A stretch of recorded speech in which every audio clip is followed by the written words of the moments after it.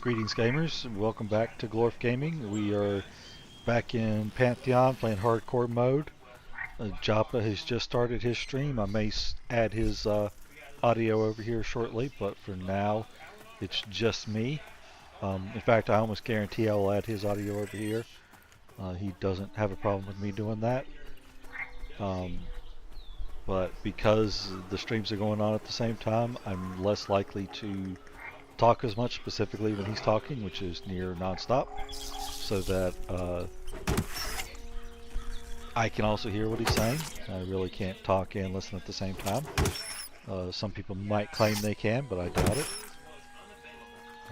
We're basically going to actually get to play and level and maybe even group with Joppa some. So hopefully we'll have more entertainment than we did earlier when I just went around and gathered and crafted. But let me stop rambling because I can't really even keep my own train of thought. Just trying to listen to what he's saying, not getting much of it. But I'm going to bring him in and we'll all just listen to what he's got to say. Once I at least find where my OBS went. Okay, so we need to come in here and I want just started last evening. Our you should be hearing Joppa now. Long-awaited hardcore run. At least for me, it felt long-awaited because I've been excited about it. And chat voted. In fact, we had our Twitch and our YouTube chats all voting. And while it was very close, the Dire Lord ended up just ooching it out between the Dire Lord and the Paladin when it all kind of came down to the final vote. So Dire Lord it is. By the way, welcome YouTube. Welcome. So today, we are hopping back in.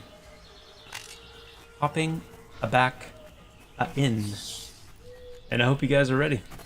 Because I'm going to tell you one thing.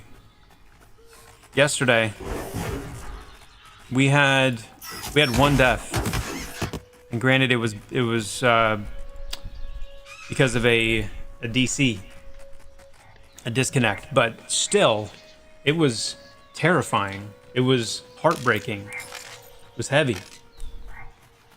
So it just kind of bodes to the fact that you just know this is going to get pretty serious.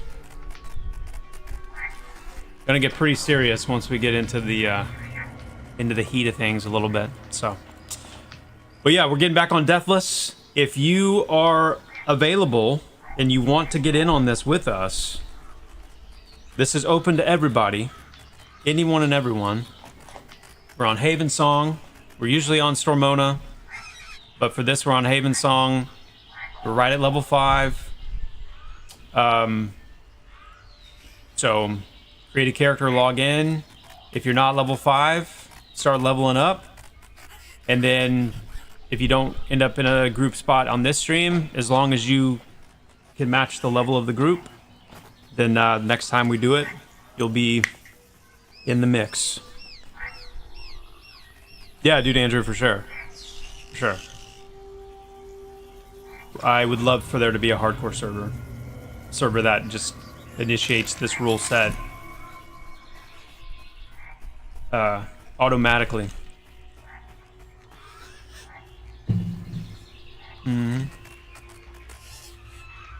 Yo, what's up, Tango? Bet. Good to see you, Skiach.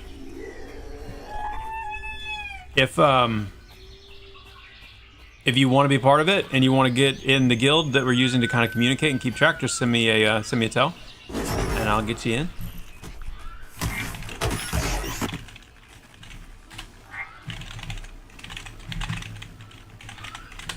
Yeah.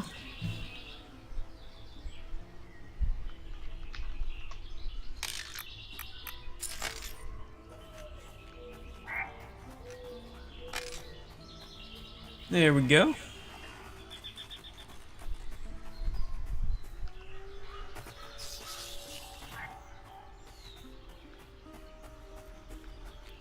So last night, at the very end of the stream, we made our way over to Avelia to kind of set the stage for the start of this stream, because what would be ideal is to get a little bit of gear so we can get a little bit of survivability.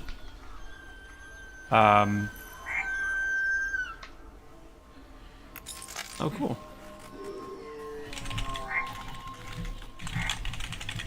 So what would be great is if we could actually try to take on some bandits.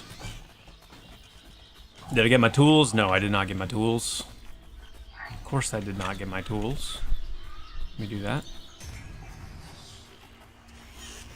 Oop. Oop. Oop. Oop. Oop. Okay. What's up, Sergio? Good to see you. All right, we got our gathering tools now. Beautiful.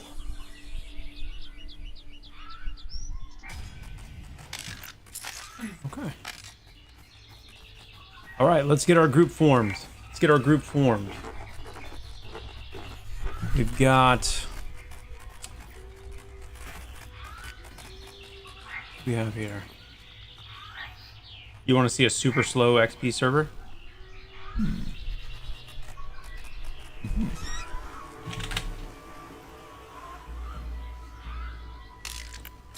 Okay.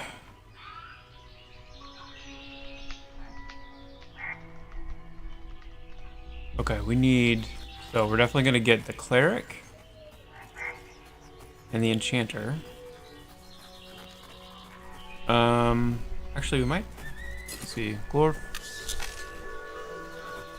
Blood pack. And... perfect. We have a perfectly full group. Beautiful.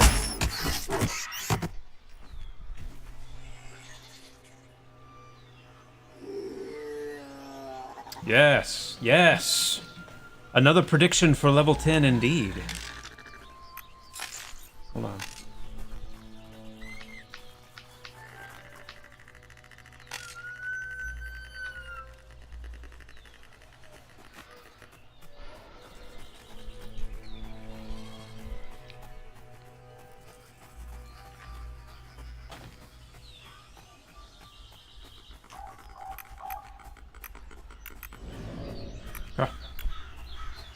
There it is.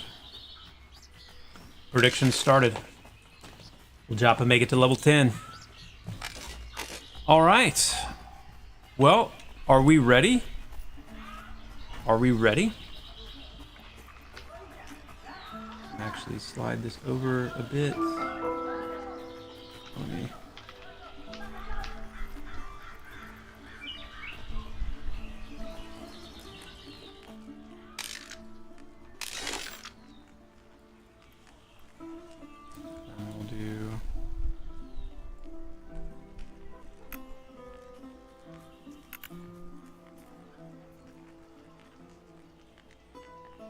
something like that.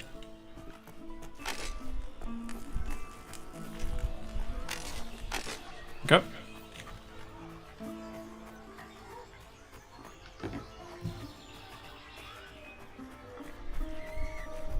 Hey, banking and making a bag. Got it.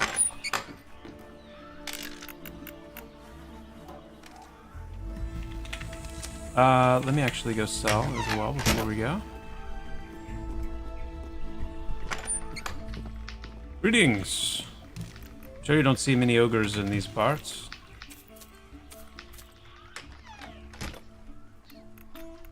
Got 1 silver, 55. I don't think that's enough to get another spell. I don't even know if we have another spell. Cloth boots and gloves crafted. Oh, you have a rusty? Yeah, I'll take an offhand axe for sure. I'd love to get dual wield going here. Hey, Joppa, been a bit since I tuned in. How has momentum been for the Pantheon in the past 4 months? It's been fantastic. We are careening towards our spring update, which is very, very dense. Very dense. Yeah, it's been going really well. Excited to start showing off some of that progress that we've been making behind the scenes. We've had a heavy focus most recently on the new Nightfall Crypt that just came out and the Summoner class. But man, the stuff that we have coming up for spring is hefty indeed. So, okay, these are all the same. Here, whoever gave me the axe, take it back because I don't need it. I already got an extra one. Who was that? Was that Charmy Smurf? There you go. You can use that for some monies. All right. All right.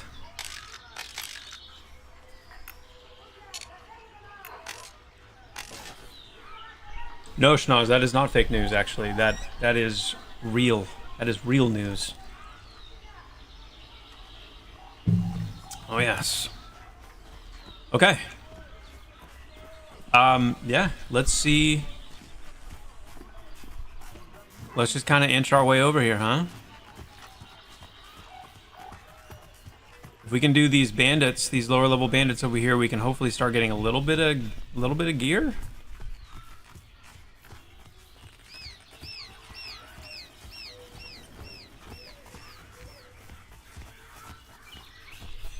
And that would be nice. You got that, Glorf? You got it. Everybody together? We all good? Okay. I see 5 of us. Where's our 6th?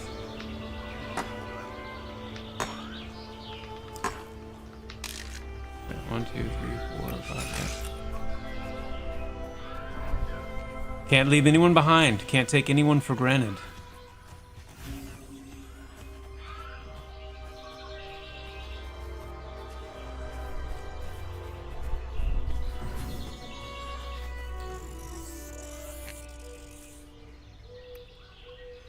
I think it's Blood Pack guy.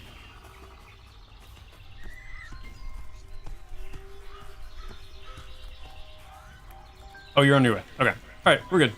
Let's just go ahead and head over there, and he'll join us. Nothing too dangerous in this stretch, so we should be good. What's going on, Hellgear? Did you say, oh man, every time I open your stream, things look a little better? Yeah. We'll see. We're doing a hardcore deathless run right now, so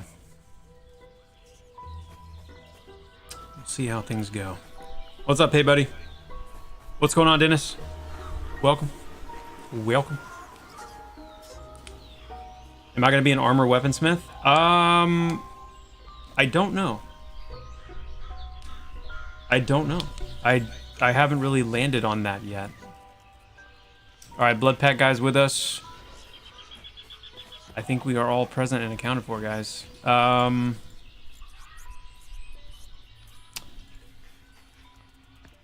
Glorf, you want to just pull something and we'll see how we go.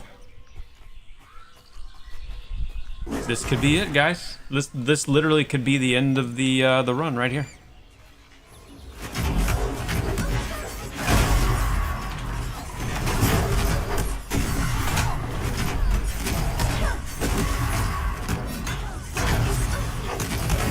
So far, so good.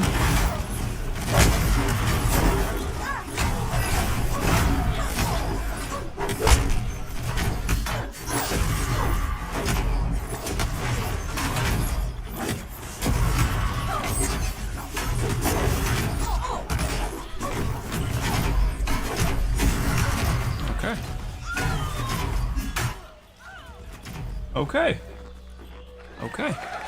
The tone is set.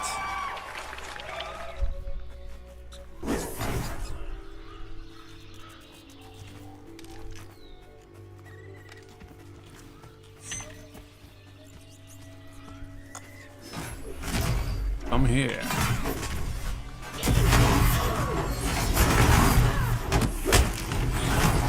I have a 40 rogue and a 40 container itching to play but won't do it till after reset. Yeah, I get that. I get that.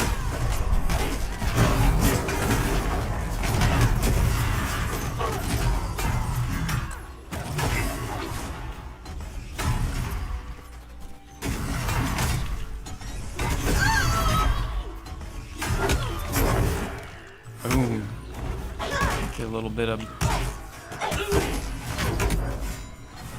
Say I was gonna mine a little ore, but then nah.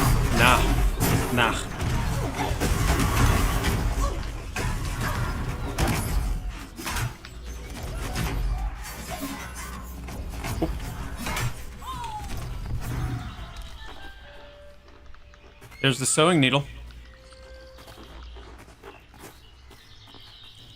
Anybody need that? Want that? I'm sure it's something that we all need and want, but get it. Or if you probably could use it more than the rest. Is that trade skill related? Shadowy Maven. Yeah, crap and quick.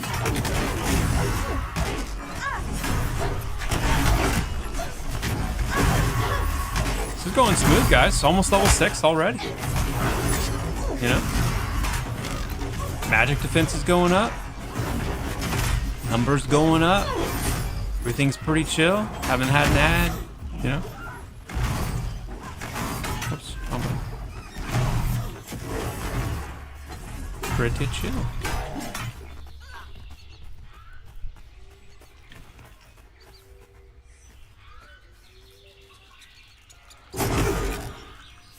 This is self-enforced A-trap, yeah. We do plan to have hardcore rule sets, whether that will be like a command or like an NPC that you talk to or something on any server, or you know, having like a server dedicated to the rule set. We'll see. But, yeah. Come on now. Focus on me.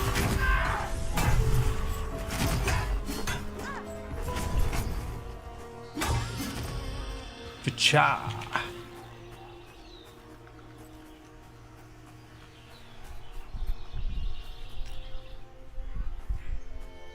You predict the first death here for someone soon?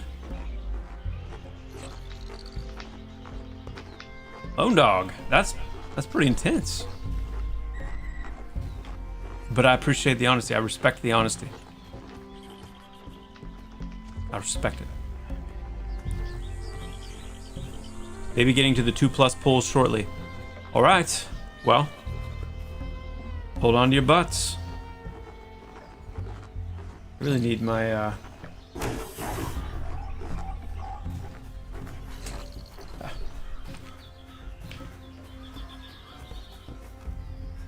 You foresee it as well, Makasuro? Okay. Good.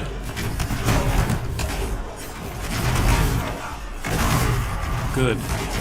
Glad everyone agrees. I'm interested to see, you know, I've played quite a bit of Warrior. I've played Paladin up to... Paladin doesn't really count. I played Paladin up to, I think, like 15 or 16, but it was mostly solo. So I feel like Warrior is definitely the main perspective that I have on tanking so far. Like deeper perspective. So it's going to be really interesting seeing how the Dire Lord feels comparatively. I'm especially interested in Provoking Phantoms and how that feels, because I remember when I was coming up with that idea for that ability that we were talking a little bit last night. We were having a little bit of the discussion with Chad about like actions per minute and passive versus active gameplay and things like that. And I was wanting to experiment with a little bit more of like a passive. I'm gonna get on the, yep, perfect. Shadowy Thug.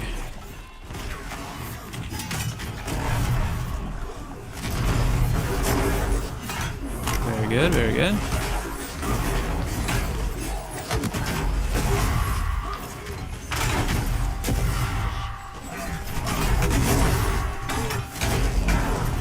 I believe a hardcore death at this camp was prophesied.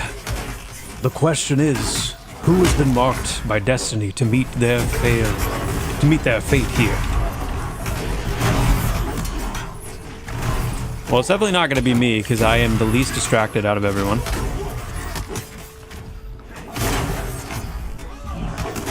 You know?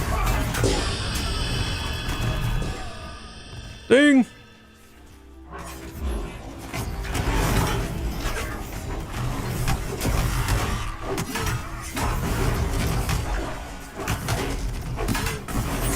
Meet their fail. Yes.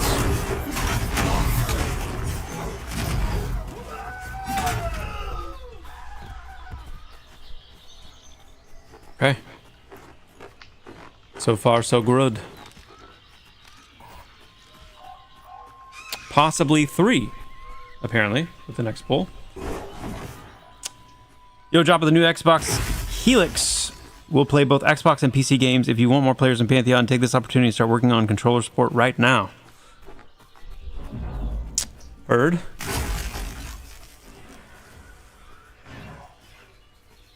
Okay, here we go.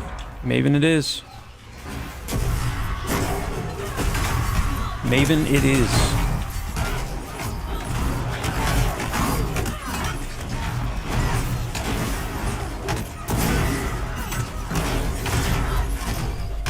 DL is cruise control compared to Pally for aggro.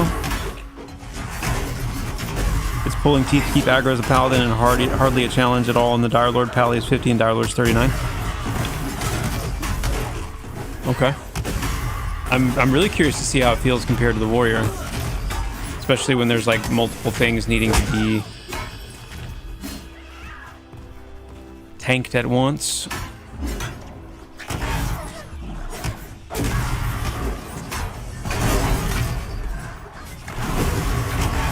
I second slow XP server with harsh penalty. I leveled up to 36 and oftentimes would camp one area a ton for one specific drop only to find I outgrew so many other areas. Yep. Got a dagger here. Wristy dagger.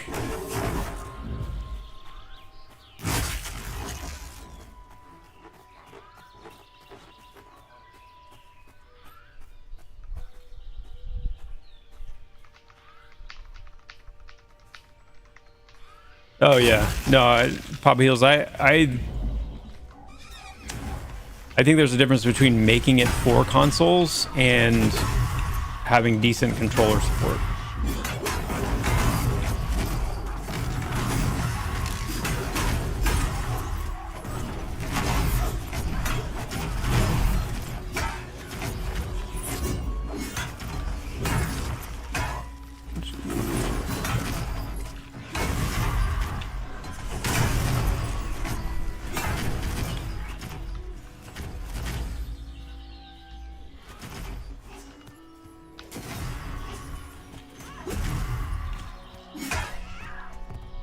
How often do you really need to take two things, tank multiple things at the same time though? Everyone basically just CCs extras.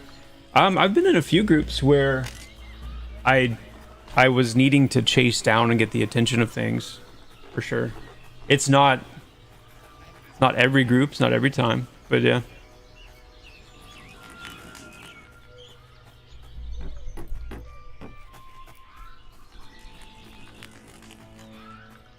Yeah, like the NFC run we did, the Nightfall run we did the other day, was me and a pally, no CC, like no CC at all. We had, what, 2 summoners, a warrior, a paladin, and then a shaman and a... Uh-oh. Oh, we got hot shot. Who? Which one are we mezzing? Which one are we mezzing? What are we mezzing? I'm getting on hot shot. Let's mezz the Maven.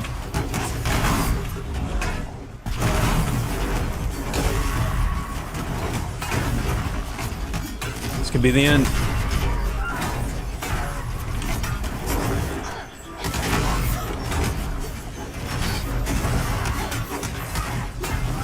Could be the end. Using my cooldown.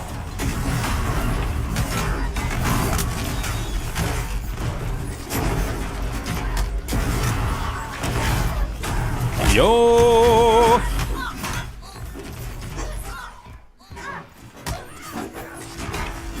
Oh my goodness. That was something.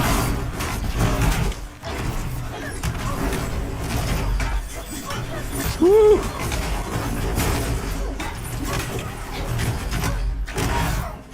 I think we recovered. But we can't do that again for 30 more minutes, okay?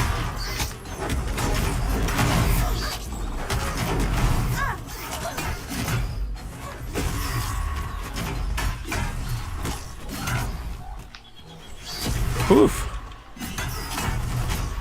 That was that was wow. Okay. What did she drop?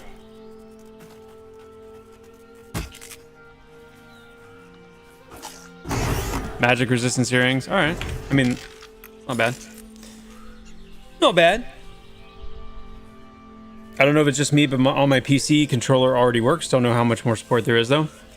Yeah, well, I know there's people that play Pantheon on Steam Deck already. And I know people have gotten the controller, a controller to work with Pantheon as well. It's more just taking some cues from like Final Fantasy XIV and some things that allow for a little bit better controller mapping and just improving that experience overall. So, yeah. Are we rolling on these ears? I'm gonna loot them so we don't lose them. Oh, Masked Bandit, another named.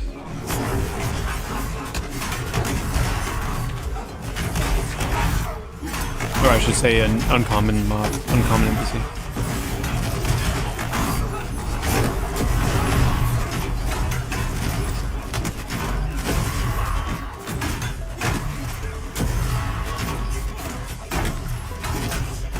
I'm just saying Final Fantasy XIV had good controller support. That's all I'm saying there. I wasn't saying anything about the game.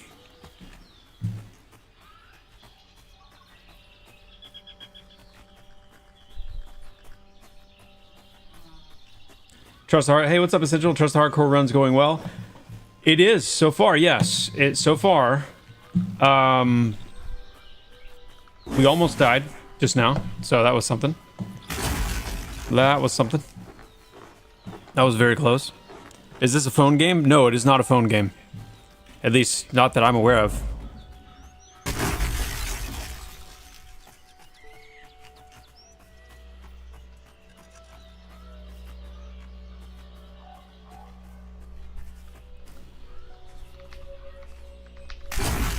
Alright, Maven coming.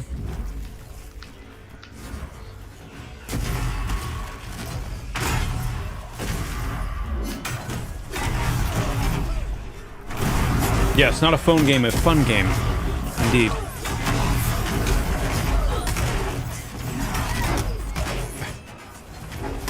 Is there any chance we can decrease the tell date or spawn timer until the spring update, maybe even drops ×2 with TD's ever expanding loot table? It does feel like whack-a-mole with drops sometimes. Loving the new items, by the way. Nice. I'm gonna say probably not, just because, and the main reason is just because we are avoiding any other patches or updates until spring, until the spring update, because we have to start like now that the most recent patch is out, now that we've hotfixed a couple times and everything's stable, it's like we are flooding the builds now with like massive changes for spring. So it's pretty much at this point not something that can mingle with live anymore. All right, here we go.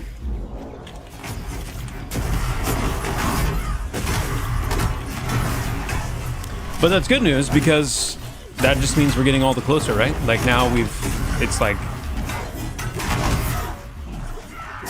the all the work that's been being done in the background is now actually part of the code base. Like the actual like game code base it's been what do they call it?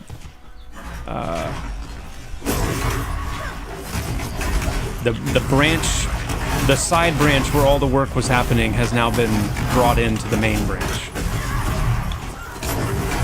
And of course that's what needs to happen in prep for, you know, getting the PTR out the door, where you guys will be able to start testing the new stuff and everything. So we're cooking.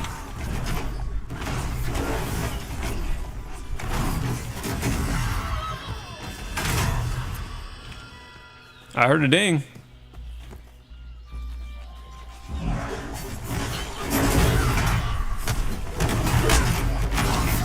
Pantheon live now. I haven't been following last year. Scenario, it's we've gone into early access. You can pick up the game on Steam, and it's currently in early access. We're planning a wipe and a full reset in the spring. We've been up in early access for, it'll be about, been going over a year now. Got a wipe coming up in the spring. Massive update to coincide with that. Lots of new systems and improvements and various things. So if you're interested in like getting back in, that would be the time to do it.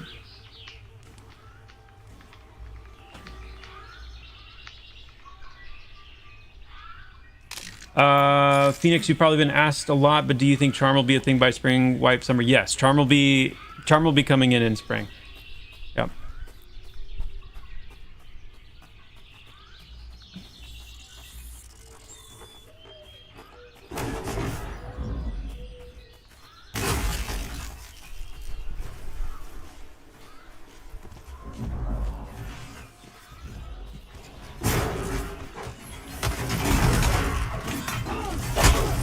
Oh, I would say I mean, it's hard to put it in those terms, Schnoz, but I know you're not looking for like some super accurate, but I would say, you know,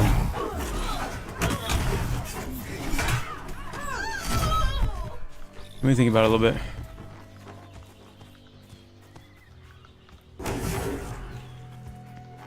I would say we've at least, I don't know, doubled our overall speed, if not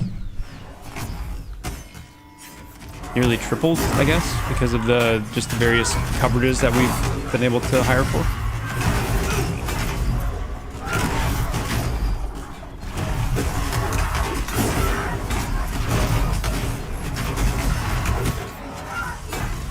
But I'm not really a numbers guy, so that is that's just my best off the cuff. But suffice to say, yeah, we are massively accelerated. Bandages! Yes! Congrats on ding, by the way, whoever dinged. We're cooking. Oh, we're cooking! How does it feel playing a big class like Ogre? It's very different, Motive. It's very different, but I like it. I really like it when, like one of the things that's gonna make me want to play an Ogre is like if it's a class that can wear heavy plate, and once like heavy plate, you know, starts getting in, because aesthetically heavy plate's just gonna be so cool, and you're gonna look like a freaking tank. Like you're gonna look like a living, moving tank. Any idea when Haze will be back in the game for PCs and pets, not just NPCs? It'll be in the spring. Yeah. And an updated, improved haste. Well, hey there, little guy. Oh, little rat. 1 dex waste leather. You go ahead and keep that blood pack, guy. That's our roguey rogue. Yo, Decos! Been good, man. Thank you so much for the tier 1. Appreciate that. The 15 months of support, that's awesome.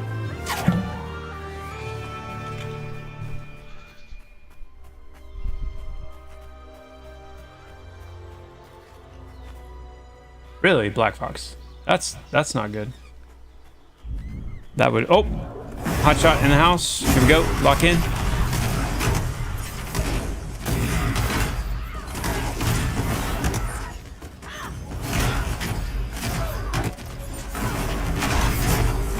I want Vital Cage.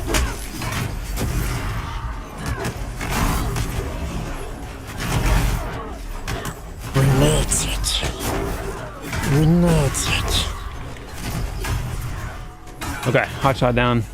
Definitely not as bad when you just have one. You know, you don't have a Maven blasting you in the face. Okay, yeah, Black Fox. That's not cool. Like the hitching like that would be kind of a showstopper for me. I can't stand hitching. I wonder what caused that. How much RAM do you have, Black Box?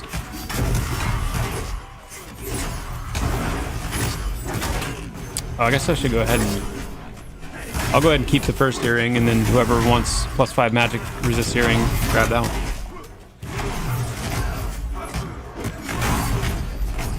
$32 gigs? Okay. I mean, yeah, that should be enough. For sure.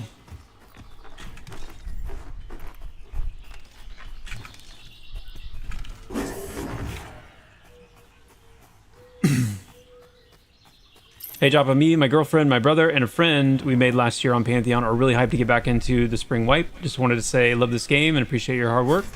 Bro. Simbril, thank you. Simbri, sorry. Simbri. That's really cool to hear.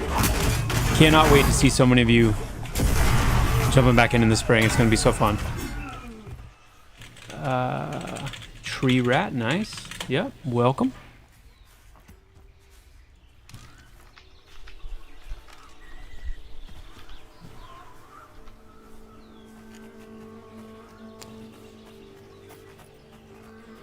Oh, we got the Gladiator's Guard off the Masked Bandit. Cool.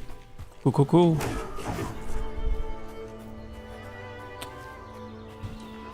Is there any intention to revamp the Shaman? At this time, Necro slows and dots better, Druid heals and nukes better. What's left on the Shaman? There is, Chad, yes. Shaman is getting a pass come spring as well. Absolutely.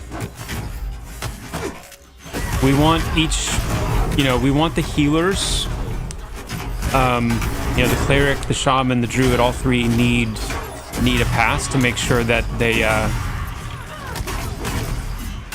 they each feel like they have their place and that they bring unique things to the table. Support is always a little tough because you want to make sure that it's not so heavily stacked in one place in one class that nobody else feels like they're needed. And I think Shaman have definitely been dialed back a little bit because they were for so long so good. Like they had so much coverage. But yeah, I think they need a little love as well. Plus they just need the rest of their kit filled out. So they'll definitely be getting it.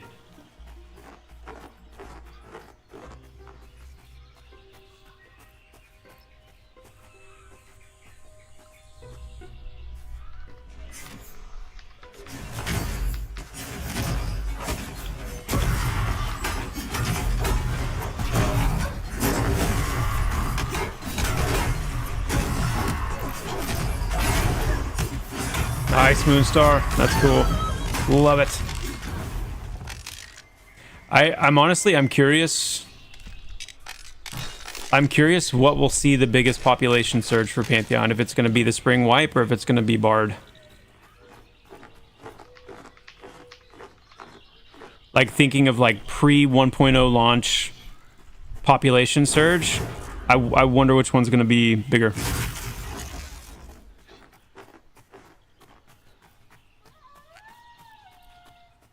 I don't know.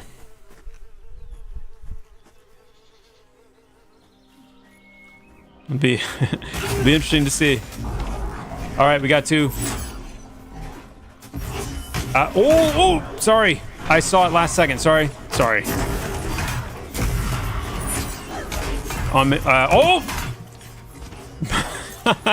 right. Okay, Mez Maven. Get on Bandit.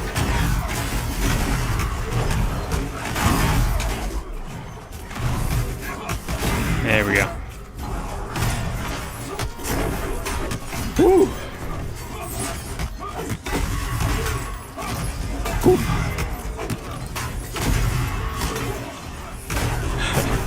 I gotta be careful there. That's a good way to wipe a group right there. Ding!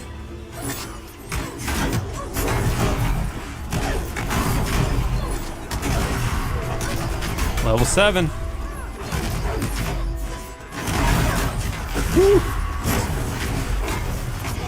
I know, group tagging. We need group tagging in so bad. I'm so ready for that.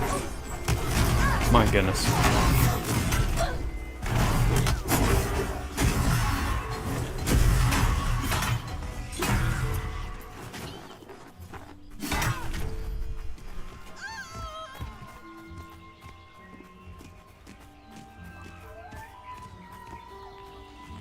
Ginjan with the 30 stream streak. Yo. Thank you, Ginjan. Thanks for being here. That is awesome. What's the team's internal date for spring update launch? I can't tell you that. I can't tell you that, Black Fox.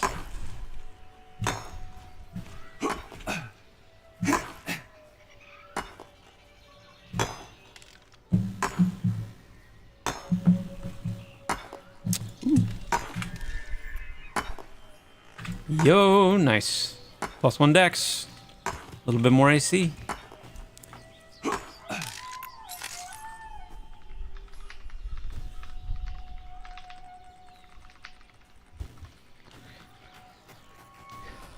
Hey, Joppa, are you going to see a patch update before spring for the summoners bugs like the non-critting dots and the grouping issue where our dots do not stack and the global cooldown issues at higher levels? Typical Rick, unfortunately, probably not. I was just saying this earlier. Once after the last hotfix that we did,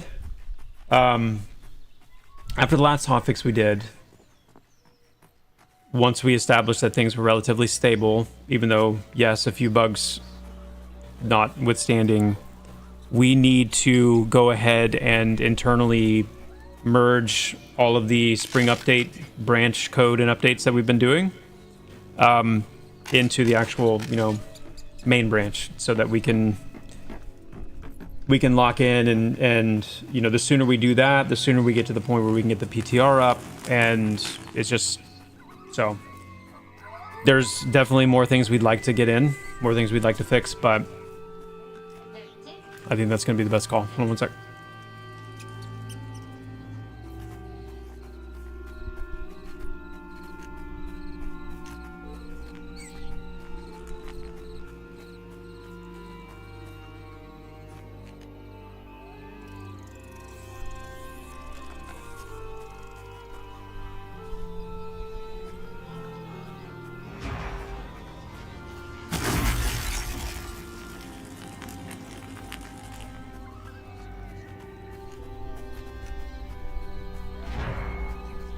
All right, I'm back. I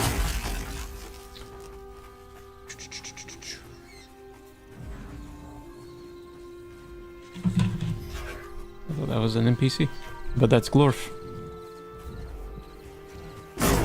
All right, we're rolling again.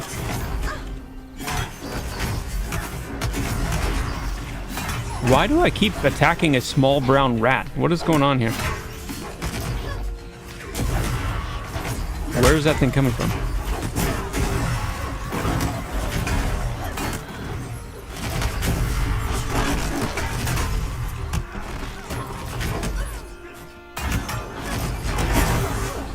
Spawns right at my feet. Good.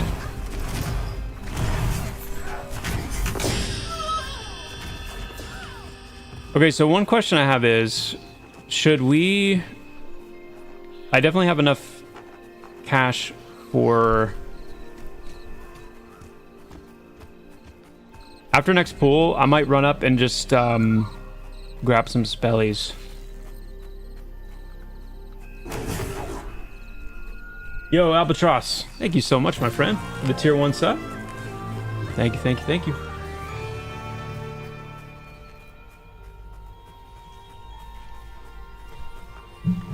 When can you show us a real mastery wheel or whatever? I feel like we're getting pretty soon to the point where we can do that pretty soon. Yeah.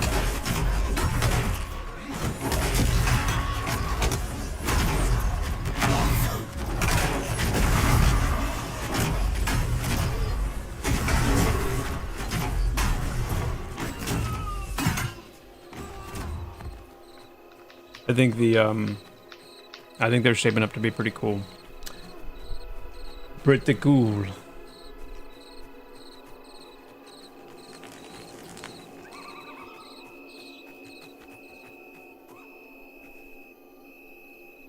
When is 2 weeks after the team's internal date?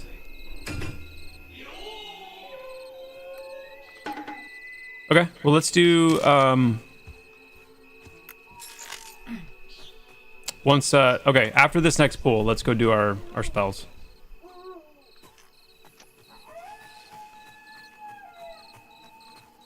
Oh, you want to get to 8 first? We can get to 8 first. That's fine. I think at this point we're good. I'm not too worried about like Vital Cage would be cool, but I think at this point we're good level wise, that we're doing okay here. We need to think about where we're going to go next, you know? Where would we want to go after, like, once we hit level 8, we might want to be thinking about somewhere else, yeah? Do we dare do Goblin Caves?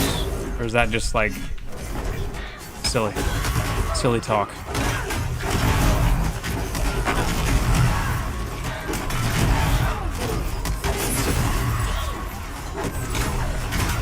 Okay, I got exposure. I can go ahead, I can be putting that on the targets if we want. If no one else is.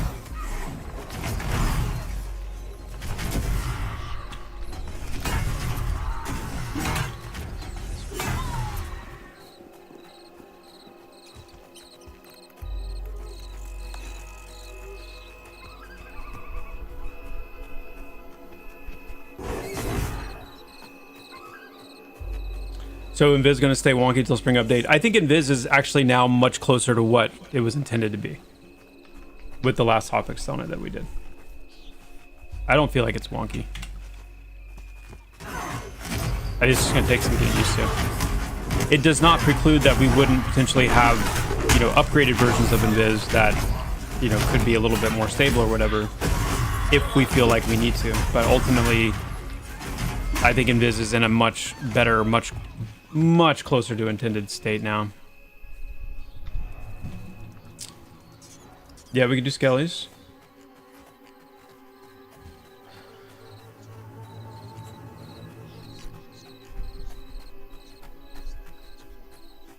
Yes, swag.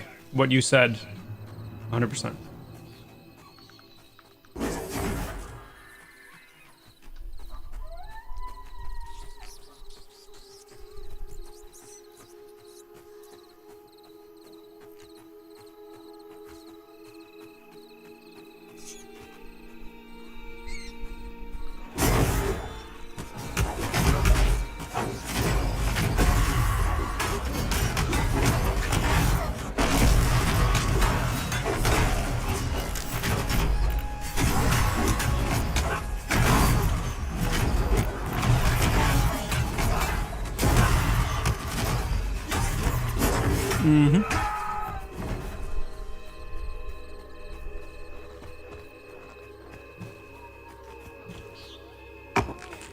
What's Ogre IQ gonna be like? Big, dumb, slow, or just big?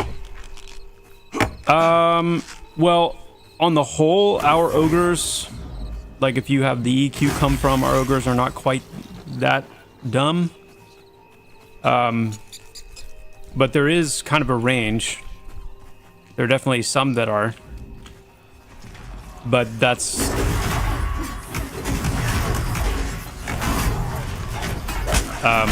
Our ogres are a little more warlike, a little more, you know, tribal warlike, and pretty darn good at it.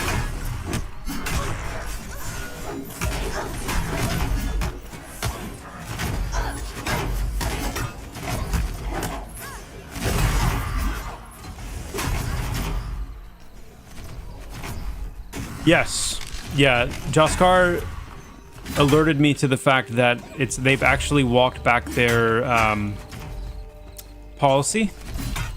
So now you can, in fact, display Twitch and YouTube chats combined. So I am going to be moving to that shortly.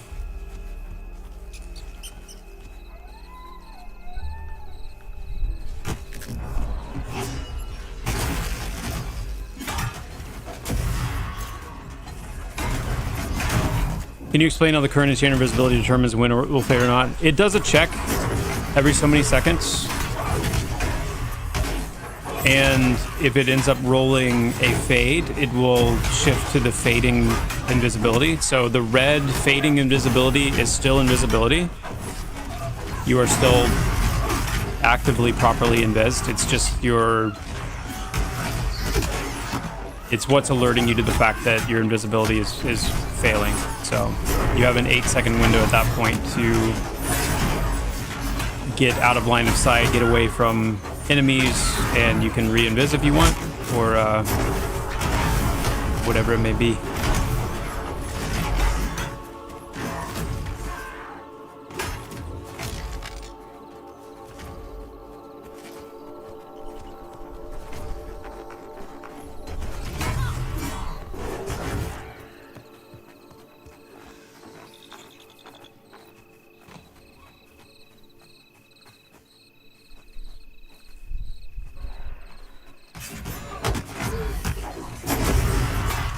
Is Invis Link affected by your skill and that type of spell?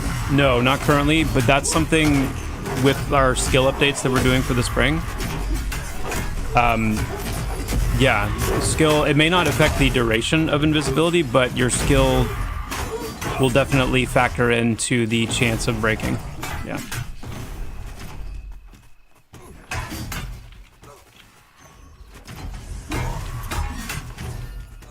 Mm-hmm. 8 seconds is the window that you have once Invis starts to fade. You have an 8-second window before it fully drops. So that's kind of your warning time. That's your window to do something about it.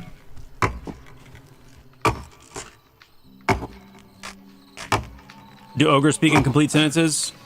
For the most part. You can definitely tell that it's like ogreish, but yeah, for the most part they do.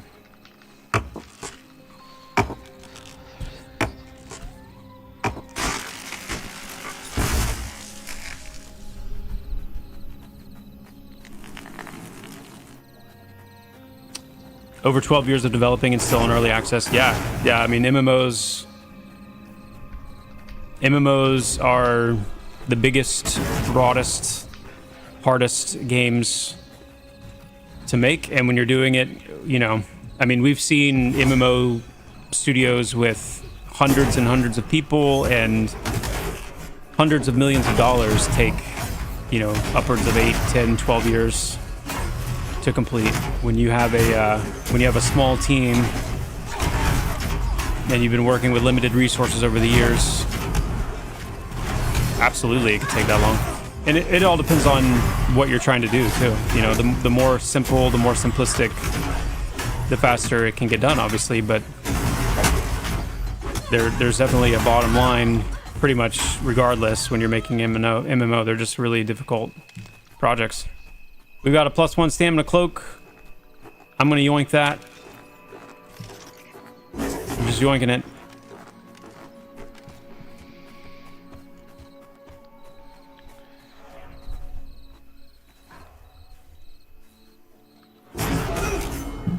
Yes, casting again would break. So with Invis, yeah, you can't just cast it again as soon as it stops fading, because it'll break your fading Invis and make you visible.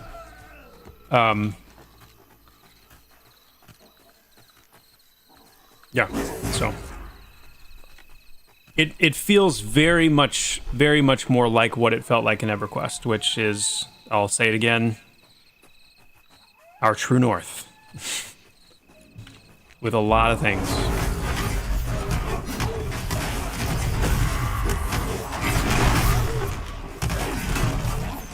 Unless you're a necro with Circle of Shadows, yes. Unless you have an item-based clicky, that is different.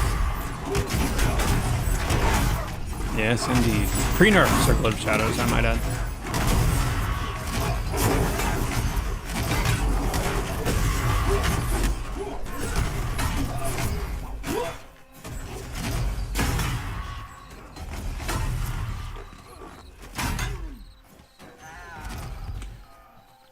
Guys, we're sitting so pretty right now. I've almost forgotten that we're like on a hardcore run.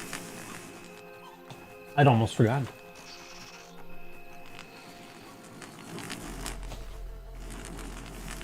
Am I speaking prematurely?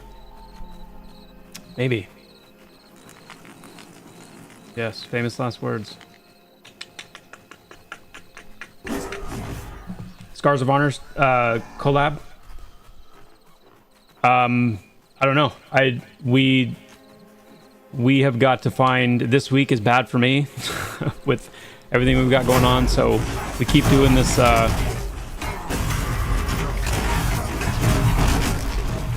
We keep doing this switcheroony. He's getting busier too. So it's like we had this little window where we're like, we're gonna do this, and then we just haven't found a good time to make it work. So I will definitely let you guys know and put it on blast once we have something locked in.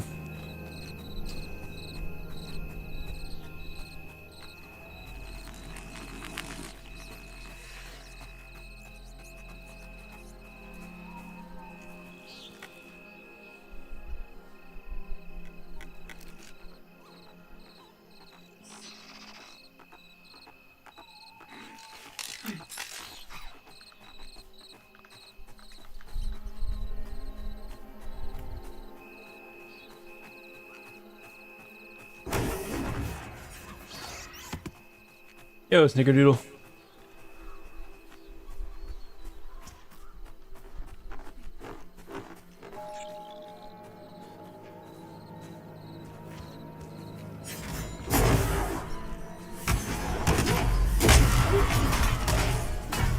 Any update on PTR, and if spring update will be indeed in spring, i.e. for June 21st? Yeah, spring update will be in spring. And, oh, we got some leather boots here. Fitted banded boots.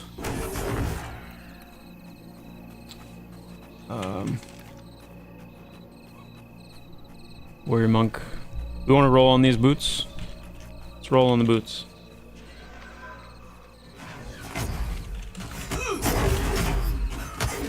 +1 agility.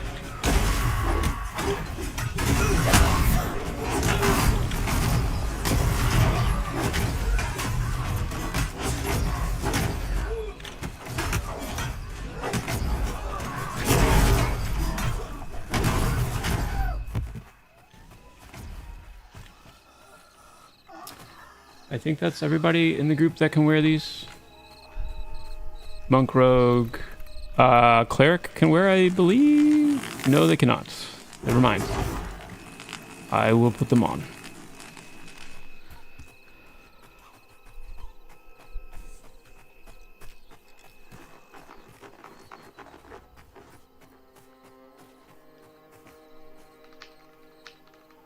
Are you able to shed any light on the next steps to get to PTR and/or spring release? What drops indicate for progress? I'm not going to. Yeah, I'm not going to. Not yet, anyway.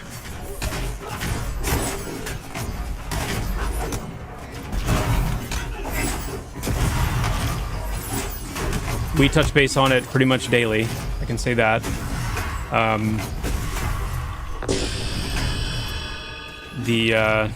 I was saying earlier, we did hit recently kind of a pretty important milestone with getting this last patch finalized, because in terms of like its hot fixes and stuff, so that we can just lock off any further need to patch live, so we can merge in the spring update branch with the main branch and start, you know, basically just getting everything rolling. So definitely, you know, there will be updates on it soon as far as next steps and what to look for with PTR, but I don't want to put out any info like that here and now.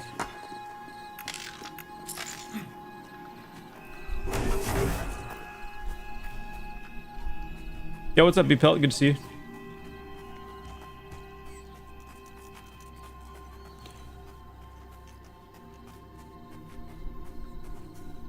Yo, what's up, Hale? Yeah, this is self-imposed hardcore. We don't have like a rule set for it yet.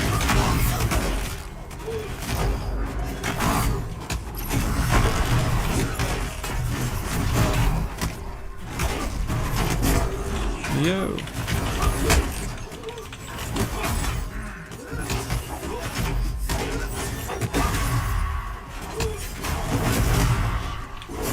Yes, T-Chief, we do, for sure. For sure.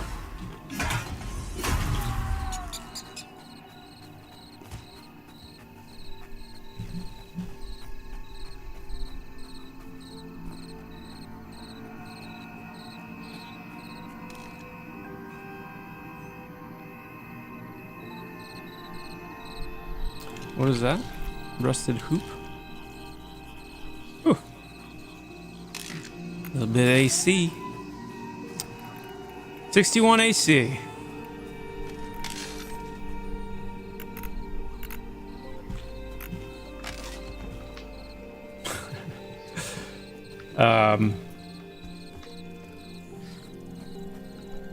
What are the general hardcore rules? So, general hardcore rules, let's see. Hold on. Pull them up and I'll read them.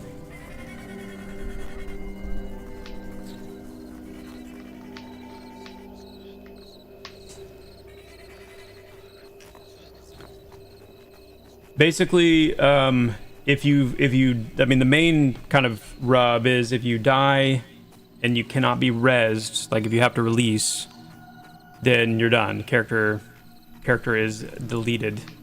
No all twinking, buffing, power leveling, anything like that.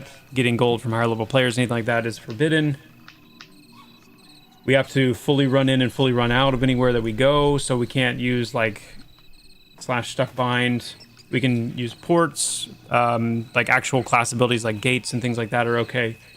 We just can't use the stuck bind command. All crafting and all gear that comes through crafting needs to be legit and kind of group rot or whatever. We don't penalize deaths by bugs. So if you die because of a bug, you're done, or you're not done. Welcome, Benberry. We are allowing players who are playing catch up because, like, not everybody obviously can fit in the group when we do the stream play. So if you're not in the group while we're playing, whatever level we end up at the end of the stream, as long as you are playing and like keeping up with the group, you know, within a level, like you can be a level below, level above, but it has to be, you know, within a level of the group. Then you'll be able to group up with us. Like, it's open to anybody, and we just kind of throw a group together when we stream. I mean, maybe we'll get to the point where there's like it's more organized or something, but it's meant to just be open to anybody. Group will rotate. If you're catching up on the side, then the death doesn't apply. So you can, I mean, if you're trying to catch up or whatever and you die, that's fine. It's only like if you're in, you know, the broadcast group, I guess should say, that the deaths count. So I think that will be the way we can keep it as open as I'd like to, the longest, and not have people that are really wanting to be part of it, you know, get knocked out when they haven't even gotten a chance to like play in the group or whatever. Yeah, that kind of sums it up. What's up, Silvetta? Good to see you. Doing a little Dire Lord hardcore run here. Scuffed bracers, 1 strength. Who needs? I'm rolling.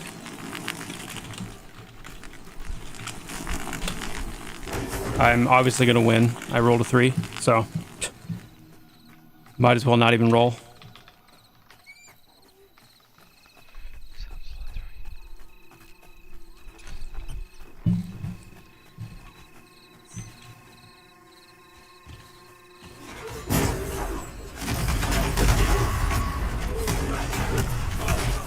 This is Warrior, Monk, Rogue, Cleric, Paladin, Dire Lord, Ranger, Druid, Shaman, Bard.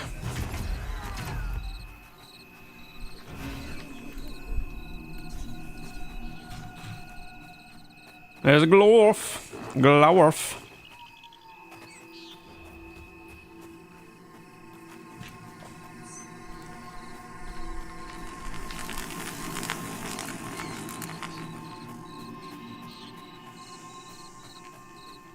How about putting in scrap items that have negative stats? What do you mean by scrap items?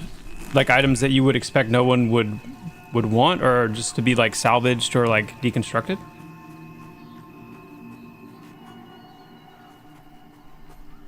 What if you die to a bug like a beetle? Those bugs don't count as exemptions.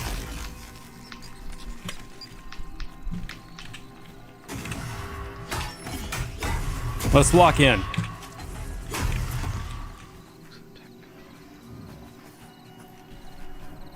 After this kill, Glorf, I'll give you your bracer.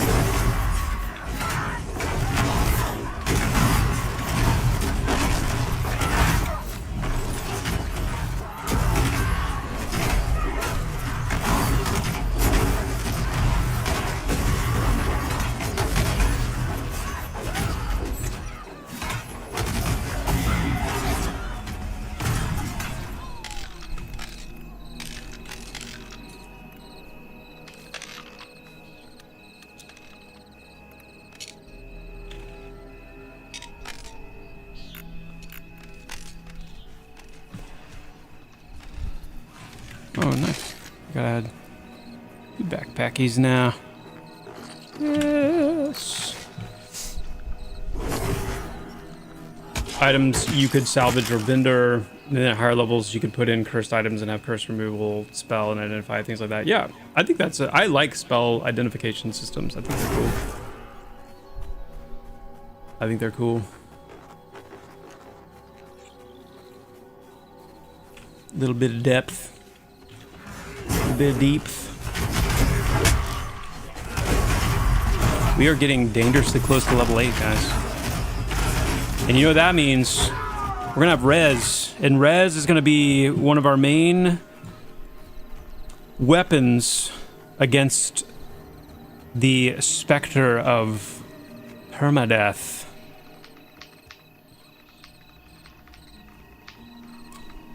Permadeath. Let's see.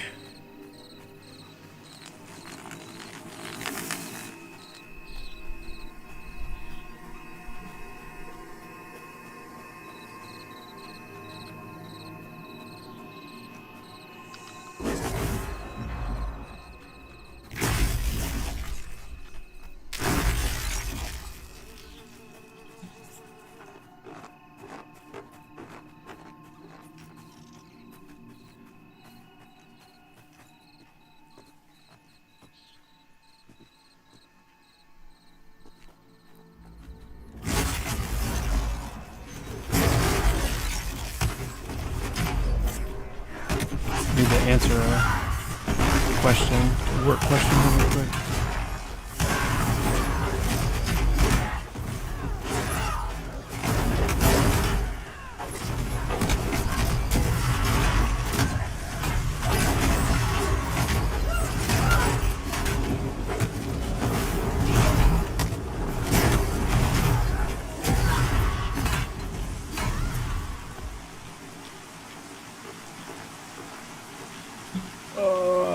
Let's see.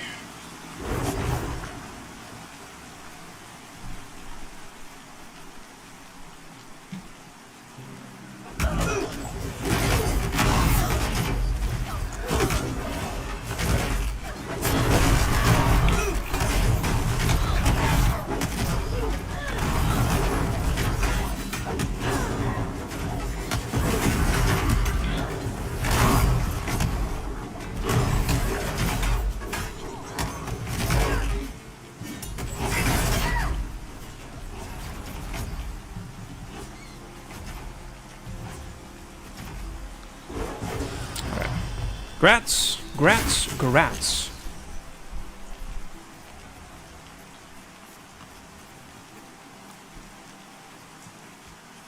So what do we got? We've got level 8 cleric, 7 chanter, 8 monk, 8 rogue, 8 summoner. Nice. Oh yeah, we're getting real close now.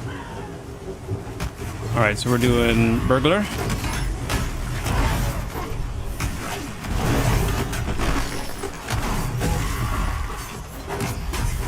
Crazy Will has to go to work, sadly. That is sad.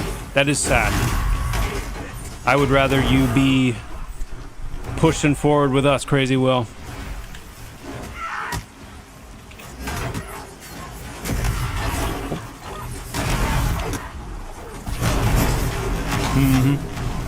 Yeah, Strawsome, it is fun. It is fun. It's cool because it's like that refreshing sense of like really caring about where you go and what you do and being mindful about every step you take, you know? You definitely get comfortable after a little bit, like we are here right now. But it was really nice. It was really nice when we first got out here, like... And we actually had a close call. Like a very close call. Right off the rip. With our friend Hotshot here. As a matter of fact. Because she absolutely wrecks.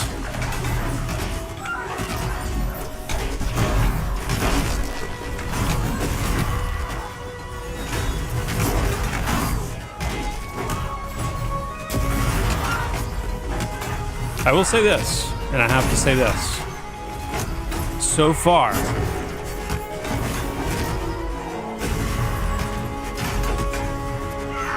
feel like the music just kind of ushered me into like story time. So far, the holding aggro on the Dire Lord is mucho easier than on the warrior at this level. And I really like it. I really like single target tanking on the Dire Lord right now.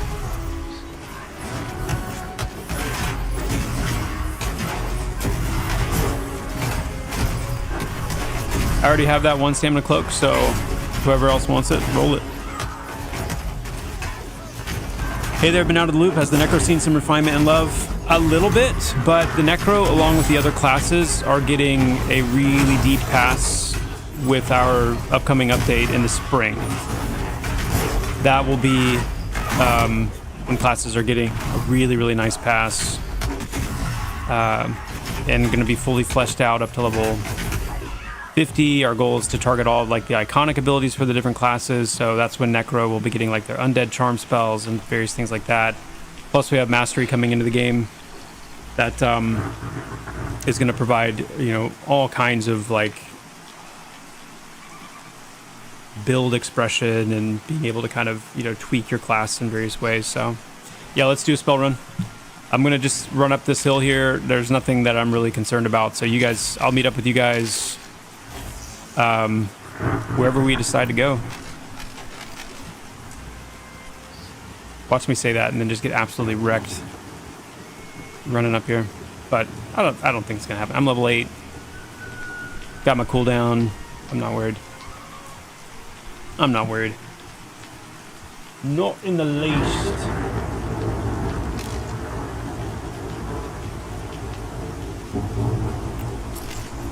You'll volunteer to revamp the Necro?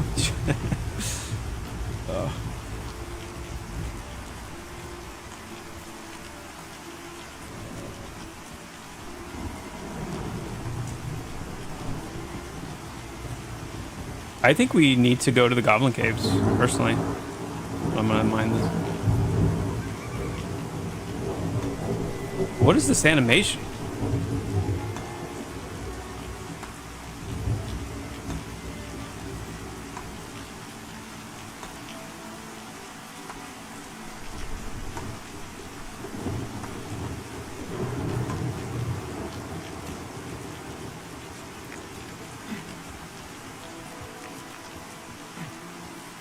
Okay.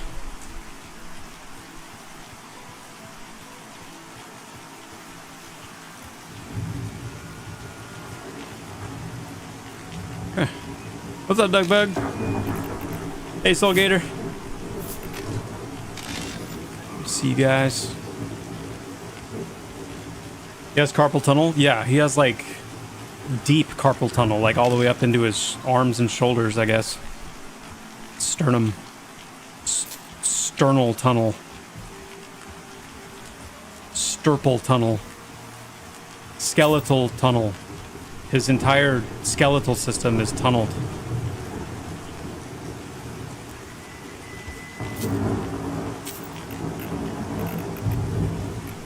Yeah, that's goodness.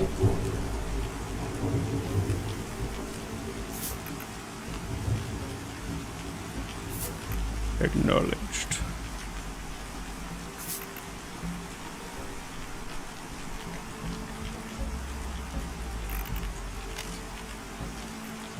Let's go ahead and pick up our traits while we're here, and then sell.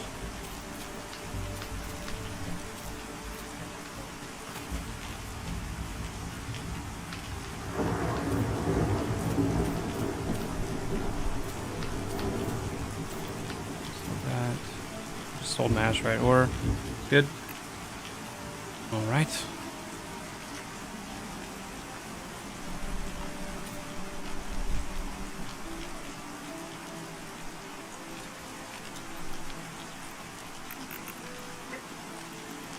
Okay. How much money do we have? 9 silver.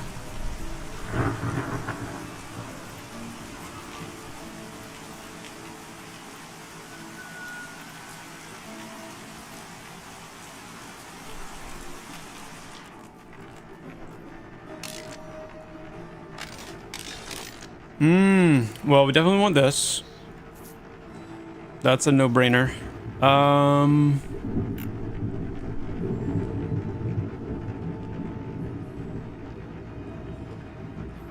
Yeah. Now, do we have enough for silence? That's the question. Bro. Okay, I'm gonna grind out the coin for that real quick, because we really need silence.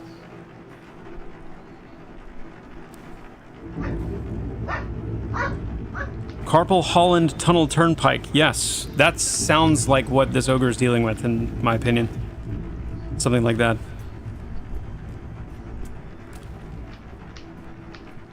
You have 12 large carrots? Do you remember when those were going for like... Oh my goodness.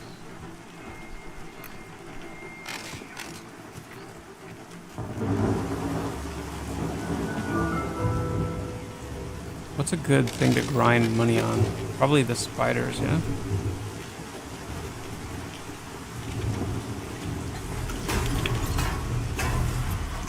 The tree cutting still does mining stuff on ogres and I think dwarves. Okay. Yeah, that's something I'm going to be looking into. Goodness.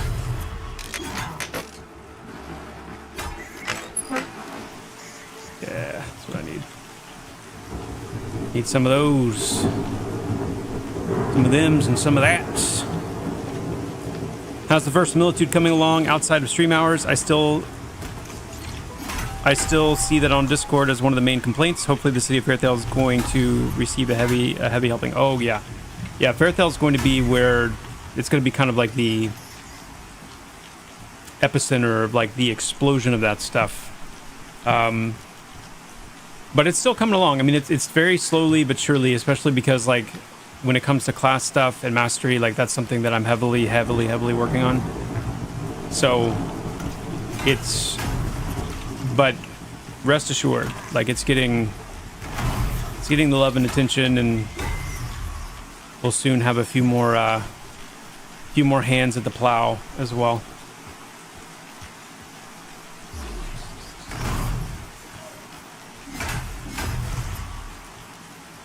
You're so strong you need to choke up or you'll destroy it. Yeah. I guess that's a better way to think about it.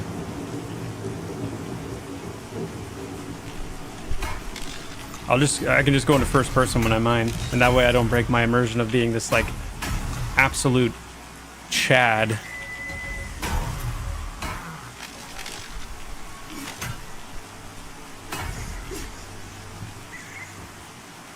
So we'll just go in first person here.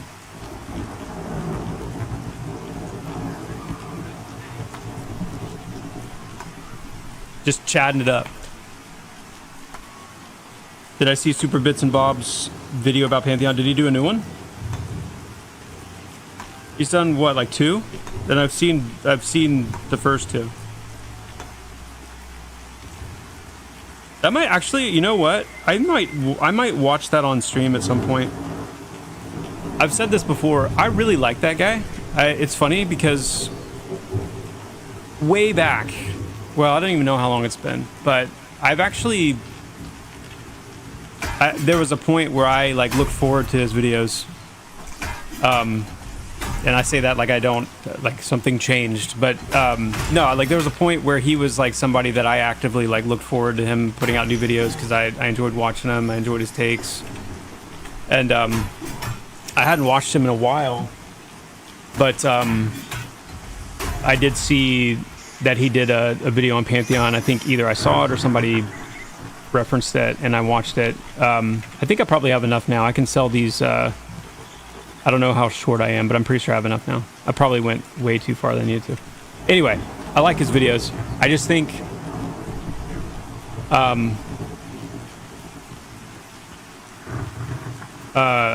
I think he was probably, well, I think he was talking about the game as it was when he played it at that point, and I think he probably put in, I don't know, you know, YouTube's funny, guys, like, and I feel this a lot where I understand, you know, maybe one day once Pantheon's launched and, you know, we're years and years into the expansion cycle and it's, you know, it's doing well and it's in good hands and all that, like maybe the day will come when I transition to like a full-time content creator or something like that, full-time aging content creator. But until then, you know, my day-to-day life is not like, okay, I got to get content out, and I know people like, and I'm not really applying this to Super Bits and Bobs because he's not like that. Like he, from what I understand, he seems to do it just as something he enjoys and whatever. And a lot of people are like that. I got it, Glorf. I got what I need. But I'm gonna rant real quick because what I do find though, people that are more like in the content churn, where they're trying to build and they're trying to grow, which everybody wants to grow, but the takes that people have, man, on things that really need more time, they're just, sometimes they're just like, I don't know, they're aggravating. Like if I was ever to make I've tried to imagine like what would it be like if I were going to make a video on something, if I were going to make a video with my thoughts on something. Like I feel like that would be, I would feel like you would have to come at that with so much of a sense of weight and respect, and I feel like the norm of what we get is like just I'm just gonna press record and talk and just like fire from the hip whatever I'm feeling, you know. And it's crazy because then it's out there, and no matter how big or small your voice is or how you feel like how big or small your voice is, like now your voice is, it's speaking, you know. It's for whether it's one person or 10 people or 100 or 1,000 or whatever, it's setting tone, you know. So I don't know, it's just funny to me.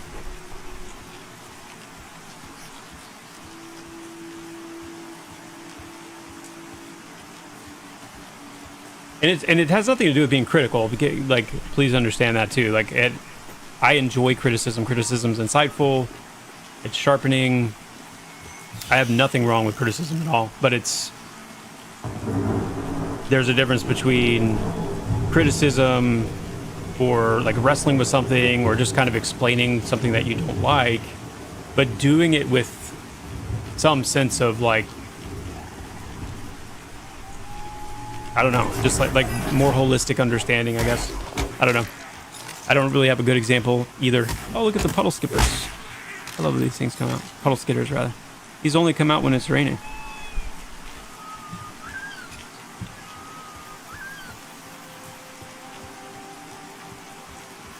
I saw this little flash of blue, and I was like, wait a second. I know that. I know that flash of blue. Yeah. Yeah, with Super Bits and Bobs, like, I think he's 100% authentic. I think he's genuinely just sharing his thoughts. So, it'd be good to watch it, though. I mean, like I said, that'd be a cool one to do on stream. Just kind of process some of that feedback.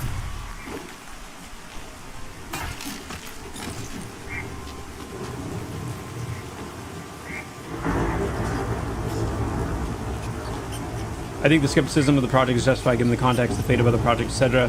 However, the problem is most people being skeptical aren't actually informed on this project's context and just spread the negativity. Yeah. Yeah, there is that kind of negativity spread. Because, I mean, you take, for example, that recent interview I did with Vladis, who was a former Ashes of Creation content creator. Like, he had plenty of criticisms, plenty of concerns that were all very valid. But it was a great conversation. It was a constructive conversation. That's different, I think, from just, I don't know, like just these kind of like buzzword negativity narrative spreads that don't really go much deeper than just kind of repeating a narrative theme.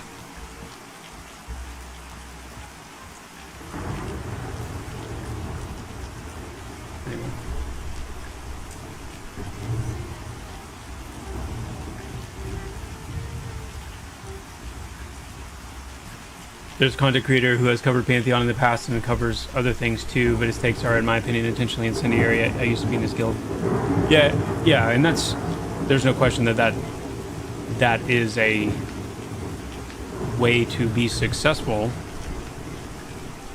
Sorry guys. I'm literally running around not paying attention. We need to either move to Skelly's or Gabi's. Let's start with Skelly's. Let's just meet up at Skelly's.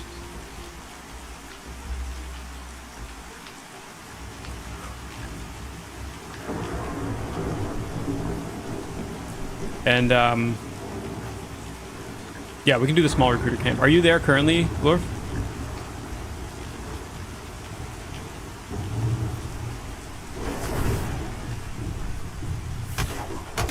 Hey, Joppa, when you are at that high level of churn for content, the most important thing is to be first. Yeah, for sure. And good to see you as well.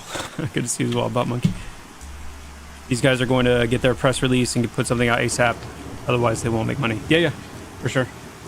I get that.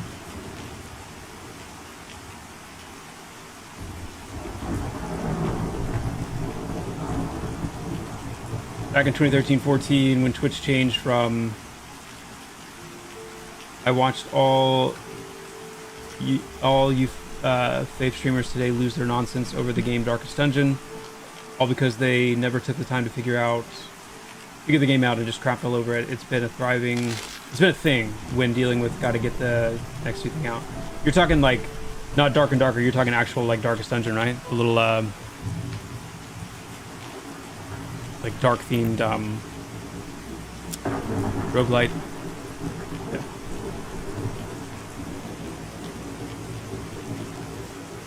It's funny, I mean, yeah, incendiary,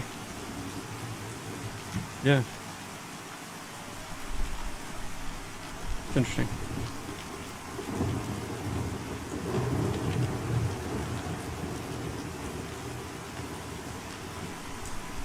It is indeed interesting.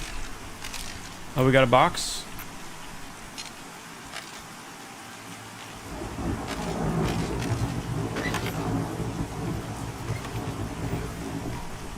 And we have recruiter at the camp, is that what you said? Ah, yes we do. Okay, cool. Let's do it. Do it!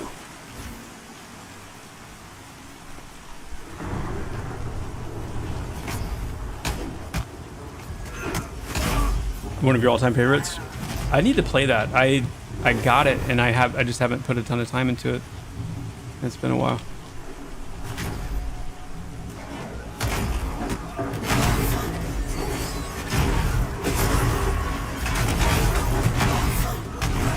Hey, what's up, Clash? Good to see you. It'd be cool if you guys had an undead race planned. I agree. I think undead races are really cool.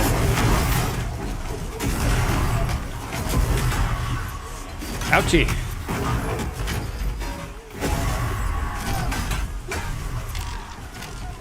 Let me actually put my new abilities on my bar. Be good. Vital Cage. Okay. Now, here's the question. Do I want Vital Cage on Q?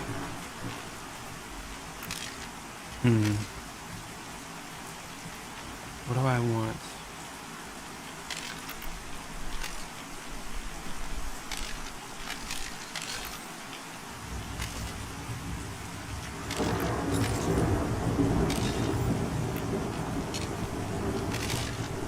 I think I do want Vital Cage on Q.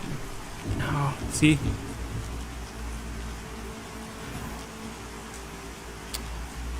We want to do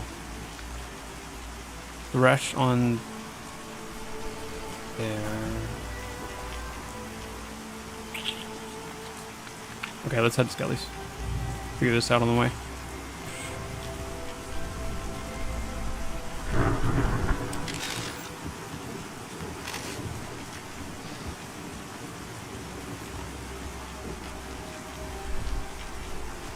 What did it draw, by the way? Oh, the cloak? Okay. Need more undead hunting spots? I agree. I agree.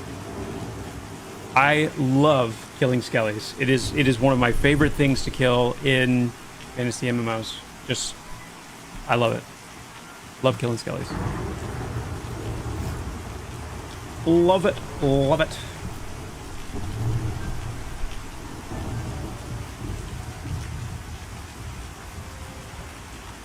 Okay, I need to figure out my vital cage here. Let's do, I hate to do this for now, but we're just gonna do it for now. If anybody else is like conversational with yourself about your hotkeys, as I am?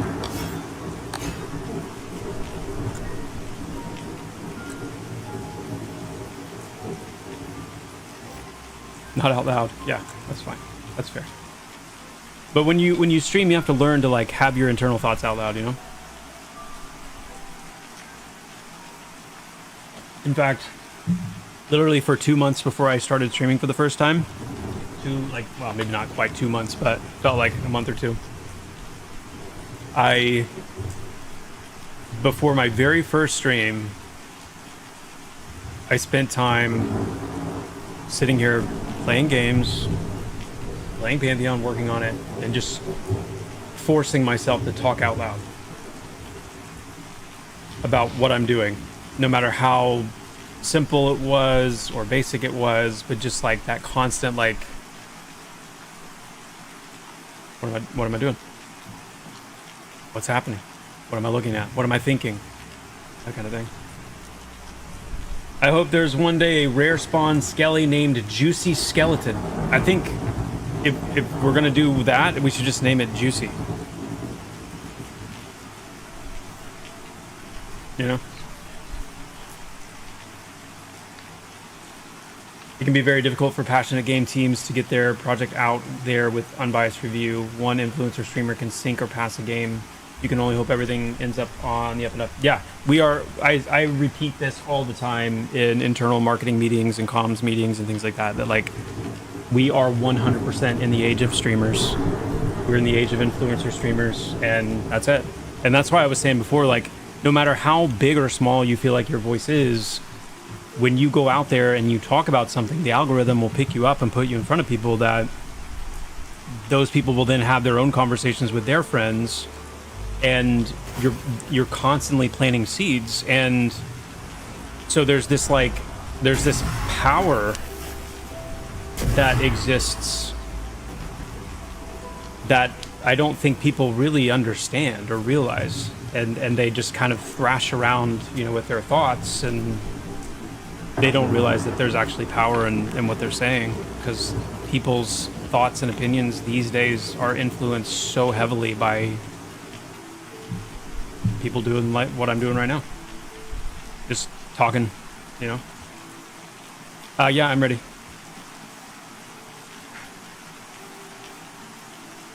And people, I find too, are just so hungry for opinions as well.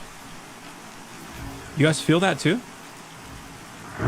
Like, people are so hungry for opinion. So hungry for take.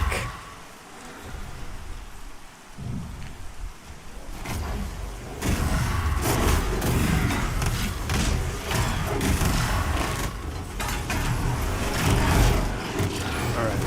Curse ball. Battle cage. Eat it. Fresh. Woo! Okay. Let's take a look at Thresh. 200 essence, perform a wide slash causing the target to bleed rapidly for a short duration. We'll make these skeletons bleed. Bleed their blood. Why is the initiate always there doing the fence dance? I don't know. I know we've been working with like the Avelia authorities and trying to kind of figure out what's going on with that particular initiate, and my understanding is so far they haven't really gotten anywhere.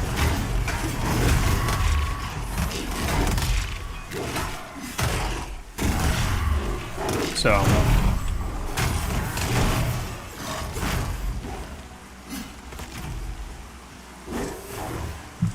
cake is a lie. What? Marketing advertising has moved beyond traditional websites and you need to be aware and involved? No way. I know, right? It's crazy. It's crazy. I'm gonna actually silence this guy next time. Here we go. I'm gonna click it because I don't have a key bound, which feels wrong. No, I can't silence it. Wait, 150 essence? Why can't I silence it?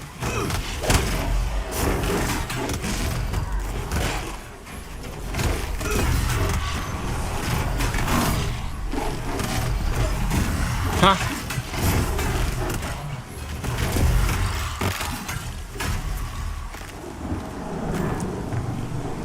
Worm meat and sandals +1 wisdom. Cracked staff. +1 wisdom sandals on this bonecaster here.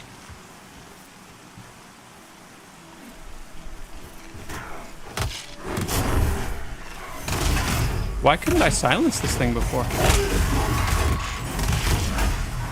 Oh, it was a... No, yeah, it was a bonecaster. I'm confused.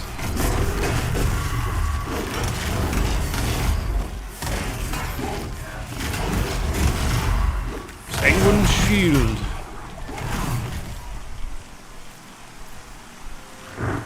Was it casting when we tried to silence it? Yeah, I was trying to interrupt it.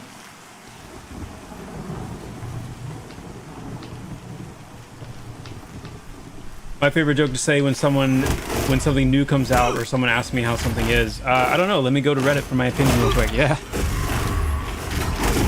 Yep.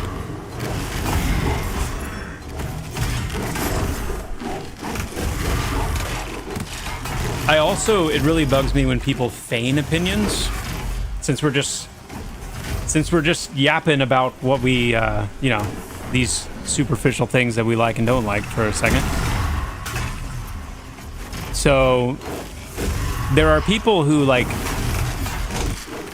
there are the people who are hungry for takes, right? And they like hearing takes, and they want to know what people's takes are, and that's, they kind of latch on to a take and then they look for people that have the same take. Let me actually put that on there. Okay, see, it's letting me do it now. That's one of those weird things. I don't know why it wasn't letting me do it before. It's weird. Anyway, so you have the take seekers, and then you have the people I feel like that. This one's a little more nuanced, but you have your people then who give takes, but it's like you can tell that they're not really their take.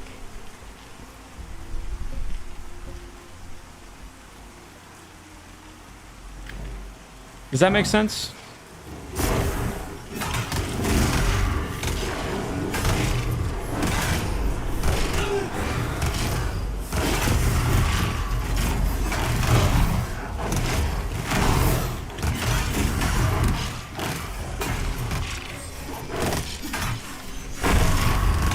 And I think it's because, I think it's because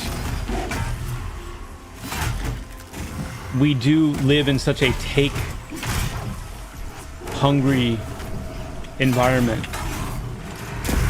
that I think there's a lot of weight, there's a lot of risk in giving the wrong take.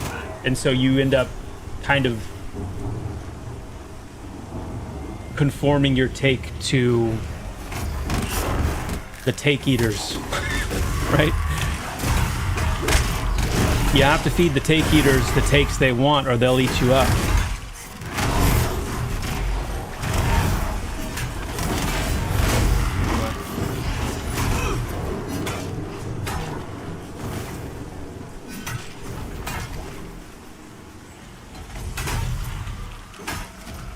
But that's not really a new thing either, right? You know, we've been take eating since the beginning, I guess. It's just when you have this whole like streaming phenomenon being a relatively new thing, like it's on such a broader scale. All right, we got a bonecaster in our midst. I'm gonna go ahead and get it on me. You guys can deal with the skellies.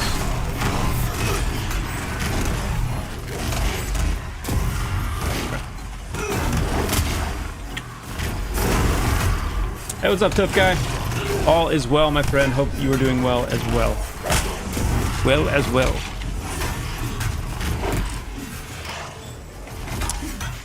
Most of the Dune Awakening media was super red flaggy about this.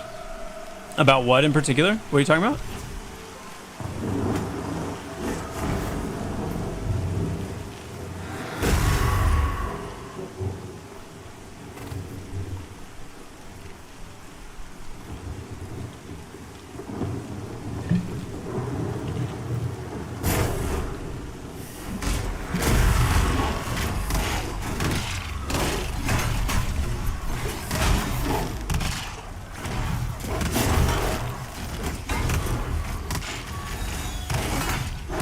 Maybe it was an essence thing. I could have sworn my essence was like where it needed to be, but maybe not.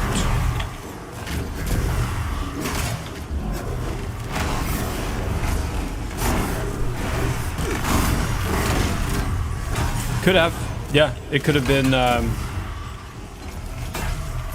It could have been that. It could have already had the concentrating, which I don't know. Those kind of things need to be so much more visible. My goodness. I don't think anyone minds if I ninja these 5 AC pants.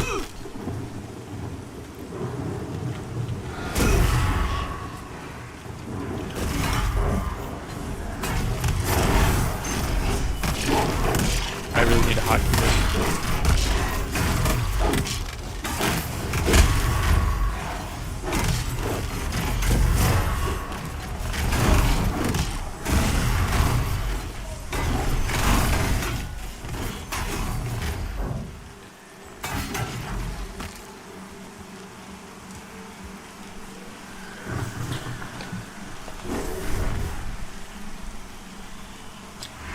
People are consumers and no longer producers.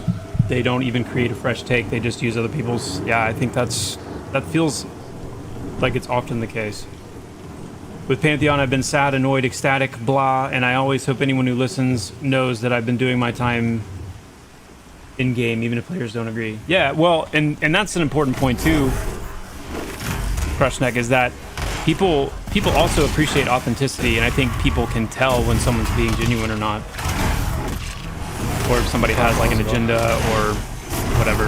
I think it's so much more obvious than people realize. Even people who think they're really good at like masking agenda. I think it's usually very obvious. But authenticity, like, I think still in many ways reigns supreme. Like it still is in the what do they call it? Like the table of what do they call that thing?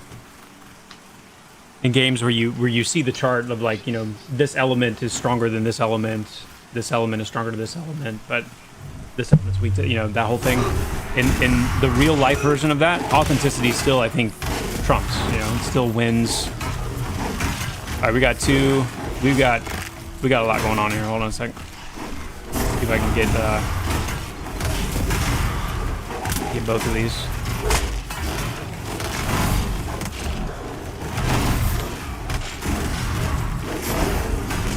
Okay. Definitely going to be silencing this guy on his curve bolt. Okay, silence. He resisted. Good. Excellent.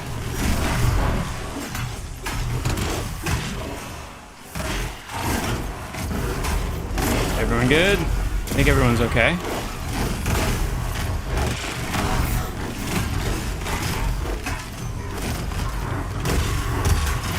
So yeah, Crush, when you're streaming and you're enjoying yourself and you're having a great time, or when you're not having a good time, or when something happens and you're like, oh my gosh, I just want to log off. Like, these are all authentic, real emotions that, you know, aren't ultimately negative, because they're just reflecting like a genuine experience in the game. And I think that's going to resonate with people, right?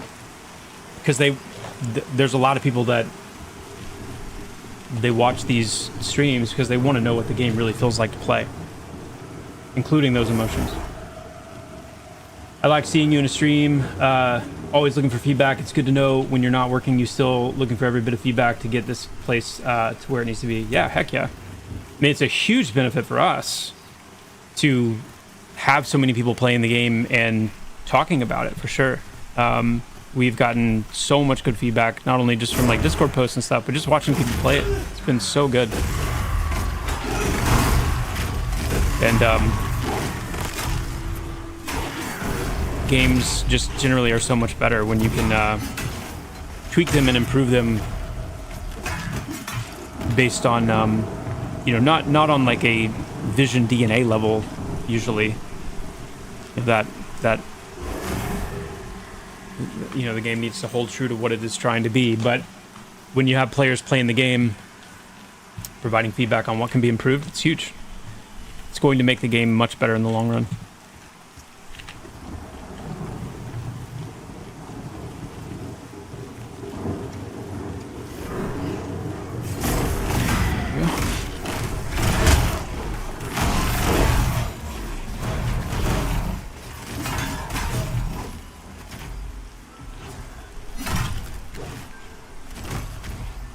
You have a discussion point you'd like to speak about, Tough Guy? Masteries. All this stream talk is amusing because I'm getting ready to throw my hat in the ring. Pantheon, PTR Spring, and or imminent beta. I know so many viewers available, mainly because I want truth and not some contrived opinion, but I'm stuck waiting. Yeah, I understand that. I understand that for sure. I mean, it was very, you know, it was an interesting time when Pantheon EA launched because, yeah, I mean, you had thousands of people streaming it. And it was interesting to watch because, like, you, even with thousands and thousands of people streaming the game, you had people streaming and they were like, I don't like it, you know? And then you had people that you would just never expect that were like, dude, I love this. Like, I can't stop. I can't stop. Like, I'm no-lifing this and I can't stop. So it's, playing is always believing with these games, but I think it's good to get, when you can find authentic takes, I think those are definitely valuable.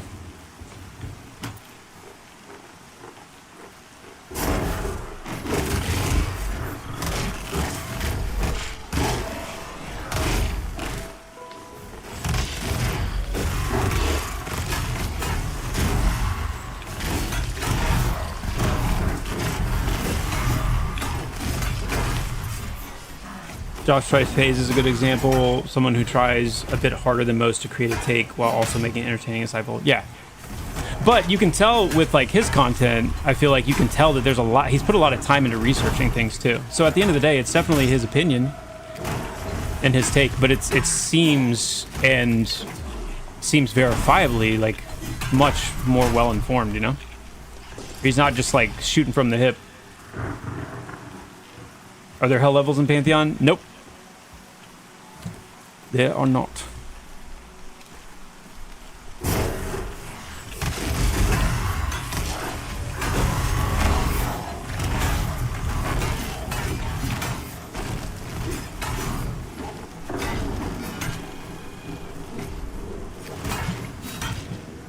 Zeke, crazy how Monster Memories has been in development for 6 years and yet has 10 times more content than this game. Make it make sense.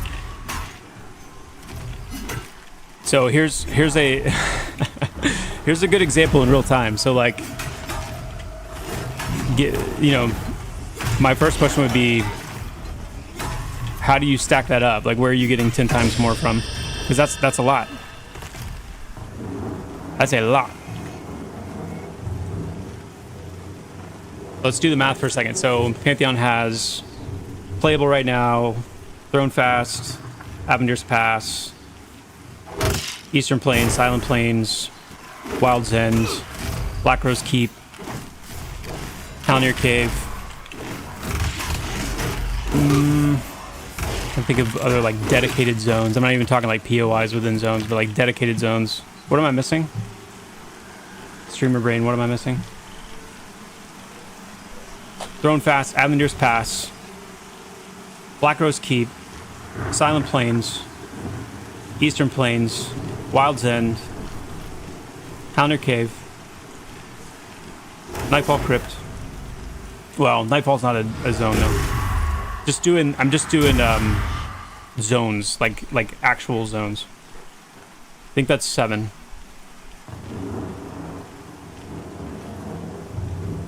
So 10 times that would be 70 zones, right? So on the zone level, we're talking, I guess, 7 zones versus 70. On the like, so if we zoom in from zone level for a second and talk about zones plus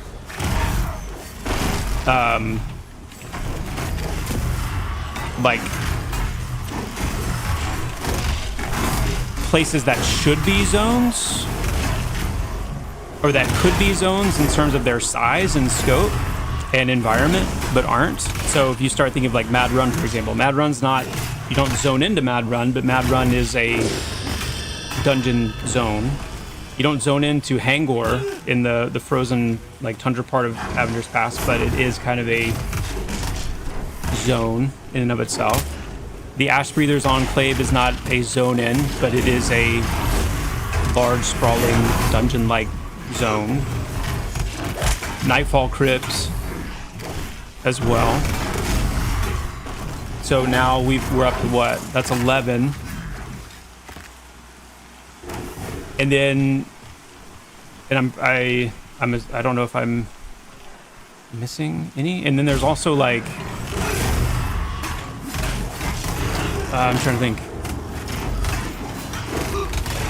And this is without even doing like size comparisons, because you can do the same thing with like Adrenaline, the same thing with like even like AOC, because I never got to play it, but I was always curious like how our world measured up to theirs at this stage in development.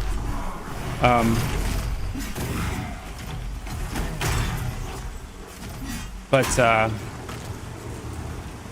yeah, 10 times is a crazy number.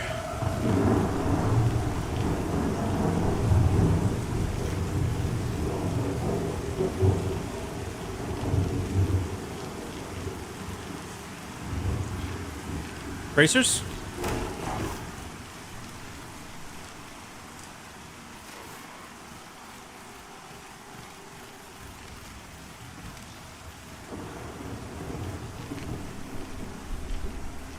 I just ninja'd those.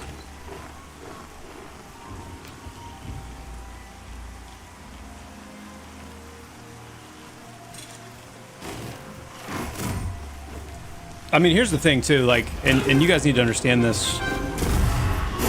Like, this needs to just be known and understood across the board. I am not going to speak ill of any project, and you know why? Because behind every project are real people that, well, I take it back. I won't say I will never speak bad about a project, because there are some projects that are genuinely like shady and messed up, and if there's a degree of like certainty and clarity that there was wrongdoing, then I guess that's a different circumstance. But in general, I will not speak ill about projects, because behind projects are real people with, you know, like me, another human being with goals, with passions, often with families that are putting in time and effort to make something. And for me to say anything ill is just, it's not okay. Like, it's just not okay. It's not something I'm going to do, and nor is it something I want to do. I tend to look at these projects as they all have, you know, I would say generally an equal degree of potential and promise, and the hope for all of them is that they'll be successful. And what I will say is this, and I'm not saying it about a project, I'm saying it to certain people that have attached themselves to certain projects, namely like people in the community, is to like, please be mindful and understand that, you know, to the degree that, and I'll talk about it in the context of Pantheon, where somebody who is a Pantheon fan, who's excited about the game we're making, were they to go around onto other project streams or in other projects' discords or forums or whatever, and say Pantheon is so much better than this game, all that's really doing, if the goal there is to try and like bring people to Pantheon, it's not gonna happen. Like, it's not gonna happen. What it's gonna do is it's going to start to color and cause the question of like, is this what this community is like? Is this a community that's built with like RL PvPers? Because that's all this really is like real life PvP. This is the project I like, this is the game that I like, so I'm gonna go PvP against other projects. And there's a cost to that. So it's just better not to do it. Play the games you like to play. Play the games you like to play. I want M&M to be successful. I've gotten to know several people on that team. I think they're great people.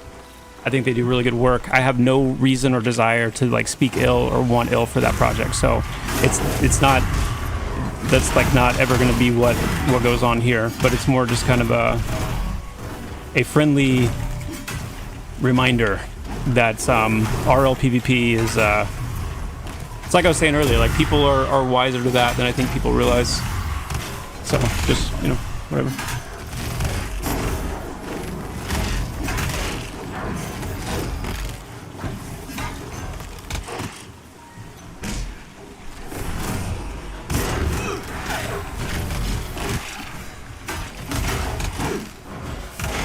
Yeah, dude, I mean, like Nicodemus, for example. Nicodemus is awesome.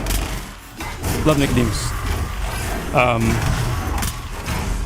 Super cool guy. Very chill dude. And I know Sean. I mean, like Sean's awesome. Love Sean.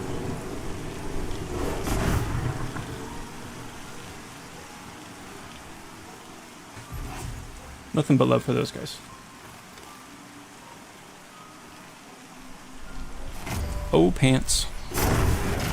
Look at the pants.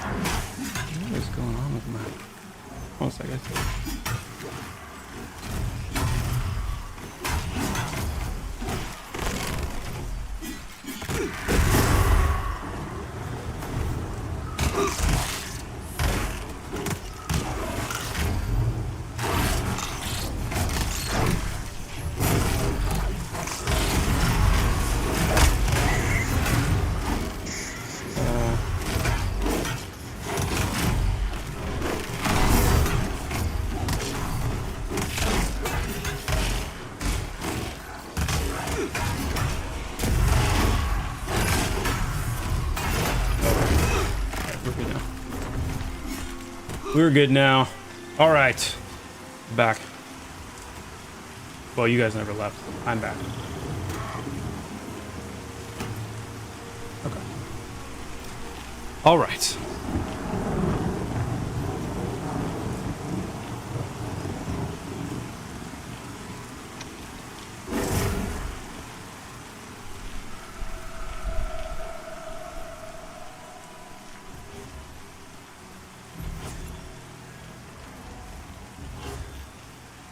How's the hardcore run going? I've only just been able to tune in. It's going good so far. We've had a couple of close calls, but overall, it's been solid. It's been solid. I've been listening to your streams and videos while playing EverQuest Online Adventures. Nice, dude. We still have some people on our team, like devs on our team, that still will play EQOA, but love it. That's really cool. Decided to pick this up today. Looks really good, and I'm super excited to give it a go later. That's awesome, Chauncey. That's really, really cool to hear. Very cool to hear. Very cool. Do we... Oh, guys, we are... Do we want to try Goblin Caves? Is it time?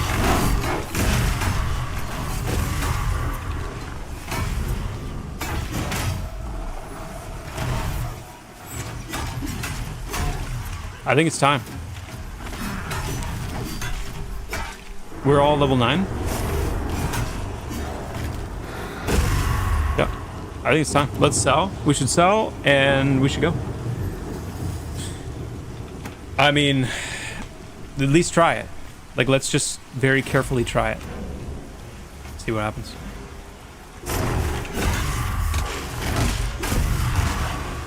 Hey, Corwin.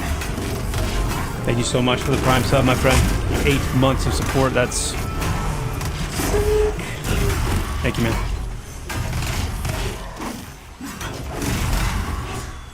Death incoming.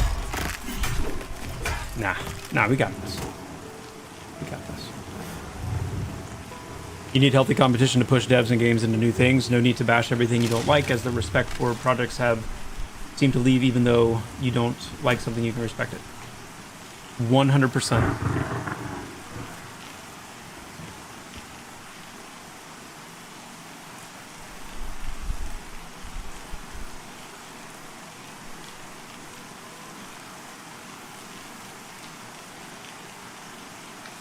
That's the thing. What would you call success in number of players, gameplay-wise? Community ain't bad. Games, but do not expect big numbers of people. MMORPG games are niche, and this kind of MMO even more.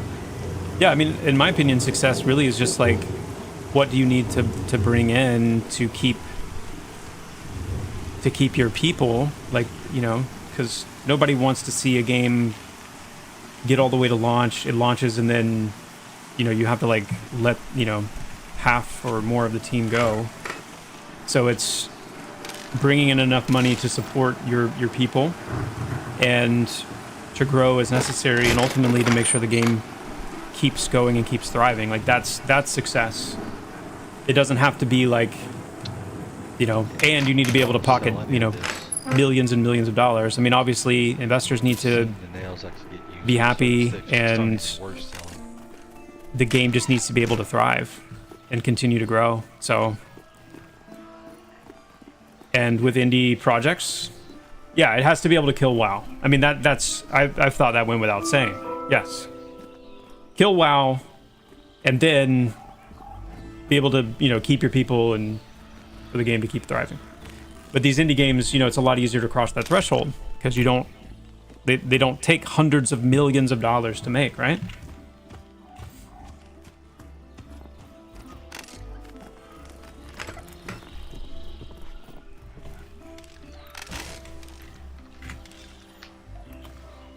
I never put my stamina pants on, so that's good. I hope you guys know that all of these, we'll call them decisions, not consuming my trait item, not equipping my stamina pants, those are there to remind you guys to lock in, because it's ultimately chat's fault. These are not things you guys should miss. So, yep.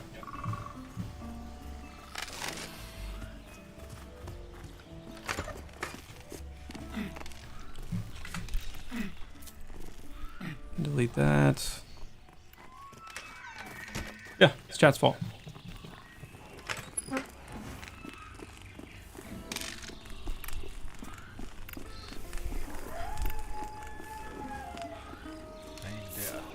yet. A large, Soul can no longer sweating be- ogre runs through I did not the doors of the bank, Right. pounding his fist upon the wooden teller desk, demanding But still level before I could even remember one anyway. his goods be stored.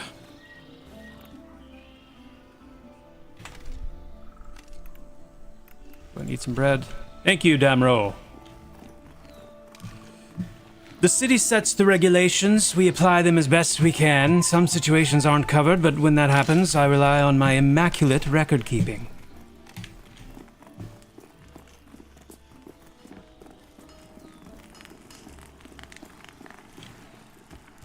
I have no stories about Dire Lords, only nightmares.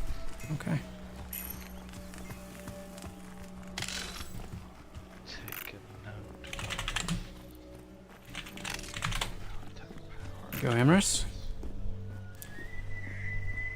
Take a note of what all those are. Is the before I take advance. when doing What's mastery the trees to difference? pull classes into different roles? Example, heals to DPS, DPS to tank, tank to DPS.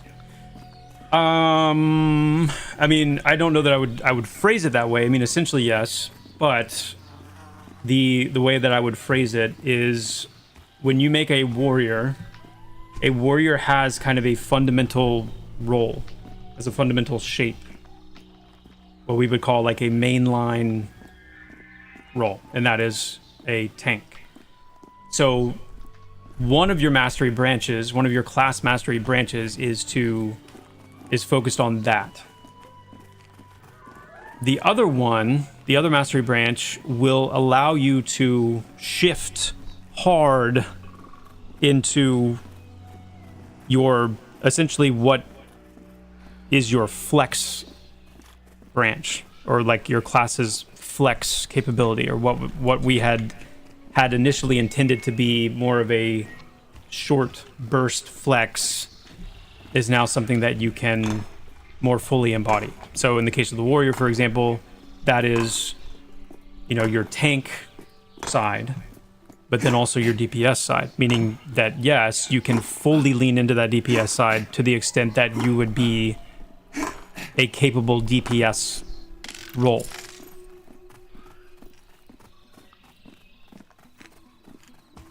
Do you even flex, bro?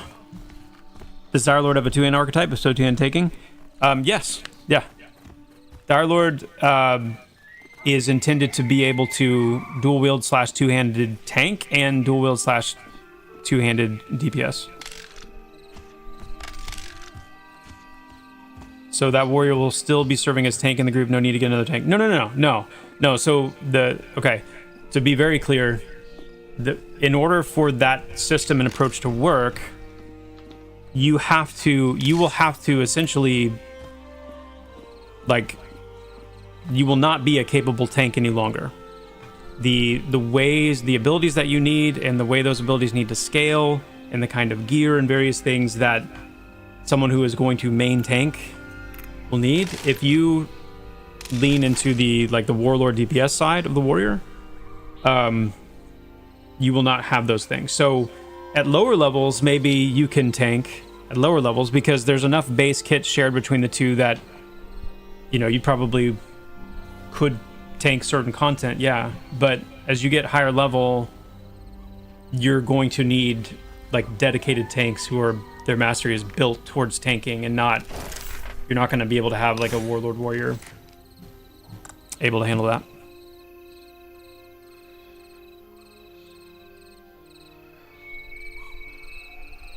Mm-hmm.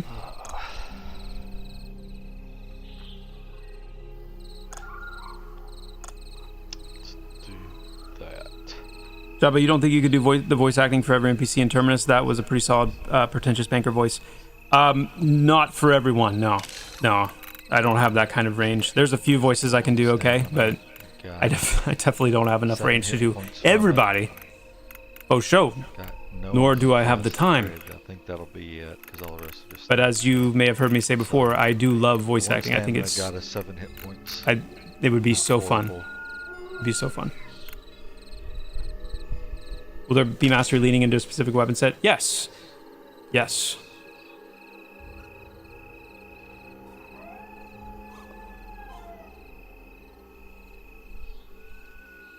Not only that, but skills as well.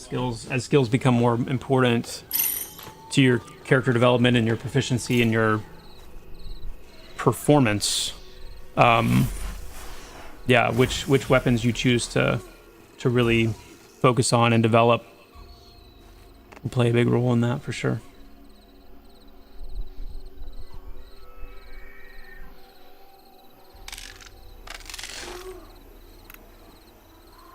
Ross said yes, they can.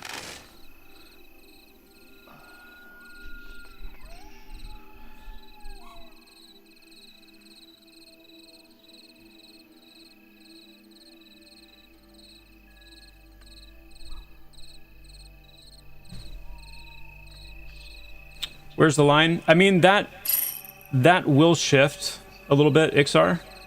Just it'll just shift as we dial things in and kind of do the tweaking and things that we're going to be doing. But I mean, yeah, like it's definitely something that will have a bit of a process to it.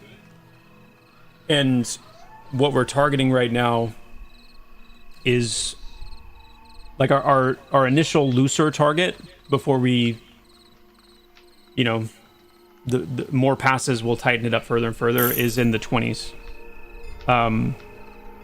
where you will start to, and it'll make more sense once we get to the point where we can start like looking at an actual mastery element, you know, and kind of breaking it down. But like, for example, the way abilities scale right now with attributes like life tap, damage modifier, intelligence, the way that scaling is going to be incorporated into mastery, that is going to play a really big role in as you get higher and higher level, which abilities are scaling the most, and you have to make those choices. And so, but not only attacks, we're also talking about defensive abilities, mitigation, down to things like shield block, last stand, you know, these various things. So there are a lot of decisions that are going to be being made that are going to, over time, shape a warrior more and more towards this is a tank, and then content that, you know, is asking more and more of what tanks need to be able to withstand, that you're going to get to a point where a warlord warrior is just not going to have what they need. Are we ready?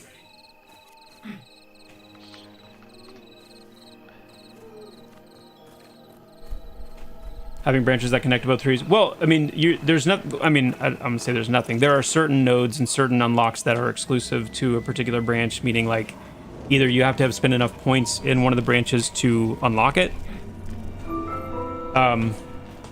Not to mention that the radial rings, like each successive ring, is going to require a certain amount of points spent in that branch to open the next ring in general. But also, there's going to be specific nodes that require a total amount of points, but then you'll also have nodes that are exclusive both to other nodes in the same branch, but also exclusive to nodes in the other branch, because we do want to support some hybrid experimentation as well, where, you know, what is 25 points in Bastion, 25 points in Warlord look like, kind of thing. But we'll manage that through, you know, some of those constraints, where either prerequisites or exclusivity, things like that.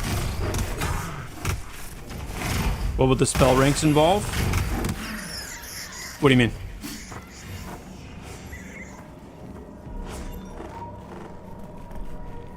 Guys, we didn't die. We're one level away from the prediction, a resolved prediction. Remember, will Joppa get to level 10? You realize we're one level away, right?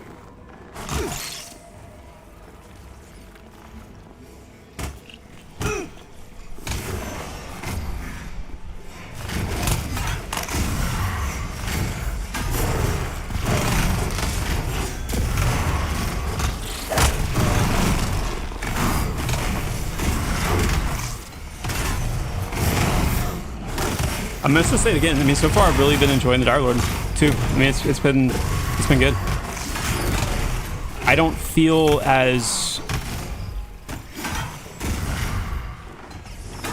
it just, I mean, threat just feels a little bit more solid, and that makes a big difference. Oh, I have to clear level 10. Okay. Okay, so you mean I have to actually get to level 11?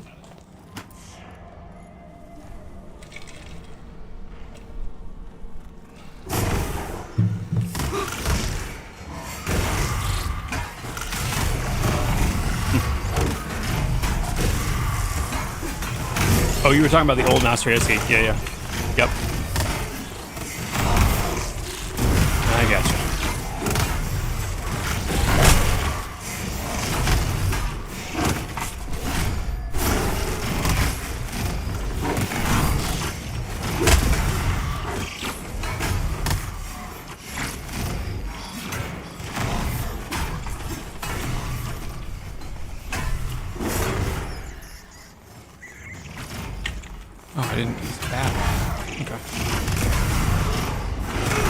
Okay, first goblin's here.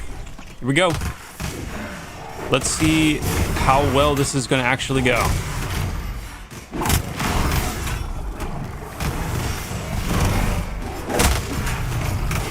have no essence. I'm getting a little nervous.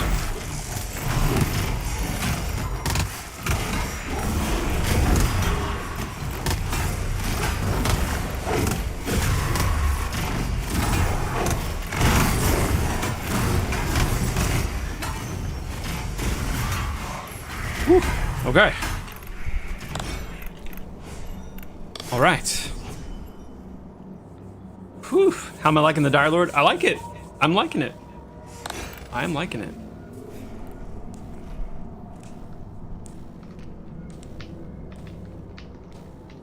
It's nice. It's nice. I like it. I feel like I have ways to... a few ways at least to deal with Can't think of the things. name of the ability now. Maybe more so than I did on the warrior. On the warrior, my health starts getting low. I mean, I have shield block and I have last stand. Watch out for it myself, and make sure I get the first one. But those still don't feel quite as like take control and either use life tap to get health back. Sanguine Shield is like, it's crazy strong. It is. It's just strong. It's just crazy strong. Especially with Vital Cage as well. Having both of those. And then of course this, I mean, yeah, it's a 30-minute cooldown, but that thing is also pretty crazy. So, but aside from those things, what I enjoy so far about the Dire Lord is just it being a little bit lower key to kind of get and hold aggro. Feels nice. On the warrior, it felt a lot more, you know, from fight to fight to fight, more just chasing aggro. We got to be a little careful with that because the goal for the Dire Lord, the original design goal was that the Dire Lord would have the easiest time keeping single target aggro, but have a harder time dealing with multiple targets. So we have to make sure that like they're not, you know, just like straight easy mode in all cases when it comes to threat. But so far, this part of it is working as intended and it feels good. But I remember to put the spell on the target. That helps.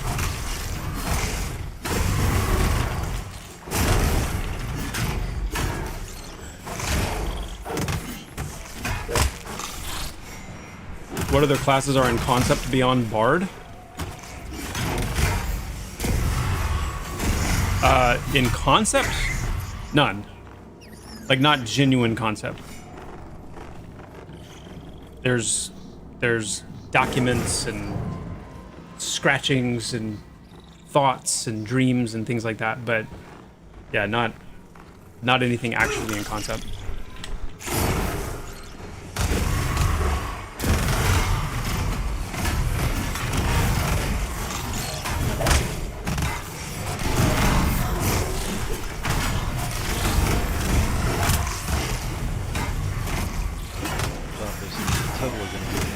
You know, Pantheon classes are pretty complex. Like they have a lot of depth to them. Like there's the ability arsenal and kind of the vision, the design behind them, and so there's a lot of breadth and depth. And so in one sense, it's like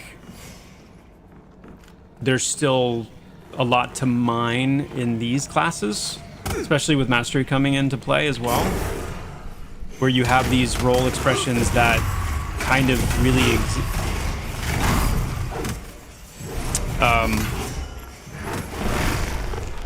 explode out these like new layers. So yeah, like the monk evasion tanking, for example. That's a whole new like vibe and aspect of the monk class and things like that. So there's a lot to mine with these classes and still kind of develop. So I'm not in too much of a hurry to like get to brand new classes until these really feel fully finished. Yeah.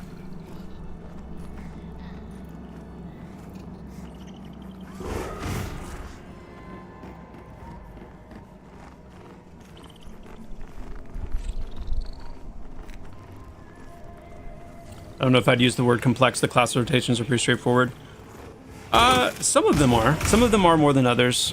But what I mean by complexity is not necessarily like rotation. I mean more like just the complexity of their identity and theme with their actual like ability kit and expression.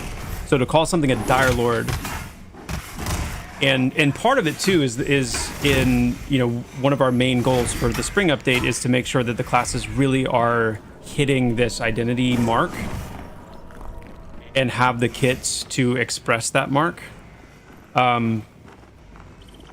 Because one beef I have with the Dire Lord, even though I'm enjoying the experience so far, is that it doesn't feel Dire Lordy enough. Like it doesn't feel bloody enough. It doesn't feel, you know, things like that. And also, I think the Dire Lord would benefit from a little bit more of a unique tanking approach and identity that complements their blood and their essence manipulation and some of these other things. And so part of what I'm saying is also having what's coming for some of these classes in view. But yeah, I think at the end of the day, there's meant to be a lot of texture and depth to these classes, and they have a lot of abilities and, you know, things that they open up over time. We're going to be adding more abilities to every class. So, yeah.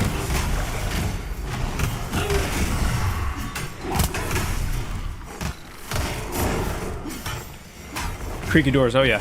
Yeah. Yes, indeed.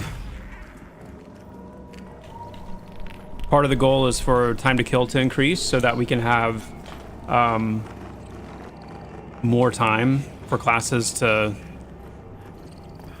you know, do their thing, like dots and debuffs and stuff like that.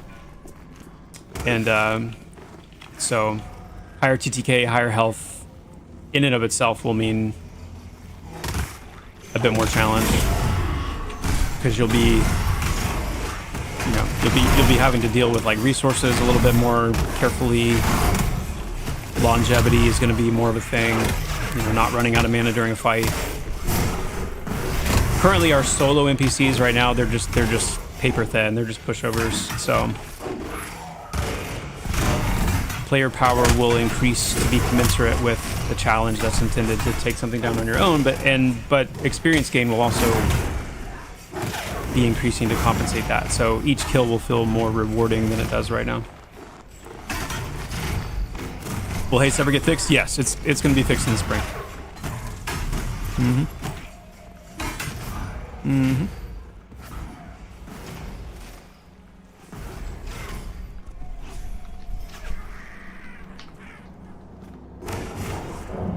How am I on time? Good question. Probably about 30 minutes. 30 minutes.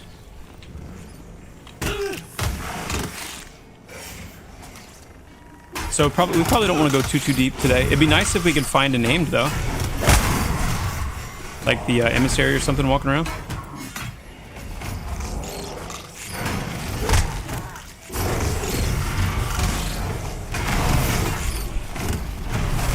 As long as we don't die. We're gonna die. Oh!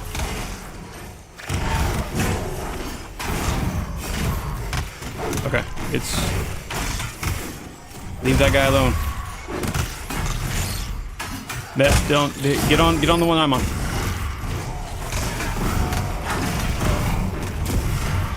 There we go. Is it dotted? No, okay. Alright, we're good. We're good. We're good. Alright, let's just breathe. Just breathe. Breathe. I'm gonna go ahead and get Rugging Phantoms on here. Okay.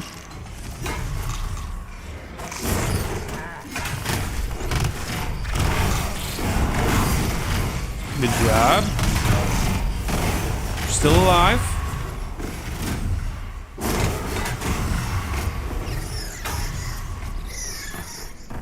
Okay. We made it.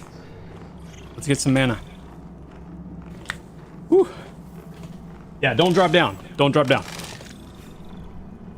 You say assist me? No. I need something a little more verbose. Everyone, please take notice of the mob that I am engaged with, and the one that you see me facing and swinging my weapons into and striking.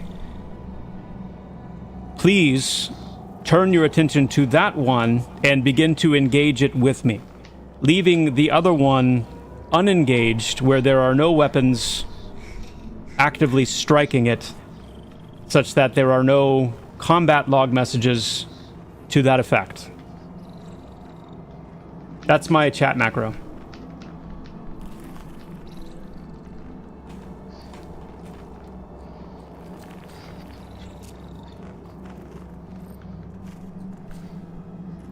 Are you planning on updating and enhancing the tooltips to provide more?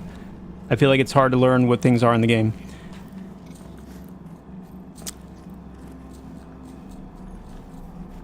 Let me make sure I understand your question first. Lange, are you talking about tooltips that are more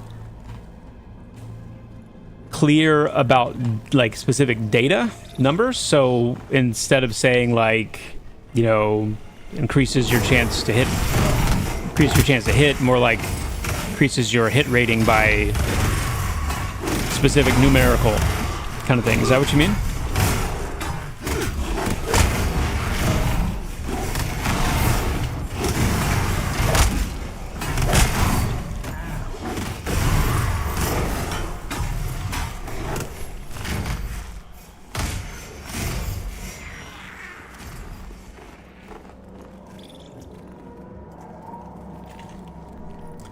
It's honestly, it's something I'm torn on personally. I feel a bit torn on it because there's part of me. I was talking with Fuso and Codeman, and some of the other designers. I think it was. I can't remember if it was on like one of the actual design calls, or if it was just like a three-way call. But that question about like how much mystery is good, you know. Because players will end up figuring it out. You know, players will figure it out. But is that part of the joy? Like, is figuring it out part of the joy?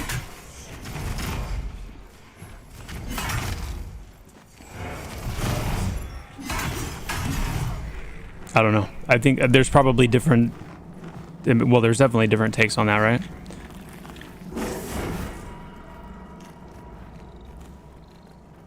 It's the same reason why there was so much of a like this is a developer account, and that's why you see like the levels next to the names. That used to be on for everybody. That used to be something that was just everybody saw that. But there was a lot of feedback of like, hey, And I get it, because you have the con system, right? Like you want to feel like you need to use the consideration mechanic, and I agree with that. And I think some sense of like, we don't know exactly how high level this is or how much lower level this is. I think that adds to it. So I'm ultimately I agree with that decision, but it's an example of one of those kinds of decisions. So when we have tooltips and we say, like, you know, corrupt the target's blood and draw it out, dealing curse damage and restoring your health by 80% of the damage dealt, should we say corrupt the target's blood and draw it out, dealing,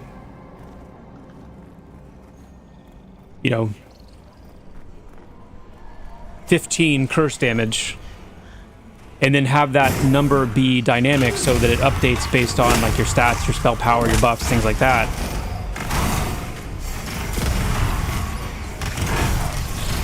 Or is there something to be said about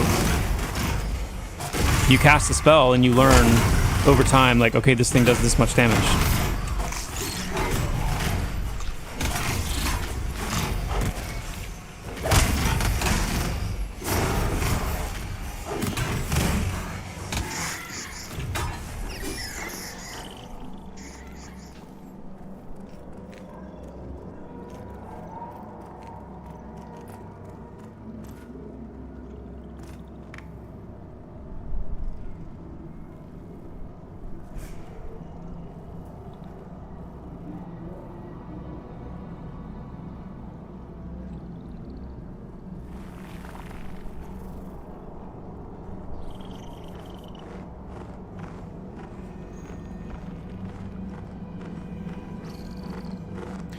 The whole conversation around the Titan is interesting to me too. Let's talk about that for just a second. I'm sensitive to the fact that you guys, you know, spent a lot of time obviously with the Titan pet and got used to having it. Moving after this, I think we can make a path through from here to the east exit in about that time. Okay. I mean, that's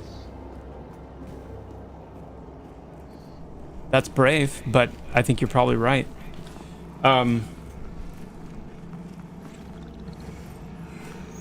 Oh my sweet Christmas. All right, let's let Glorf pull though. Let's not get too close to him, so we don't body pull more than we intend.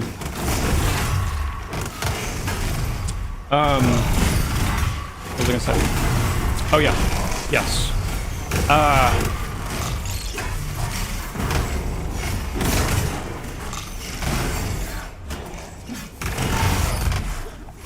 Yeah, that's fair, Butt Monkey. That's fair.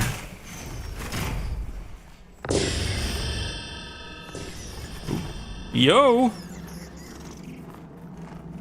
Nice, Amaris. Level 10. I think somebody's getting some new pets, huh?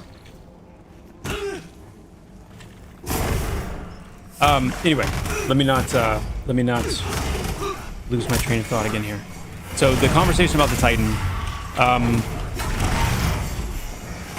two things that you guys need to understand. Number one, the previous iteration of the Summoner, the Titan, the Undyne, they both, in that old system, as far as the pets were concerned, contributed pretty decent damage. I mean, I think the Undyne actually contributed pretty darn decent damage in terms of the overall damage output of the pets, compared even to like the Fury and the Zephyr. And Titan wasn't, you know, too far off.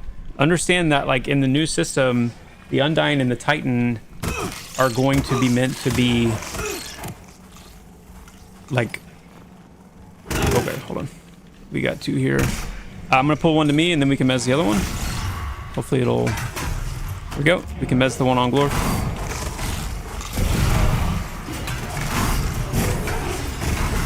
So what that means is, like, the Titan is going to be much more like tanky, not offensive.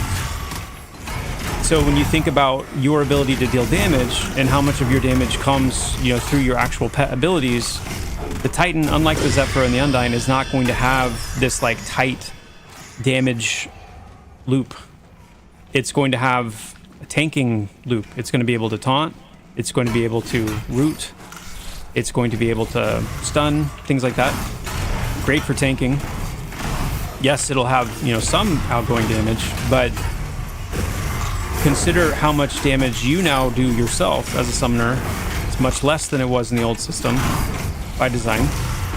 And that means wanting to have the Titan early is... So I'm imagining, you know, a level 10 summoner running around with a Titan out, and that's it. And it's like, yes, that Titan can tank for you, but how are you going to kill things?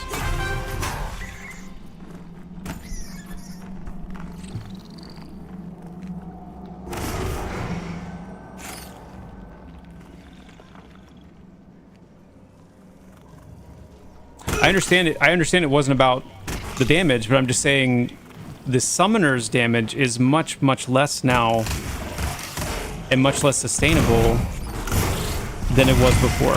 So whereas before, with just the Titan out, you could still put out the majority of your damage, that's not the case anymore. Because otherwise that would be just... that would be OP.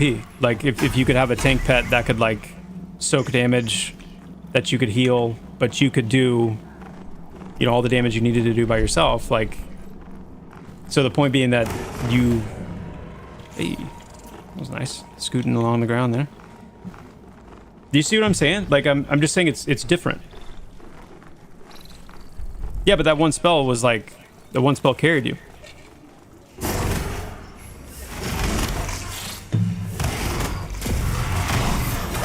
That one spell did, like, crazy damage.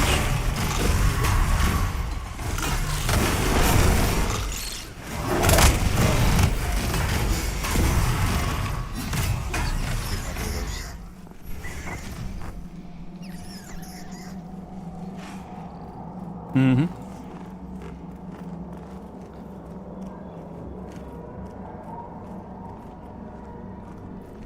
And yeah, and let me also be really clear, like, I'm not saying it is absolutely locked in stone that it's going to be locked in the mastery tree. Because we have all the control that we need to provide the Titan pet and the Undying and everything through base kit, and then adjust and alter what's, you know, what those pets can do and how effectively they can do it all through mastery. So yeah, it's not... If the overwhelming sentiment from our players is, hey, we'd really like to have the Titan more as a base kit thing, then that's not a hill that I feel the need to die on, design-wise. But it's just understanding that, like, you're going to have to intentionally invest in the Titan to be an effective tank in order for it to really, really do that role. But at the same time, if you're thinking just purely solo-wise or, like, really small group, then... obviously you wouldn't need to invest as much in it as opposed to if you were really wanting to kind of embrace the tank role completely. Hey, yo, 3 damage to 6 damage. I'll take it. Sick. Moving on up, guys. Level 10. Let me get my other trait here.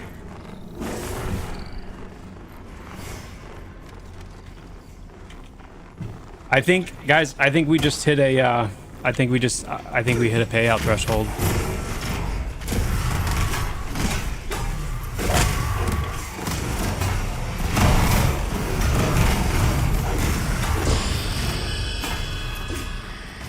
Oof. Yeah, I can feel that new damage already. It's nice. Yeah, so,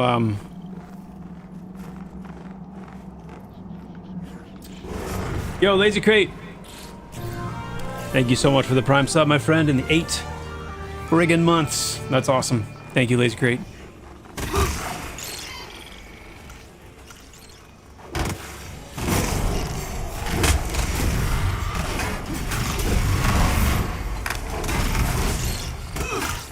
Zephyr tanks enough for normal mobs right now.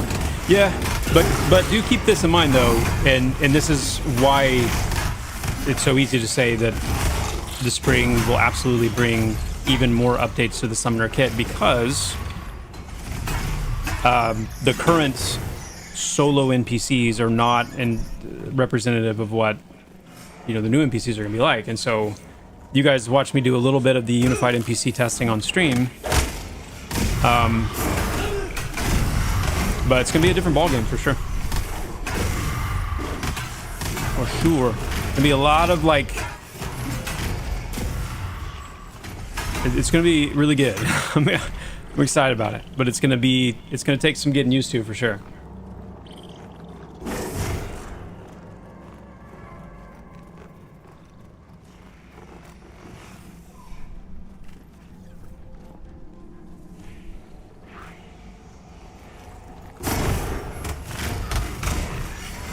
Well, that's my point, Kurgan. Like when you say like, so a DPS class with a tank pet,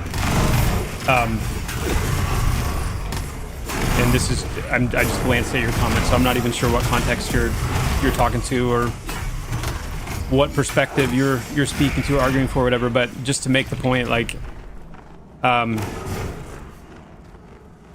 the summoner's design is to heavily rely on the pet to be able to do the damage that is going to make them like a competitive DPS class, and that happens through either the Zephyr or the Fury. Having the Titan pet out is going to significantly reduce your ability to deal damage. You will still have obviously your Flash Bomb, your Aether Dart lines, those things, and there will be a small amount of damage that the Titan can put out, but it's not going to compare to the overall damage, and certainly not going to compare to the sustainability that you have with your actual DPS pets. So in that regard, those things will to some degree kind of balance themselves out a little bit, which is why I'm not overly concerned about moving the Titan to the base kit if we decide to do that, because there is this kind of like self-limiting that's already going to happen.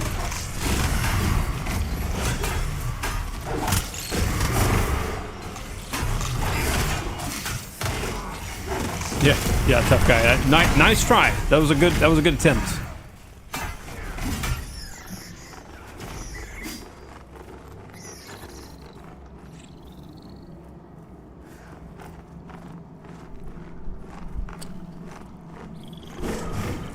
No, Flange. This is one of the things that keeps coming up that I know will get easier once we're able to talk more in more detail about like the specific mastery for the classes, and you guys can see like the mastery arrays and everything. But it does keep coming up, and so what I want you guys to really hear is that I mean, I'll just use the warrior as an example. The warrior has a tanking. The warrior baseline is a tank class. Whether you are a warlord warrior or a bastion warrior, there are certain things that you will get as a part of the base kit. So you will have things like shield block. You will have things like last stand. You will have things like, you know, shield slam and things like that will be part of your base kit. However, what you will not have, if you are a warlord warrior, you will not have the mastery upgrades that alter and evolve and improve those things, scale those things, and you will also, as a warrior, not be using a shield if your intent is to do damage. If your intent is to tank and you throw on a shield, yeah, you'll have like a baseline shield block, you'll have certain baseline shield abilities, but you will not have any scaling related to those. You will not have any talents boosting those. You won't have been able to unlock, you know, certain things that Bastion Warriors will be able to unlock. And so, will you be able to tank stuff at like level 10? Maybe. Will you be able to do it at level 20? Probably not. So in the same way, like with the summoner, if the summoner is built to do DPS, meaning their gear, their stats they're emphasizing, the scaling decisions they've made in Mastery, the Mastery node decisions they've made in Mastery, they're built to deal DPS, they can pull the Titan tank out, but that Titan tank is not going to be very tanky. Not in like a situation where they would be needing to like really lean heavily on it. They're going to be more DPS oriented. So, but that's the problem, and again, that's the self-balancing that the summoner does, is like so much of the summoner's DPS is designed to come through 2 specific pets. The Titan is not that pet.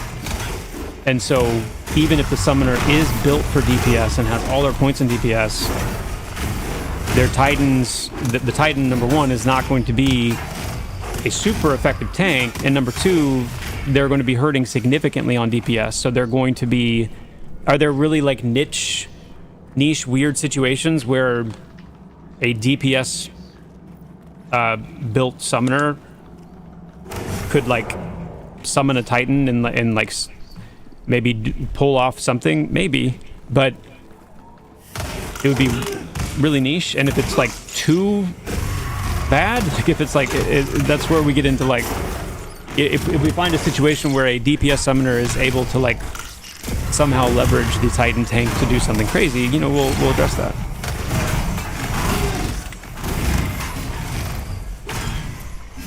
But it's, you know, we have to approach those things more case by case, because part of the goal with the mastery system is to also allow for some exploration and some hybridizing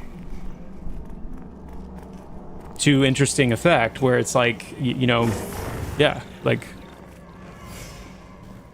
is that going to make you a super effective tank? Probably not. Is it going to make you a super effective DPS class? Probably not. But is it going to make you something that is kind of weird, but maybe kind of fun? And depending on what you're doing, it's like really cool. And I mean, I would love to see that.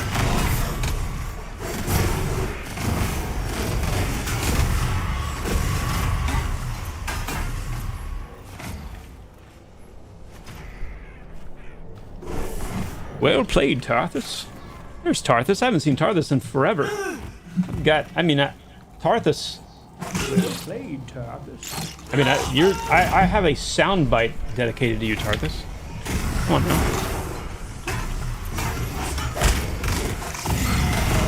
I don't think some of these people are listening to what you're saying about someone. Yeah, I mean, and I get that too. It'll become clear in time. It'll become clear. So would the damage of the main pets just fall off over time if you go Titan? Yeah, for sure. Like if you're fully focused on your Titan and you want to like tank as a summoner, then yeah, you would definitely, the damage from your Zephyr and Fury would start to fall off, because they wouldn't be scaling.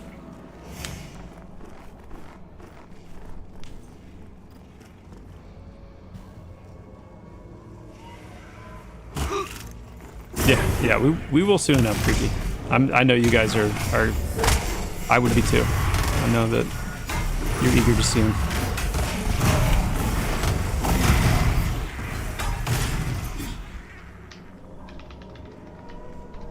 You want to dual wield two-handed weapons.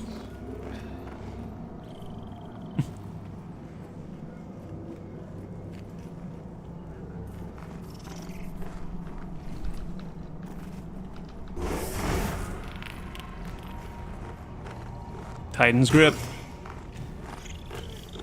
Yeah, the cooler one though is Titan's mitt. Titan's mitt from Link to the Past. That's the cooler one.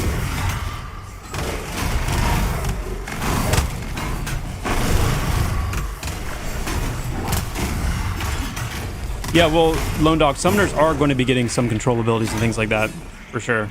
In fact, a lot of the utility abilities that like the Zephyr and the Undyne have, or I'm sorry, the Zephyr and the Fury, they're not in yet. So, and then we have room with the Summoner themselves to lean into some of that utility as well, with their whole like kind of like bomb arcaneering theme. Some really cool stuff we can do with them.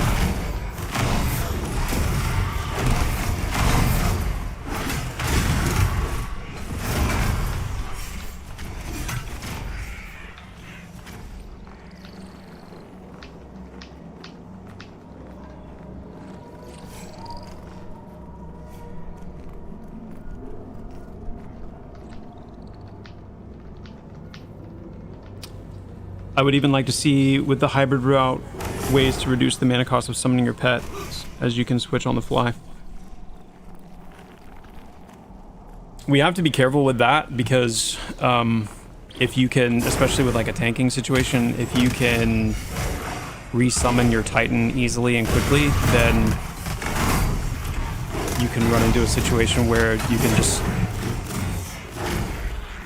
like, that's kind of your tanking strategy, is to let the Titan die, resummon, and go again. Obviously not nearly the cost, you know, as like a player tank dying. Not even close. So we have to manage that.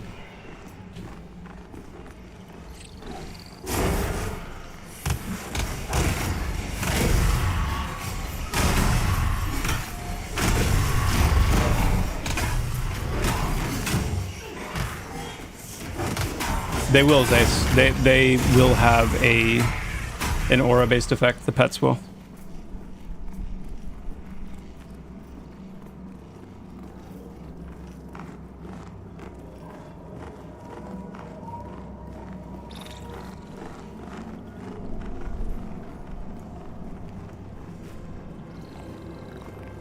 I'm proud of this group. Oh yeah, let me do the. I think at this stage we've, like I said, I think we have fulfilled the conditions of the prediction. Oof. Okay.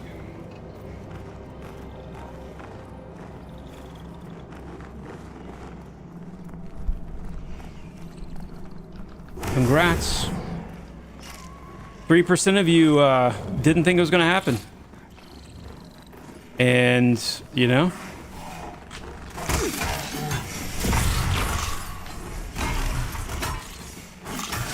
now let me totally like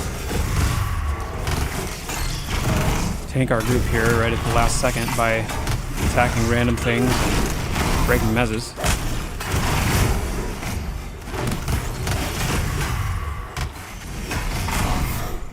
That'll be fun. Okay, let's get this bat dead.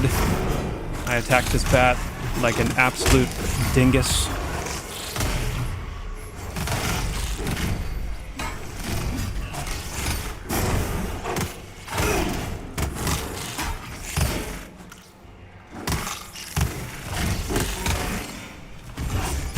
How far, oh no.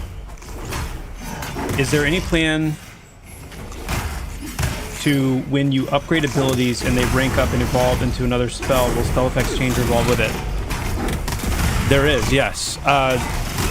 There are some abilities that do that right now, but one of the things that we need to do, actually was going to be having a chat with Codeman soon about this and kind of getting a game plan. The problem is that even though we do have some of that happening now, the base spell effects are really big, they're really strong, they're really intense, and it's difficult to see that they are growing. So what we need to do is we need to go back through, and for the first tier of visuals, they need to be really, really simple. Really simple. And then we can more easily create a gradation from there. So when that will be completed, that'll be one of those things that most likely, like a lot of other things, will kind of happen over time. But that's the direction that we need to go. But yeah.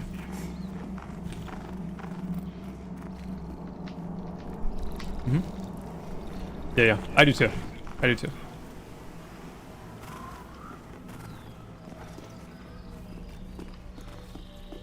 Yay! We just went through the goblin caves and we made it out alive. And that may not seem like a big deal to some of you, but this is, if you weren't aware, this is a hardcore run. So this is a, you die, you're done. And I'm pleased. That's cool. We did it. Good job, guys. Had a couple of close calls, but only like a couple. Like only one real close call, I think, that I remember.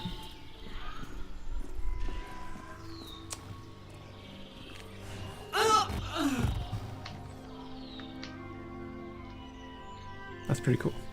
My wife says I can be an idiot sometimes.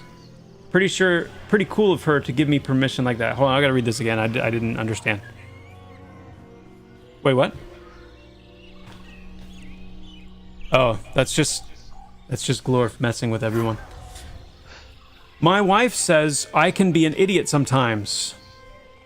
Pretty cool of her to give me permission like that.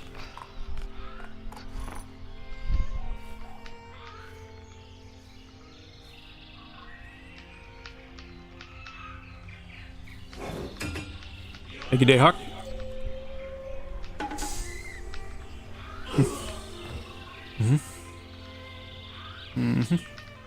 That is cool for her to give you permission like that. Creaky Doors, I'd love to hear about Mastery Pass for the Monk. Yes. Conceptually, the concept, the plan, the design, whatever you want to say, is that the Monk will be split into their mainline DPS role, Mastery, which will include options for, enhancing your martial abilities, like your melee, your straight up melee physical abilities, honing your body into a physical weapon, and your chi-based abilities as well. And that'll all be in one tree, so you'll either have like a balance of those things, or you'll lean, more heavily into the physical or more heavily into the chi. In a damage sense, in a DPS role sense, and then your other branch will be an evasion tank expression of the class, where you're leaning more into avoidance and evasion abilities and things that are going to allow you to actually tank in that style.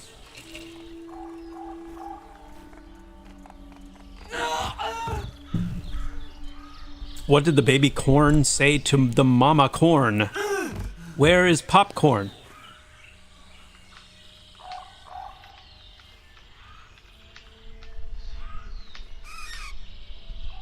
Oh my.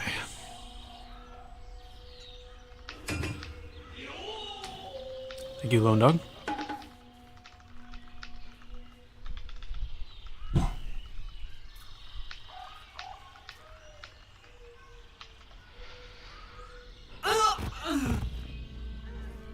Did you guys already put in a fix for Monk FT fail success rate? I just got 4 successes in a row with 48 skill. Not that I'm aware of, no. So go loot a chest with the RNG streak you're having right now, Glorf.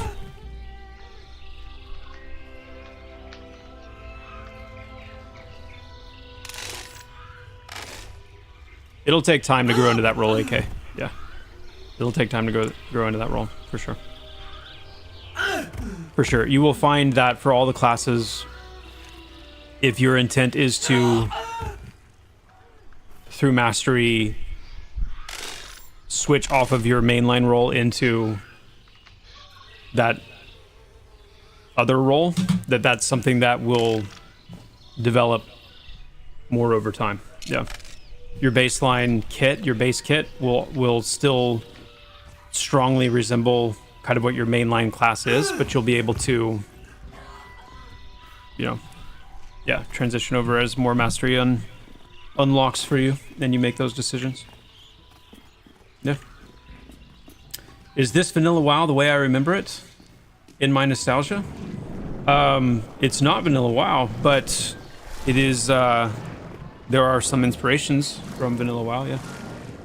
This is more than anything intended to be a spiritual successor to EverQuest and kind of the early MMORPGs, with some of the polish, quality of life, and some of the system depth and whatnot, and combat depth and mechanics that WoW brought to the table. But it is it's intended to be much closer to a classic MMORPG type experience. What are the plans for the Enchanter?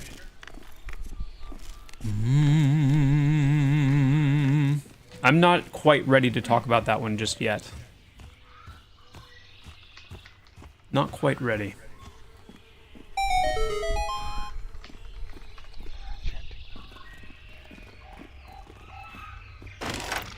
Yeah, they enchant things. I could say that. That's fine. That's fair.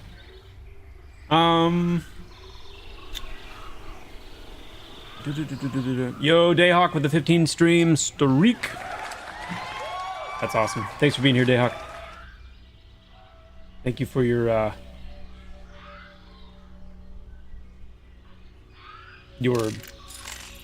contributions.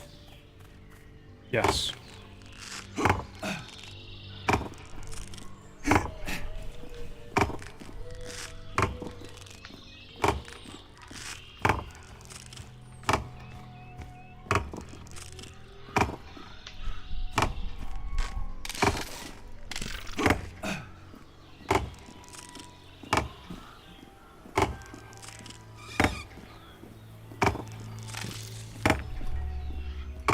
Is the respec going to be a flavor of the month thing, or hard enough that you would only want to do it maybe 4 times over your years of gameplay? Oh, yeah, no, it's... I don't think it's a good idea for us to go that direction with the respecs. And I think you guys will understand why, and I would think would agree once you kind of see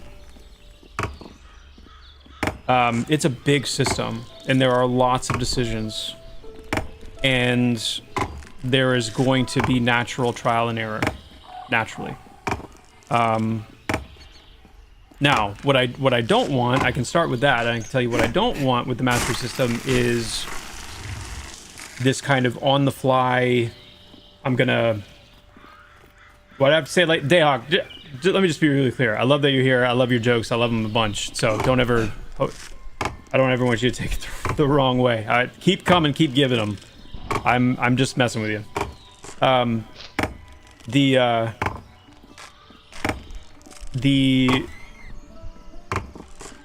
don't ever want there to be this on the fly, like, I'm a warrior, so I'm a tank and I'm a DPS, and I'm here in a group DPSing in Hellnir Cave. Oh, our tank has to leave. Don't worry, guys. I'll just pop over to my tank spec. I don't want it to be like that. There needs to be some weight to it, and that weight is going to involve, at least, it's going to involve needing to travel to a village, somewhere where there's a specific NPC related to your class and your class guild that will allow you to switch over to your spec.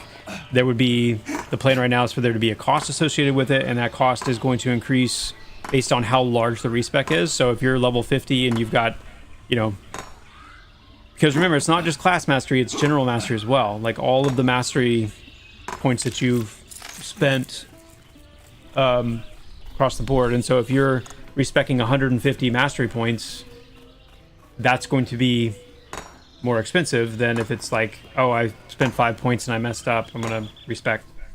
But there's got to be some weight to it where you can't just on the fly provide that alternative role. We're just not gonna go that route with it.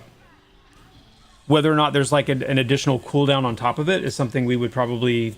We're definitely going to explore that just as part of due diligence to dial the system in. So that is something we'll explore. So you need to, you know, travel to a village, you go through the process of respecking, and then, you know, you can't do that again for another hour or something like that, maybe. Maybe. But at the very least, at the bare minimum, like I said, the cost and then the travel will be the bare minimum.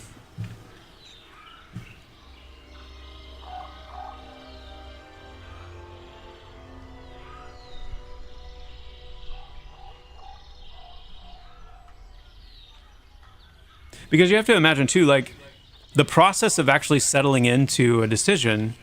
Like think about it for a second, and like put yourself in the shoes of like being a player and doing this.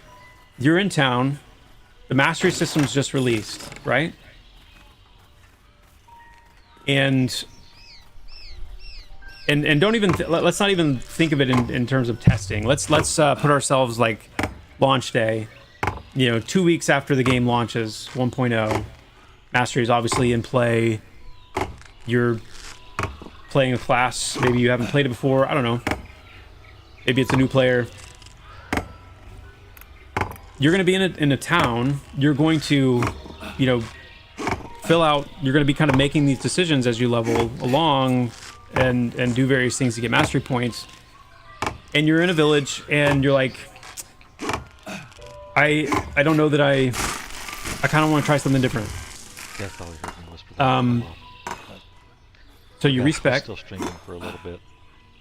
Now you have all these points to spend, and whether you're doing it on your own or you're looking up a guide or whatever, you're going to hop on over to the target dummies and you're going to try things out. You're going to see how it feels.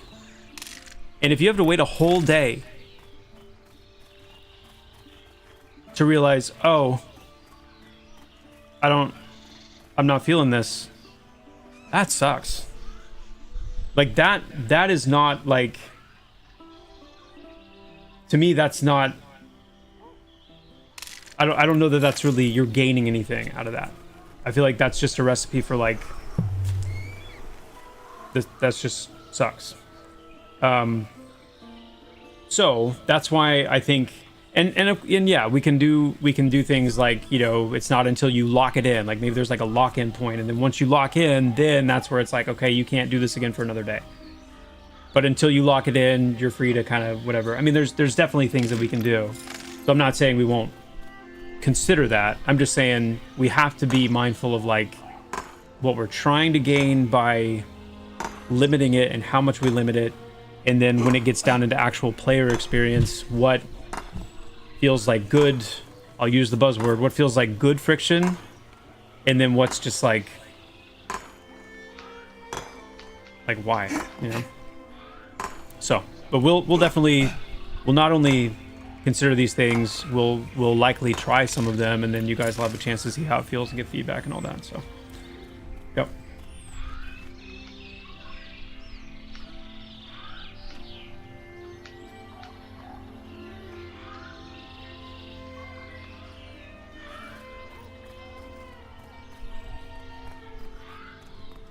Okay.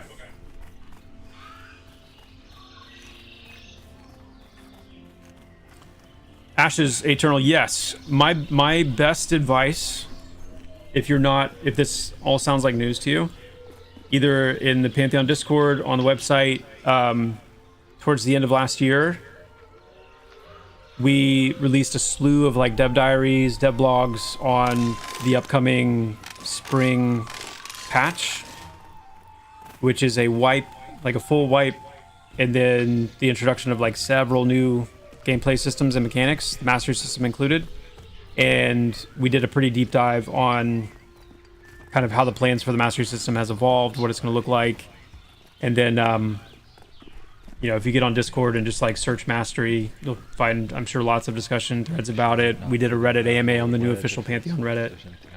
Definitely go read up on that stuff, because there's a lot coming. There's a lot to be aware of for sure. It's going to be a really, really, really big update. And some more. Let's get down there. Right here looks good. Watch that not even let me stand on it. I'm not even going to try. Oh, great. Yep. Take Dakin. That's a great question. I wish I was better able to answer like account Steam related questions. I'm really not. I don't know how exactly that's going to work. That's a good question to ask in Discord. If you're in the Pantheon Discord, the official Pantheon Discord, just ask it there. I think that'd be the best place.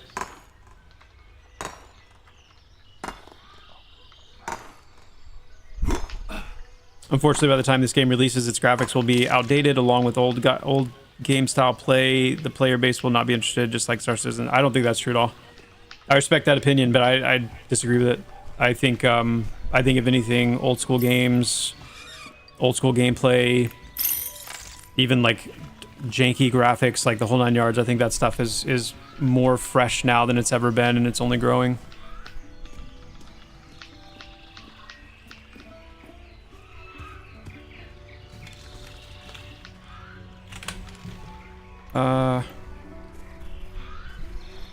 Yeah, I can do some. I mean, to be honest, I don't mind. What's the command to make guild officers again?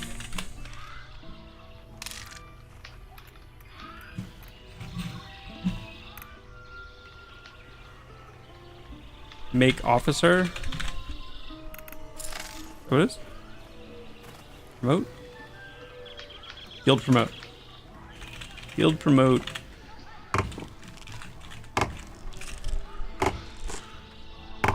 I'm just gonna promote all of you guys to officer.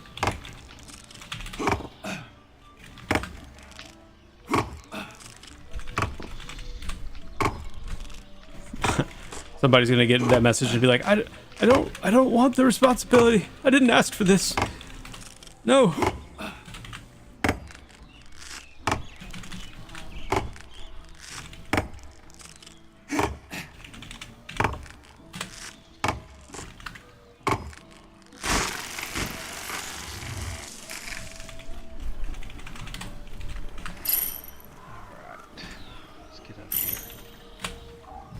Cool.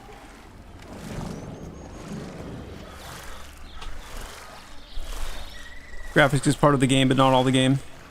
Yeah. Well, and if anything, like the graphic style that we've chosen will definitely age better than the one that, you know, we were using historically. So that in and of itself is not as much of a concern to me anymore. Either. I mean, all graphics will date over time, but animations look so janky to me. It's like it's missing animation anticipation or something. Yeah, dirty. The 100%. Animations is one of the biggest areas that we need polish, visual polish, and improvement. So, yeah, 100% agree. There's a lot of jank. Lot of jank.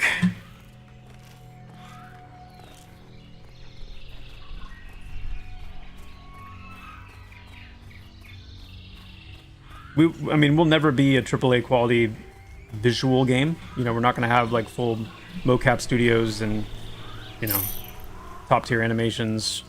We're building Pantheon in Unity. Unity's a great game engine, but it's primarily a mobile game engine. It's not built with like high end, you know, realistic rendering, and it's just a fundamentally different engine. So there's limitations in the quality of the visuals and the rendering and the camera effects, and like, because not that Unity doesn't support those things, but they're just extremely, some of them are extremely unperformant. So there's a lot of bells and whistles that we could support right now, where the game that you're looking on my screen right now could look markedly better, that are just not available to be turned on in our options right now. We will probably expose those long term, because by the time Pantheon releases, I mean, there'll at least be you know, a few more cycles of like technology upgrades, and there's no doubt that there will be people out there that can handle all of it. So we'll definitely support it. But yeah, it's definitely a process. Lighting, graphical fidelity, you're limited in some ways to certain rendering decisions. Pantheon is on the way to being an open, like a seamless game. It's not going to be a zoned game other than like dungeons. So there's always a balance between performance and visuals, and it is what it is. You could go back and choose a new game engine, would you? Maybe. Unity's been fantastic for so many things, but visually, yeah, I mean, visually, but see, even that though, it's like like Unreal is kind of the best, right? But it's so good that even games made in Unreal are starting to look kind of like, eh. They just have this like thing about them where it's just like, I don't know, just starting to kind of lose me a little bit. So I don't know. If anything, I just wish Unity had better support for making some of the cool things more performant. Unity just was not really designed ultimately as an MMO engine, so it struggles with some things that are that vast, which is why so much of what we've had to do to make Pantheon work and work well is like custom stuff. Like we've had to do so many of our own things and solutions to get it into a good spot.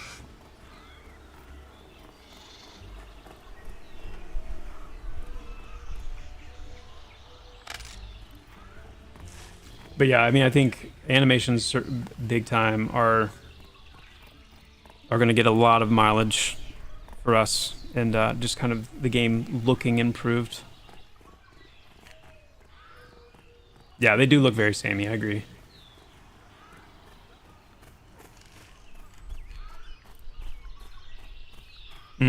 Yes, Unity, I mean, Unity's always making good strides, for sure. There are some concerning things, like they don't have really good support for like texture memory.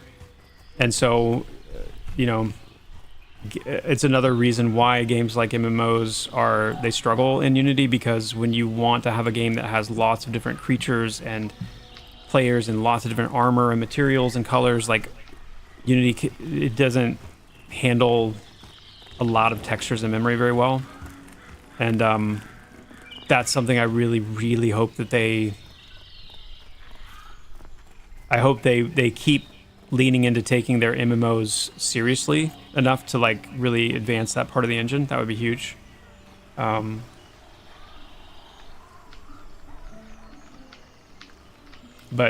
I mean, visually and their rendering is always improving, for sure. You know, and I've said this before too, but Pantheon right now, as you see it, is largely a shaderless game. This is like it's very like naked shader-wise, if you could put it that way, where, you know, everything that you see is almost entirely like HDRP lit shader. Like it's just the base shader that comes with HDRP. So a lot of the really cool things that you see in games that you use, like whether it's wind or special lighting effects or like what foliage does and like atmospheric scattering and like all these things, there's a lot of that's like in shaders that we just don't have active yet. So they're just multiple little places where we still have headroom for Pantheon to continue to look better and better and better on the way to launch. And I think by the time launch comes around, even though we're dealing with some performance issues right now, I know some people specifically are, but as we continue to optimize, we're always trying to walk that line between like good looking game, but make sure people can play it.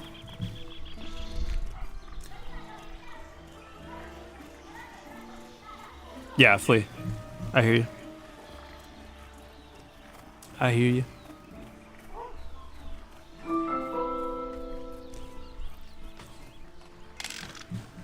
Taken. That's awesome. I'm glad to hear that you're enjoying the streams. Awesome.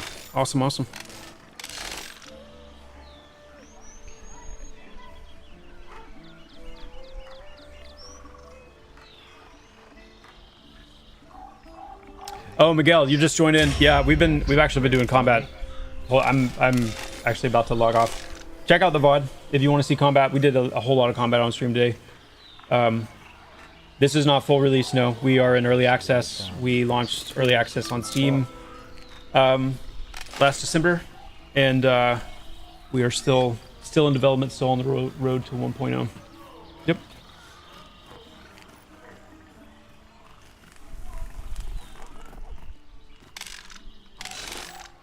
No, the pacing of the game is definitely a design choice. Yeah. I mean, Yes, design choice. If we had wanted to go with a faster paced game, like a more action oriented game, yeah, I don't know that Unity would be able to handle that super duper well on this scale. Again, like if we're talking like a much smaller scale, like single player game or like mode driven game, totally different story. But on this scale, with the kind of networking that MMOs need and how other players and NPCs and effects and events and everything are updating on your client and everyone's client and with the server and all, I mean, it's there's just such a complexity that I do think it would be difficult, if not, well, I don't want to say impossible, but it would be very difficult to do something on the scale of an MMO that's very like high octane, super actiony, super fast paced.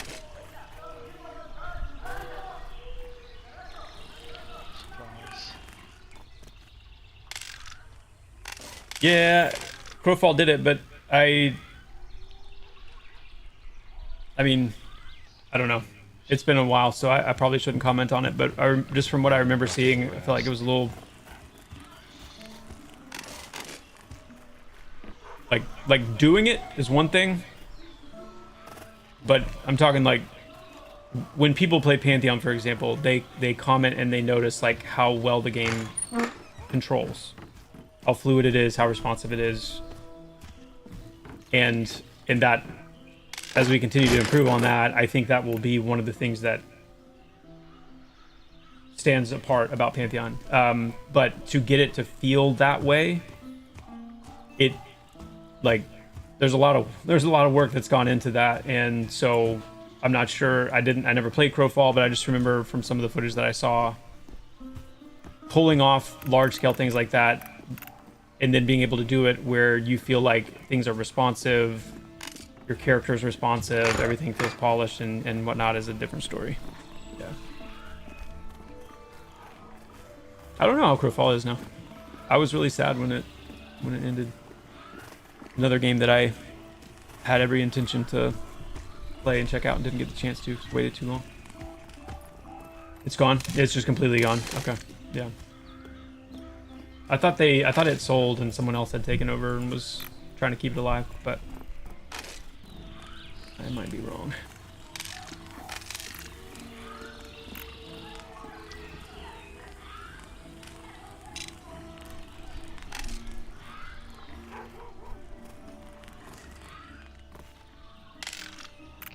Scars of Honor is built in Unity, but they seem to be having a lot of success nonetheless.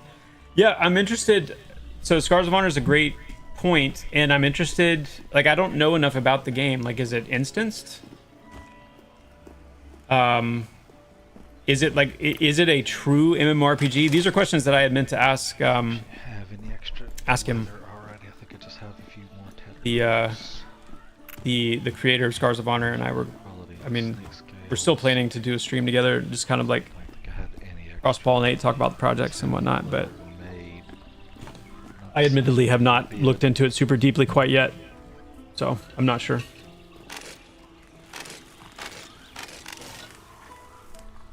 Current UI is not final, correct? It's actually, with our next big spring update, we're going to be updating quite a bit to do with the UI, and we'll continue to do so. Yeah, it's very, very placeholdery at the moment.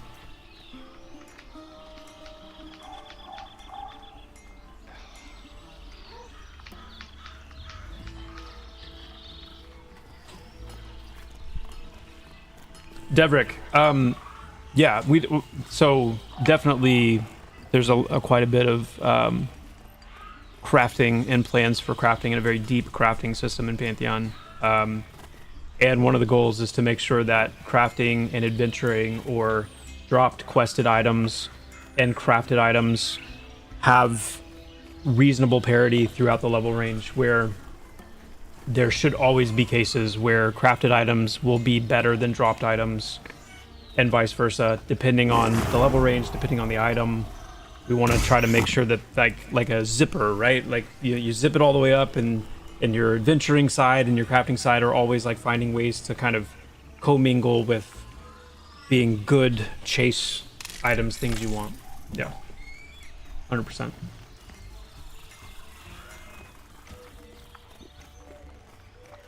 You bet, Captain. Yeah, I'm excited for gnomes too. My plan is to play a gnome. Any of my caster characters, I want to play a gnome. So I'm excited about them too. Very. Like my gnome necro. Oh, ooh. Oh yeah.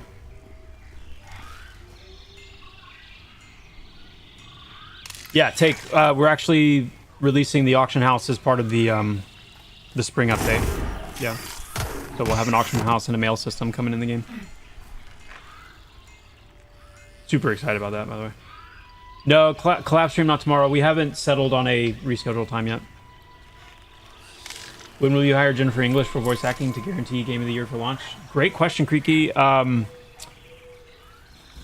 have to do some poking around on that one to see.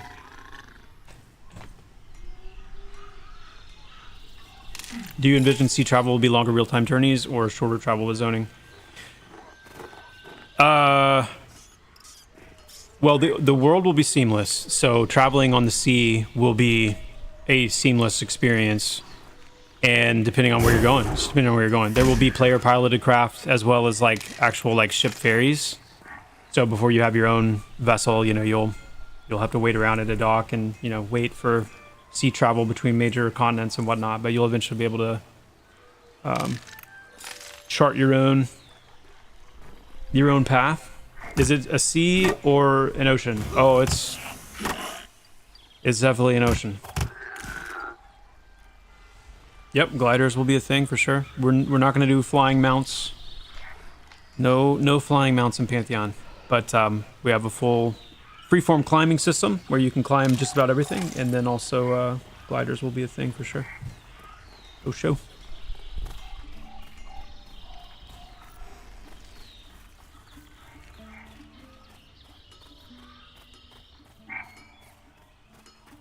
We will have big scary fish creatures. Oh yeah. Yeah, I fully intend for some of you to have a hard time getting in the water. Yeah.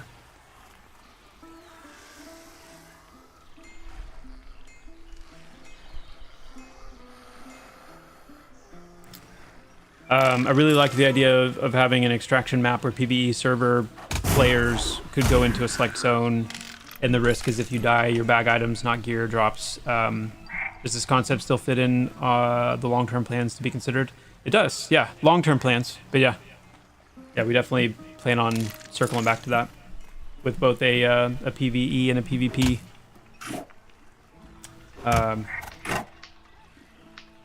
mode, if you will.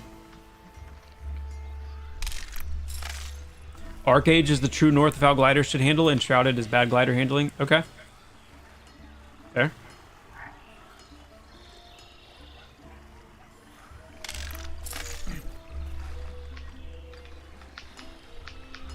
What would be some important lessons that you've learned from past MMOs that failed? Oh, man.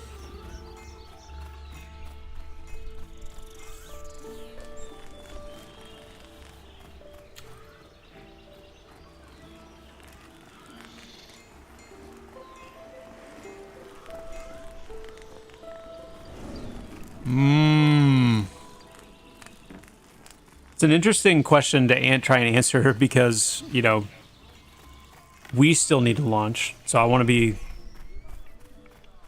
be humble and mindful that, like, you know, we're still in that journey. But I think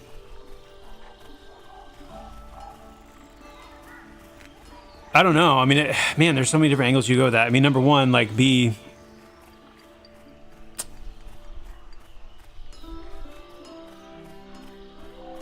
it's a good, I think a good way to say this.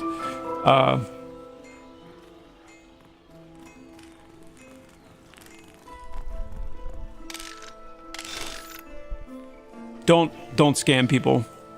Number one. I maybe I don't say it a lot. I feel like I do, but I have a one of the life like rules I live by is that, you know, things will come out in the light. They will. It doesn't matter how well orchestrated or deep it goes or how invincible something seems. Like if something is wrong, something is fundamentally wrong or off, it will come out. And I know I had. So that's number one. Is like if you're getting into the game of building an MMO for a shady reason, don't do that, and don't ever do that. Because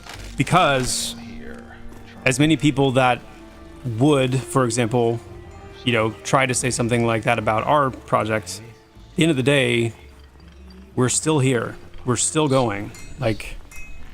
And at the end of the day, Pantheon will launch. And of course, the people that have spent time throughout the many, many years saying things like that, they'll just move on and they won't, or they may keep saying it, who knows. But it will prove out in the end what's really going on. So I guess that's number one. Number two would be one of the hardest things about developing a video game in an indie sense like this, especially in open development, is staying true to a path. And again, as many people that would accuse Pantheon of direction shifts or scope changes, in some cases it's valid. There have been some changes that we've made along the way. I mean, art styles one, and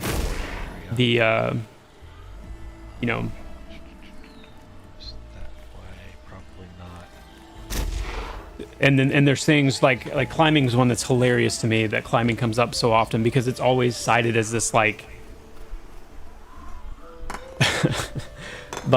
you guys have spent so much time and resources on climbing when you should have been doing this, that, and the other, when clearly there's no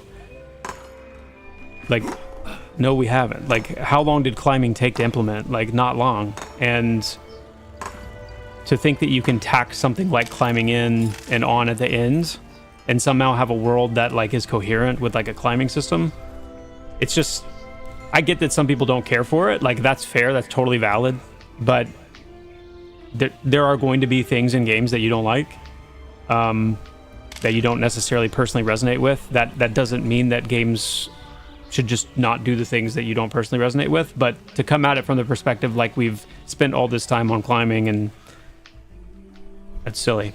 So the point in that is if you have something that you believe in and you feel strongly about, you just have to stick with it. You can't. And sometimes that means sticking with it. And here's these games they're so hard to make, because sometimes that means you feel really strongly about something, but it takes time to really land. Especially if you're trying to do something different. If you're trying to build something that is in many ways just drawing from a previous game or a previous setting or a previous approach, where you're able to kind of lift a lot of the math, lift a lot of the mechanic, lift a lot of the outcomes, and just know exactly how it's going to be, then you don't have to deal with this as much. If you're trying to do something that is to some degree fresh and different, it takes time to land on that, because you don't have a reference point that's showing you this is exactly how you do it. If you do this, this, and this, it's going to feel like this, and it's going to behave like this, and it's going to work like this. So, and that's something I think that can get lost as a consumer, because you don't care about that stuff. You don't think about that stuff very much. And I think in some cases, until something really finds itself and proves itself out to be good, consumers also tend to be somewhat reductionist, where they're just do it like this. Just do it like that. Just, why are you trying to do this? Do it like that. But you don't get evolution when you do that. You don't actually get any kind of progress when you do that. And so there's a lot of failure points in navigating that, where you can end up being derivative because you aren't willing or aren't able to spin the cycles to land on what feels good and actually create something that is as you intend it to be and resonates. So you stop, and then you end up, over time becoming too derivative. Or you can certainly scope creep is a thing. Like, you can continue to add and add and add and come up with like wild new ideas and crazy new angles and continue to add and add until the point where you just never get anywhere. I think in Pantheon's case, a lot of people have mistaken the time that we've been in development for, like, it's because of scope creep, and haven't realized how significant like a resource deficit is, like a headcount deficit is, in terms of how quickly you can move and what you can get done. So anyway, long answer, very intense question, great question. And there's a lot more to say, but I'll probably stop there because I could just keep going forever if I didn't. Yeah.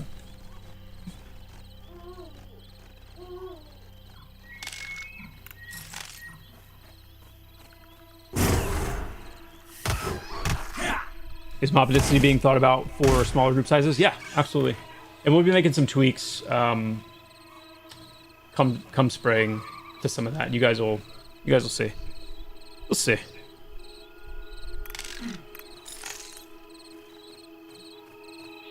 Sometimes I feel like you plant family members in the chat to lob me softballs. No way. Nah. I don't. I mean, I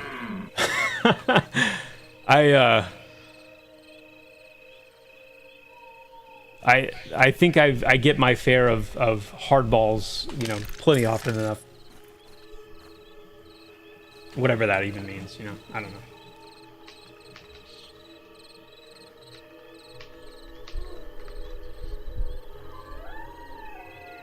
Yep.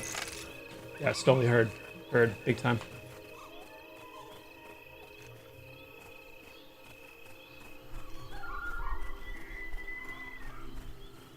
Will climbing always be like a Spider-Man stuck to the wall, or will it be kind of like a hop and they reach to grab type animation? So we do have plans actually to revisit climbing and improve it. I mean what I'm saying in that we took a little bit of time to implement climbing and really have not revisited it since. The climbing has some bugs and some issues. There's some improvement that we need to do with like just ledge detection and obviously, you know, not getting yeeted when you release, and down climbing and some of those things. But then also, yeah, like surface type, certain surfaces being more slippery or more difficult to climb than others, requiring a higher skill. Lunging and things like that on the rock, where you can like sprinting in a way you can, you know, use a chunk of endurance to like lunge, get a little bit of extra distance like that. We also want like waist high mantling, so that if you're running and you hit a rock or something that's like comes up to your waist or somewhere around there, you can just kind of like actively, you know, get up onto it quickly without having to like jump and get stuck jumping, you know, you have to stop moving and like jump and then push forward to kind of get on top of it, but you'll actually just be able to mantle up. Those are things that we're going to have eventually. Will rain impact climbing? I would like for it to, but probably not, because that's one of those things where it just, I want to have and enjoy rain and weather.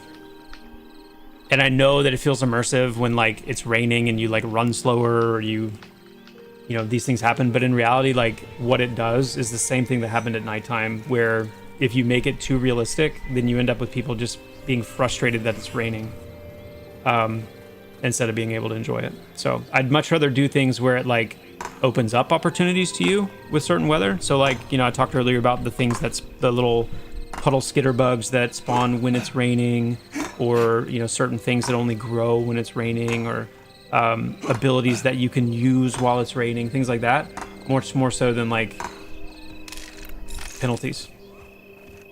People should be frustrated. I mean,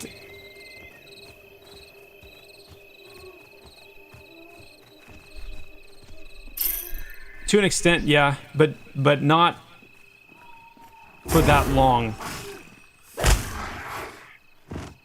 I don't deny that some frustration or friction is good, but if you're climbing up a wall and you're trying to get up to some friends and you happen to be like right in the middle of your climb when it starts raining, and you have to stop and just wait for it to stop raining. Sometimes it rains a long time. You know?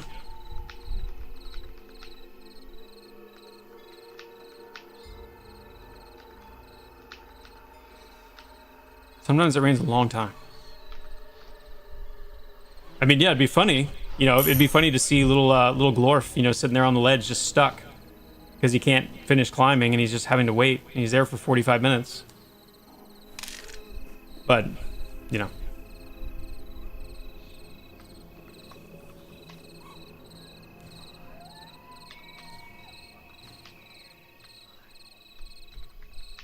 Yeah, Jakal, like, I understand. But I want you to understand, like, how thoroughly and violently those things were rooted out. And because, yeah, like, you know, if that's not dealt with, you don't have a game. You don't have a game, you don't have a community, you don't have anything. So I understand, but my ask would be, like, please try and have some faith that those things have been corrected. And, are very, very, very important to me as well, that they are corrected and stay that way.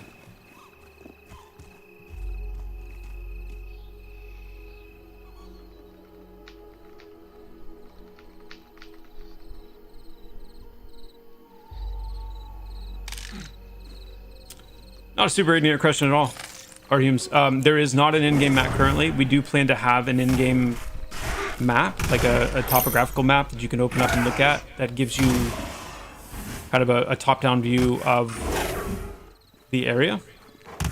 But not a GPS map, not a mini-map. It'll be something that you can refer to that helps you waymake, but not something that you just like track and follow. So we do plan to have that, but we also plan to not fully get away from, you know, having to some extent learn the world, and the map will definitely help and it will be orienting, but it won't be a fully like modern map system.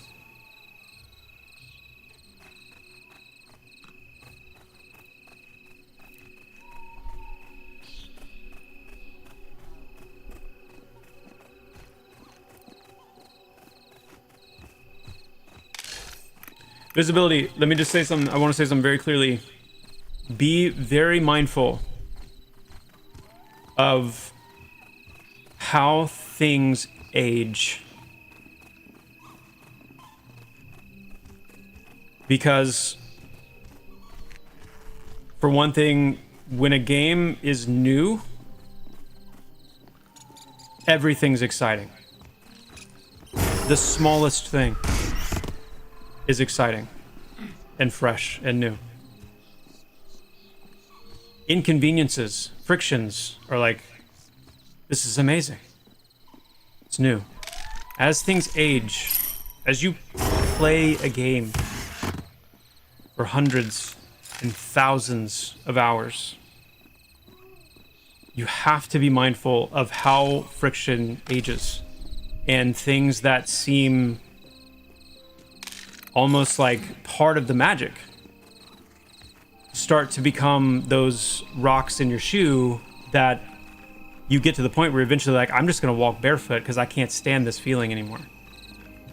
And I'm not saying that that's, I mean that's part of how you catch lightning in a bottle, right? Like, there's no guide to that. You can't just say, so therefore this or that. It just means that this is always a process of threading a needle over and over again, with decision after decision after decision, and no game's going to get it perfectly, and there are always going to be some people that resonate with things no matter what it is, in lots of different directions. So when it comes to Pantheon, like, we're doing the same thing. We are allowing for certain frictions, we are lessening certain frictions, we're even increasing certain frictions, all for the purpose of, I'll give you a perfect example. Here's a perfect example. Should players sit in combat to recover mana? I'm going to let you guys chew on that for a sec while I go to the bathroom. I have to go to the bathroom.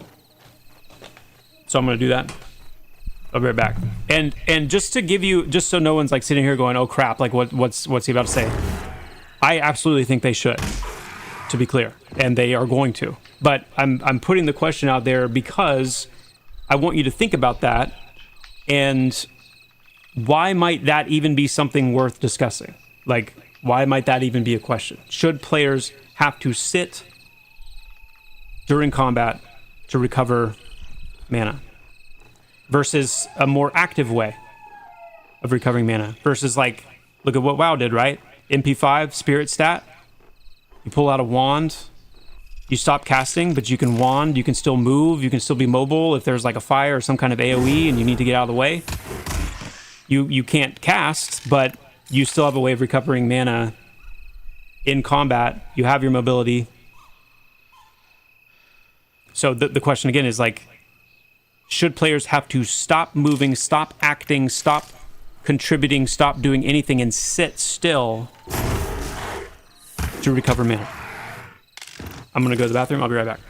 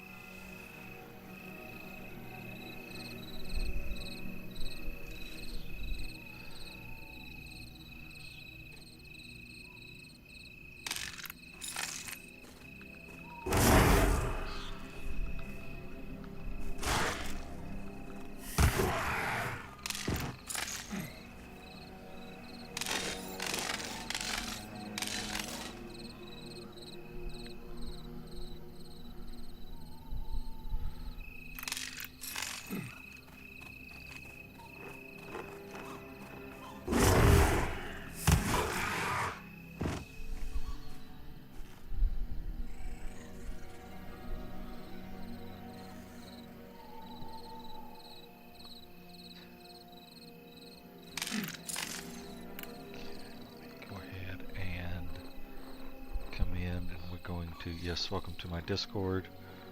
We are going to go into my guild recruitment post for Blood Pact. We're going to edit this, and let's see here.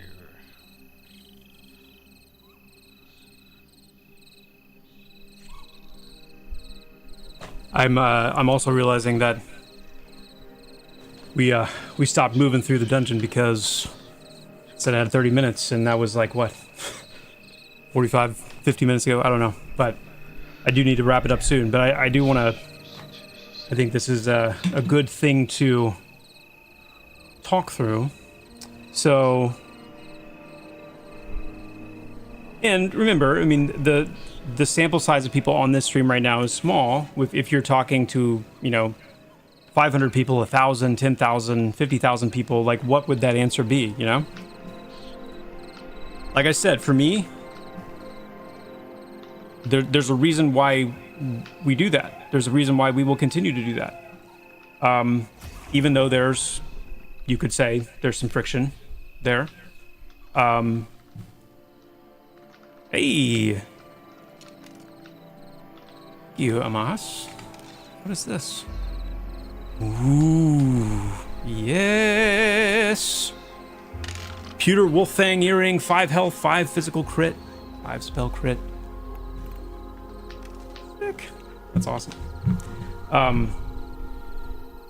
Now, the interesting thing about Pantheon is that because of the way that we are designing the game, we have the opportunity with certain classes, or even certain, like, mastery, branch, like, for example, if we wanted to have a healer that was more active, like active in their mana generation, and we are looking at, for example, like the paladin to have like a healer branch, we could do something like that for the paladin, specifically for players who enjoy a more active playstyle, who instead of recovering mana don't want to like sit down somewhere and wait, but want to be able to do it more actively. That could fit really well with, you know, how we're building the paladin healer. So it's possible that we can have options for players like that, but that is an example of something that gross a healer paladin. That is an example of something where there are many, many, many things and many decisions that we make and continue to make and hold to, even though there is, you know, it's something that has been phased out, that specifically because it adds depth to the game. It's a friction, because when you have to sit to recover mana, you have to sit still. You can't contribute. You can't move out of the way of things. If you're trying to be on the move, but your healer is low on mana, they have to rest, which means that your group as a whole is affected by it. There's a lot of like friction, but it has strategic depth. There's a kind of tension that you feel in games where you have to sit to recover, where you're depleted, you don't have anything left, and you have to like sit and be weak and just wait for that to rebuild before you can re-engage. And the kind of tension you feel with that is unique. And a lot of modern MMOs, you don't have that feeling anymore because everyone's kind of capable of keeping going. But I think there's a difference between that kind of friction that I think ages more like fine wine, where a year in, you're able to still see and appreciate, man, I love, you know, there's not many games that have like a combat feel like this, these kind of feelings that I have in combat, where there's that tension of like, I have to be mindful of not running out of mana, because I know to get it back, I have to, this is what I have to do. That's different to me than something like you can't climb while it's raining. Because even though, again, that's friction, it's immersive, it's somewhat realistic, it's like, yeah, you could argue that there's some depth to that. Like it kind of makes, it just makes the world feel, I guess, more real. But that's where there's just some discretionary decision making to say, like, I don't think the benefit outweighs the cumulative effect of that friction. It's the same reason why in the past we used to have it where if you fell far enough, not only would you obviously take more damage, but you could like break your ankle or sprain your ankle, and it like snared you for a few minutes. And it's like on paper, in concept, that sounds okay. Like that's like, yeah, you got to be careful, don't fall. Like be careful how far you fall. But in reality, it's like, this sucks, because every time you go to jump off something, you're snared.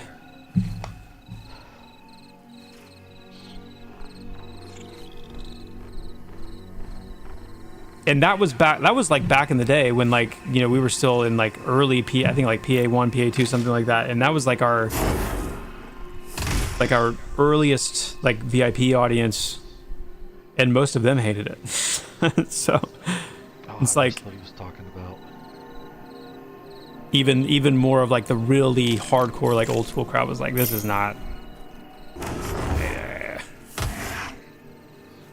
Oh, thank you, Butt Monkey. Thanks. Yeah, I was panicking. And in a survival game, I think it's fine. Like I don't think that in and of itself is a bad mechanic, but it's like,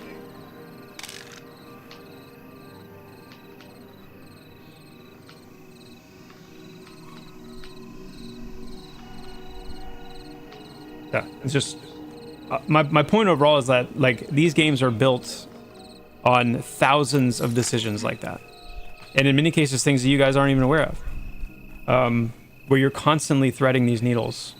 And while we tend to think of these games as largely being kind of a simple, coherent, like here's what an MMO is, all of these things are decisions that you have to make that ultimately create the game in the end.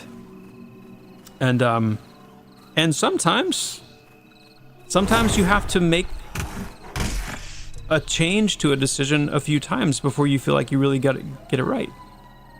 Because so much of these games comes from playing them, you know? And playing them over time and seeing how things age, seeing how things feel 10 hours in versus 100 versus 1,000. So.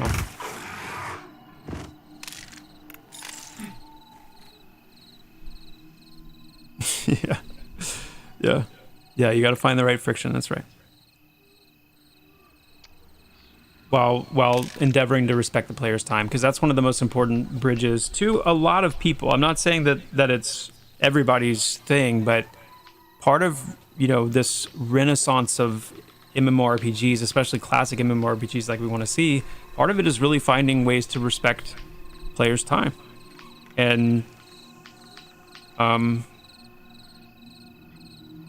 you know, I think you can go too far with that, where you respect players' time so much that you end up with a game that has no friction, and ends up like any other modern MMO where everything's queued and everything's fast service and whatnot. But yeah, I think there's definitely a line to walk.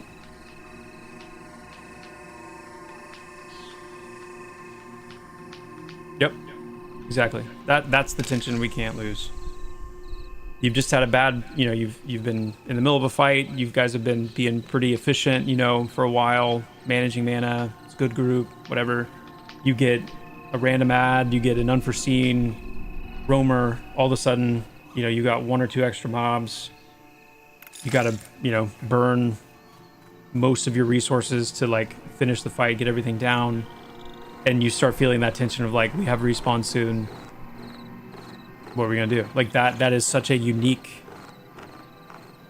feeling. And it's a good feeling. It's a really good feeling.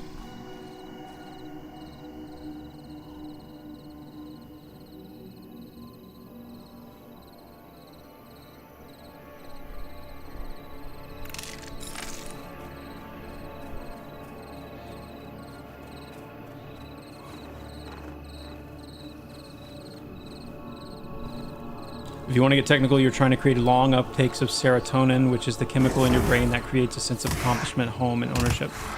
Yeah. No, I understand. I understand the relationship between serotonin and dopamine. And I understand. I mean, I remember going on long kind of routes with 187 back in the day about this very thing. There's a YouTuber that spends a lot of time talking about like game logic and the effects of games on players and like different types of games, and you know, the importance of challenge, the importance of tension, the importance of like investment, and how games hit different back in the day because they were so much harder and it was so much more difficult to experience that accomplishment and things like that. And that's not lost on me at all. I mean, it's crucial.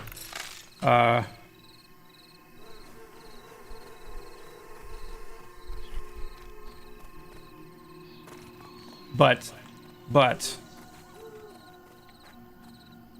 there is a phenomenon that happens, in my opinion, with these old school games like EverQuest, Asheron's, Ultima, all of these. And people like me, like many of you who spent the lion's share of our MMO career in those games, were there for them in the beginning, learned on them, cut our teeth on them. They are what represent MMORPGs to us. And how we view things through that lens, looking back. Because I think what the phenomenon that I find, and it happens all the time with Pantheon, is that people come so hot and heavy, like swearing that EverQuest was so much harder than it was. And there's this expectation that the game should absolutely beat you over the head dead. If you're saying you want to be a classically inspired like EverQuest spiritual successor, then it has to be so hard, it has to be so challenging and punishing. But the reality is that while EverQuest could be at times, yes, yes, it wasn't as punishing and challenging as often and as deeply as it seems like people remember it being. Kill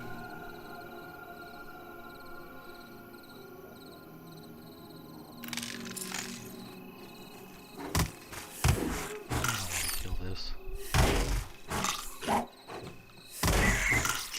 It's dead anyway. At least we didn't drop anything to eat. Really? What did we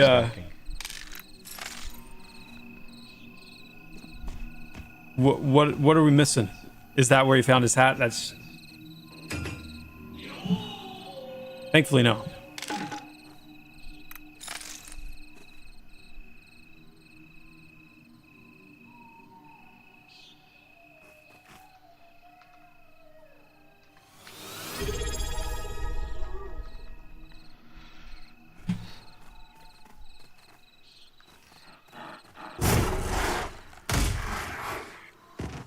What do you mean visibility? You say it's not about punishing, it's punishing with access to outs via class abilities and other people. What do you mean by that? Give me an example.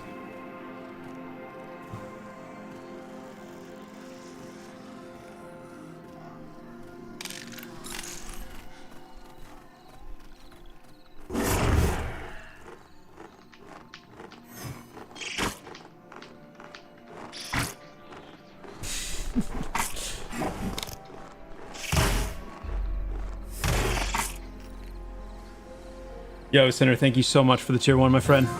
Thank you for the 16 months of support. That's amazing. Thank you, Sim. Progress is good. It is good.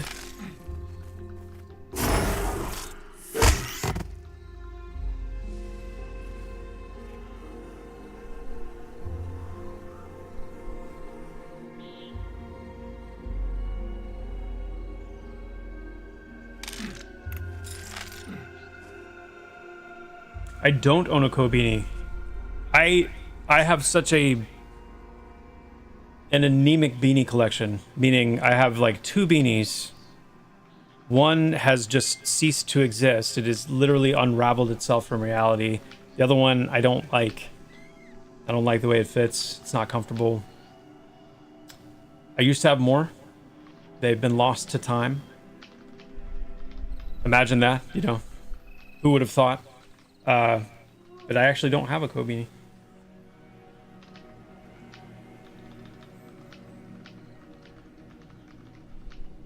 I did check under the dog, yes. Yes.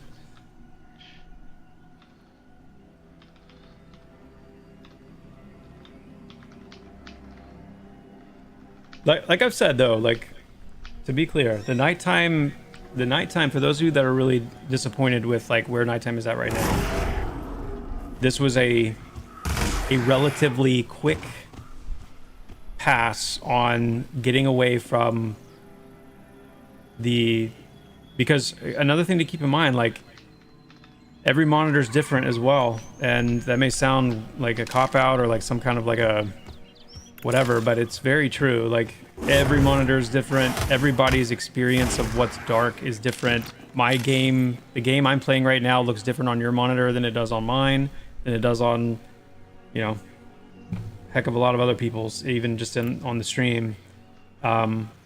So once we finally fully dial it in, because there's other lighting, you know, updates and tweaks that we want to make as well, just for the overall visuals part of the process. Whenever nighttime is finally locked in, it will not be quite this bright. And of course, when you're in shadow and when it's storming and things like that, you know, it's going to be even darker. We've talked many times about how we plan to revisit torches and light sources and make those more meaningful. And that all is still planned, still coming. And then again, like, you know, we have places that are in perpetual shadow, even though they're overland. We have places underground, of course, that are very dark and are going to require player light sources heavily.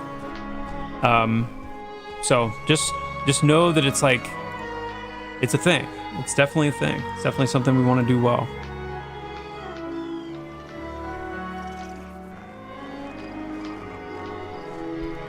Thanks, Solgator.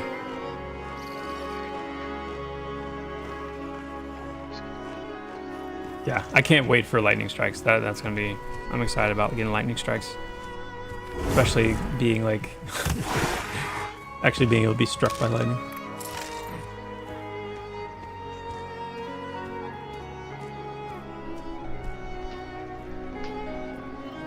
You're just trying to flashlight at the screen. Yeah, that's fair. That's fair.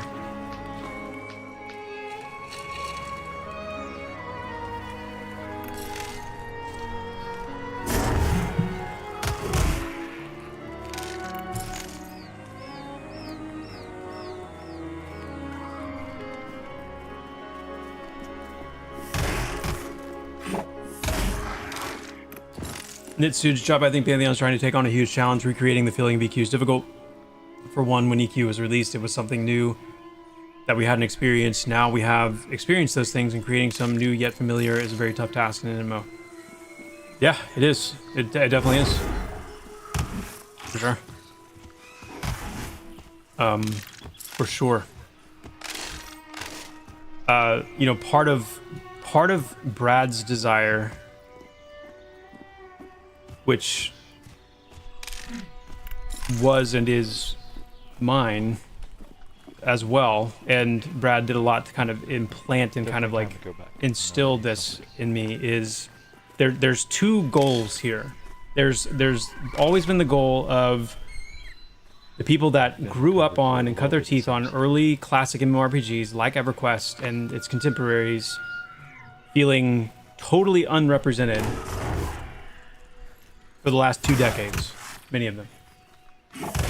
In a world where there has been WoW clone after WoW clone after WoW clone, there's never been like, hey, let's actually use EverQuest as our come from.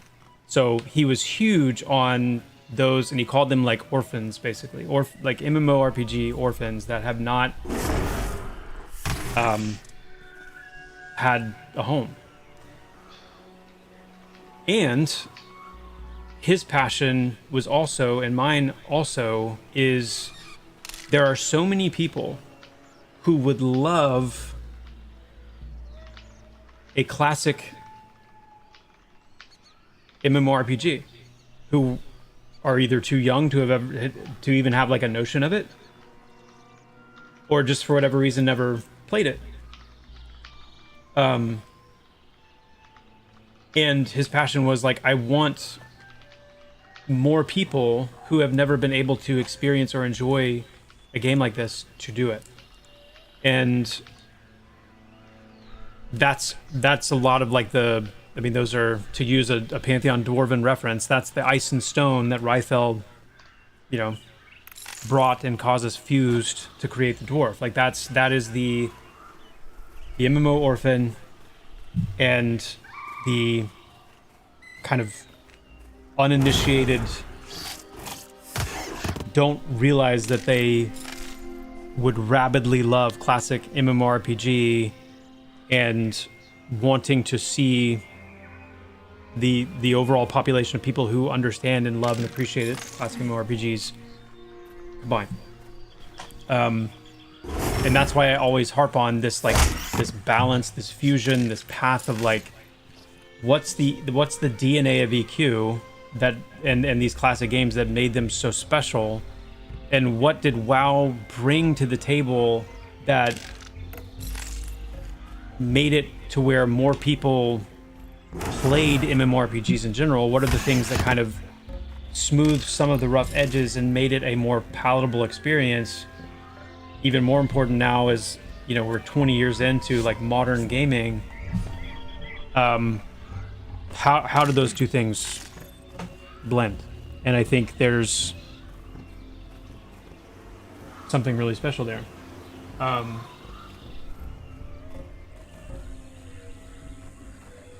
I need to do some of these spiders for... What's a classic MMORPG to me? Well, it's a few things. It is, and in no particular order, it's an open world experience So one of the main things I think that separates a classic MMORPG experience is a shared world. Modern MMOs are so compartmentalized into modes of play that most people that play modern MMOs don't ever leave the city. They just queue up for things. They queue up for dungeons, they queue up for raids, they queue up for PvP, they queue up for everything, and they just stand around. There's no exploration, there's no travel, there's no anything.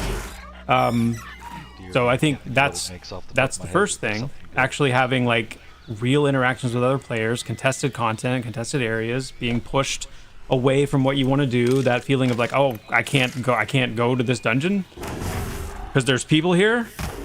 What do I do? Well, you go somewhere else. Like you go out into the world. You adventure. You find something. You go and see what's there to do. Like that's number one. Number two,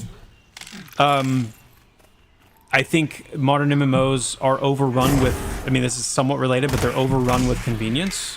They are engines of, like, they are smoothing engines. So when we talk about like friction, classic MMORPGs obviously were full of friction. Classic games were full of friction. You only had 3 lives when you played Nintendo games. There were no there was nothing easy. There was nothing safe. You just died a lot and you saw game over a lot. And D&D and I mean, yeah, Game Genie helped, but D&D and MUDs and early, RPGs and MMOs, they were still like more connected to that era than modern games are now connected to the post. Like now it's all about like infinite lives, continues, like there's no penalty, like everyone gets a trophy, that kind of stuff. And I think so classic games are games that they pull much less punches. They are comfortable with things like penalties and missing out and failing. So I think that's definitely part of the classic MMORPG. Now, how much? Obviously, that's some of what we've been discussing today. Like, how much of that should apply? There's a range there that some people want more friction, want more pain, more punishment, more than others. But that's definitely a part of it for sure. And I think, again, a lot of these are interrelated, but classic MMORPGs were much more founded on a principle of like a social experience where the other players in the world really mattered. I mean, by the time I finished playing WoW, which was, basically like, I don't know, a quarter of the way into Cataclysm, other players, not only with like Dungeon Finder and Raid Finder and all that stuff, not only did I stop really feeling connected to my server or the notion of like other people that were inhabiting the world with me, but even in the encounters that I did and the content that I did, it was so fast and it was so soulless that like there was just no interactivity at all. And so very quickly you saw that social aspect starting to be chipped away at. So I think classic MMORPGs bring back a sense of like, you need other players. You even if you are soloing, like the sense that like you learn people around you, you're aware, like people run over to help you. You see the same players going to and fro. I mean, I'll never forget like leveling up in EQ and like being around the same level as this other cleric. I think I've told this story before, where there was like this one other cleric I remember on a new server that, because I'm a who all goblin, like I'm constantly like doing like who all and like seeing like what level people are and how many people there are and like what's the highest level cleric, and all that stuff. And I was like connected and watching this other cleric who I was keeping pace with him, And I don't remember why, but I just remember, I think it was an alt thing. I think I like got sucked away on my cleric to play a necromancer, and did that for a while, and then was like, I really want to get back, because I started seeing things. I started seeing like monks running around looking like a dark elf and being like, what the crap? Like, how dark elves can't be monks? How is there a monk? I remember seeing this like dark elf monk doing the intimidate skill loop into like the flying kick, just standing there right on the other side of the Oasis zone line, and just being in awe and like, what's happening here? How is he doing like flying kicks in the air with no NPCs around? Why does he look like a dark elf? All this stuff. And then I started seeing players, this is on a new server, so I was starting to see players get to the point where they were doing like 30 plus content, getting Guise of the Deceiver, getting plate mail, and then I started to be like, oh crap, why did I stop playing my cleric? Because I could have been there, like I could have been part of this. So I went back to my cleric, and by the time I did, I checked on that other guy again, and he was like in his mid-20s, high 20s. I finally got my cleric to the point where I was able to do Khazak Thul, and was sitting in the courtyard just trying to level, while this dude was in the throne room getting Rubicite. And so I share that story. I mean, I'll stop it there, because the point here is to say, like, that kind of like player awareness, that kind of like social awareness and shared experience is a hallmark of classic MMORPGs that new games don't have as much or in the same way. Those are some of the ways that I define a classic MMO. Those are some of the things that we are painstakingly working to try and capture. It will never be the same in the sense that it won't hit you the same way, but it absolutely, I think there absolutely is a power of evoking the same general sense of like, okay, this feels like home again. Like I feel like I'm in my element again. And I think that's where we ultimately want to be, you know? I don't think anybody's looking to like, I am going to experience EverQuest again like I did from the very beginning. I don't think anybody really feels that way. But I think you can get really close. And I certainly think these kinds of games should be doing their best to get us as close as we can.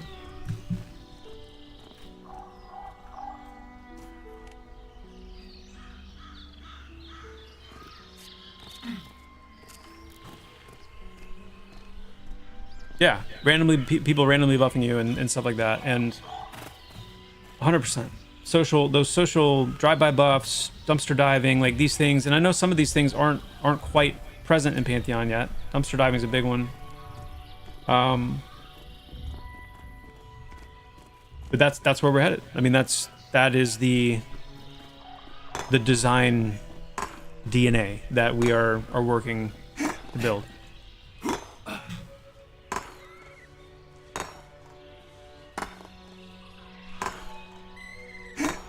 Another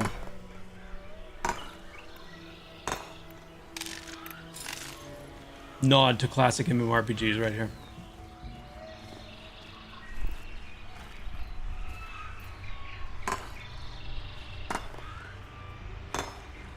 Yeah, Raikanu, 100%. Yeah. Oh yeah.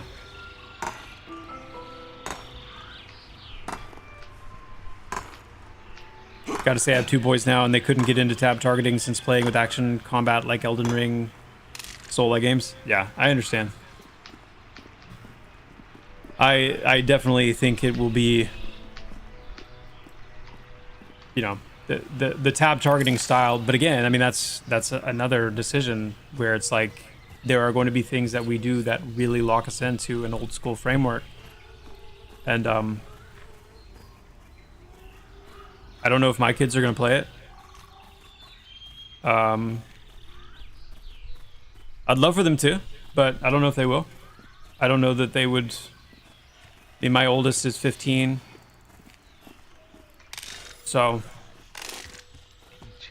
and I raised him on like specifically classic with NES, and we went through the whole. I didn't start him on Fortnite right out of the gate. We started with classic NES, and I didn't unlock a new system for him until he had spent enough time on one where I felt like he was ready and he would appreciate it. And even as careful and as thoughtful and loving and painstaking as I was to go through this process with him, it's like, it's just a different generation, different culture, different. So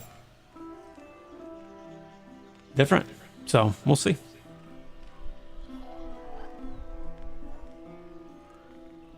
Nice, Kurgan. That's cool. That's cool.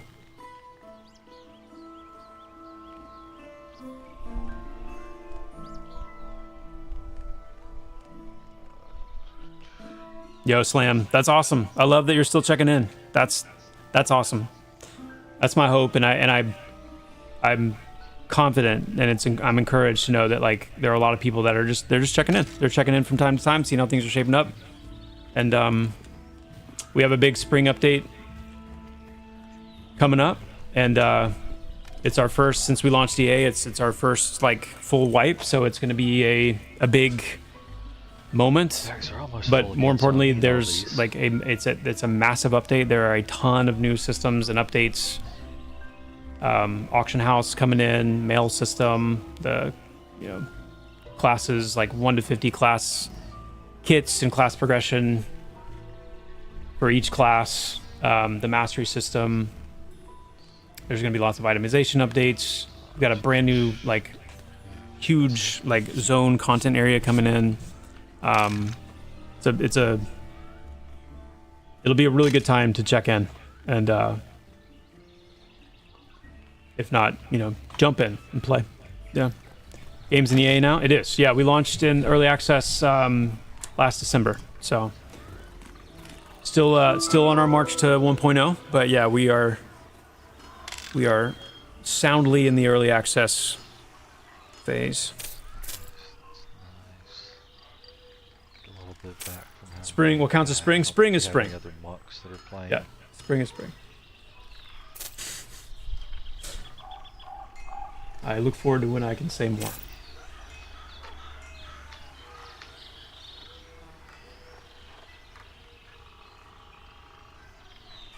I'm not gonna ask that. I'll make somebody cloth if they need it instead. It's horrible.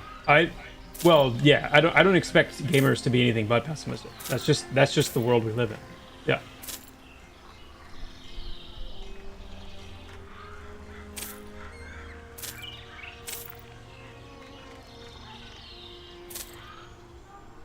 Okay. Will there be any more info about the spring update prior to its release, or will it mostly just be an announcement? No, there's going to be lots of updates. So we plan to roll out lots of like we've talked about like the class updates that are coming up, the mastery for the classes. We'll be doing like deeper dives into things like the auction house and mail system and stuff like that, how it's all going to work. So yeah, there'll be lots of info. Plus we'll have the public test round coming up where Slightly better bag, it'll be a place you guys can actually like it is tradable. experience these things hands-on.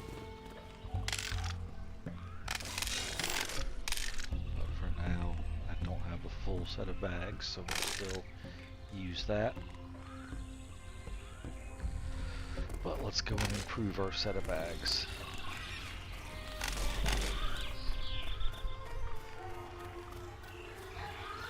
Because I'm wrong. I mean, the good news is I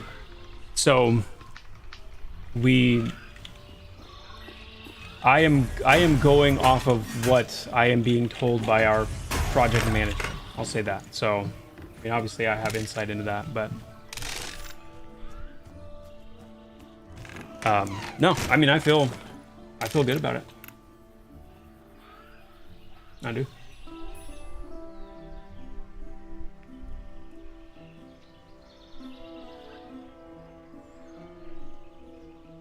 Not that we can talk freely about yet, and it's such.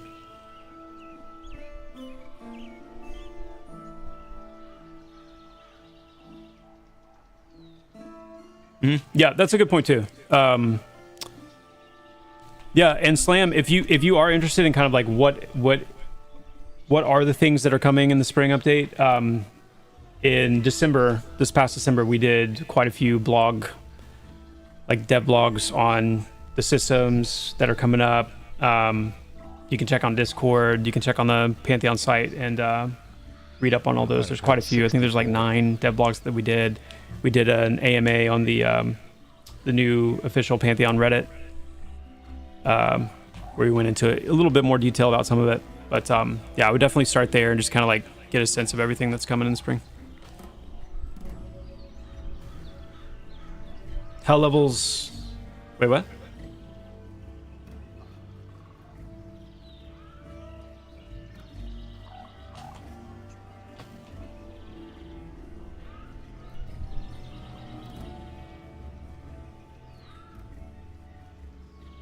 What are we arguing about hell levels?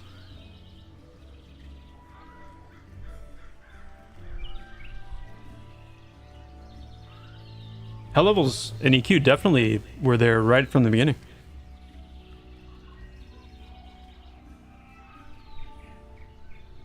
When are you going to have more information about crafting and other world building skills? Good question. I don't know. I don't know when we're planning on doing any like info release about that. I know it's part of the plan. It's part of the plan of like the comms plan leading up to it to put out some stuff, but I'm not sure when. Hell levels in EverQuest were these unintended, with the way the experience tables were set up, they were these unintended levels, level 30, 35, 40, and 45. And those were the levels, guys. Those were the levels. Everybody, it's the weirdest. I don't know if it's like one of those, what is that called? What's it called?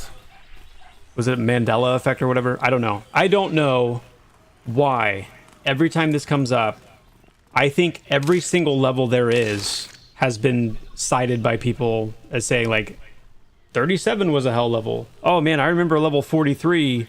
That was a hell level.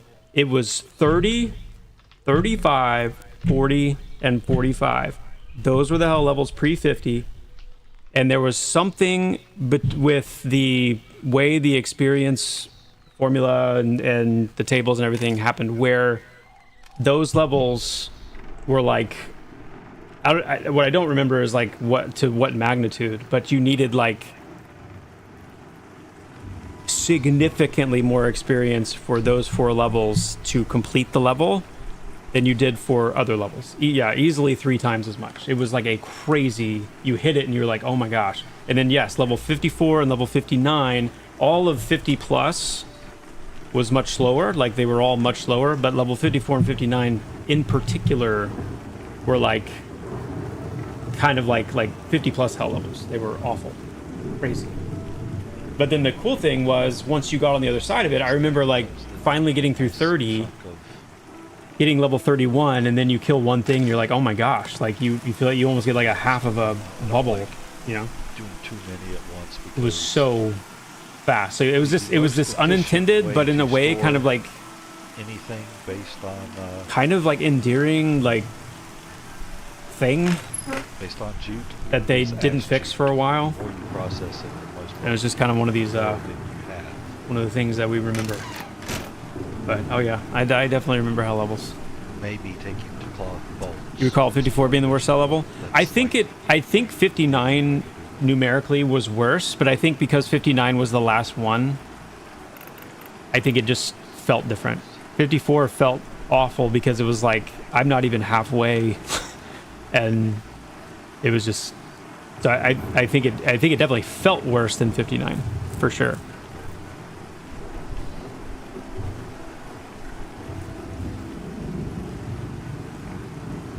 Wasn't also because they usually coincided with the level before a good spell upgrade?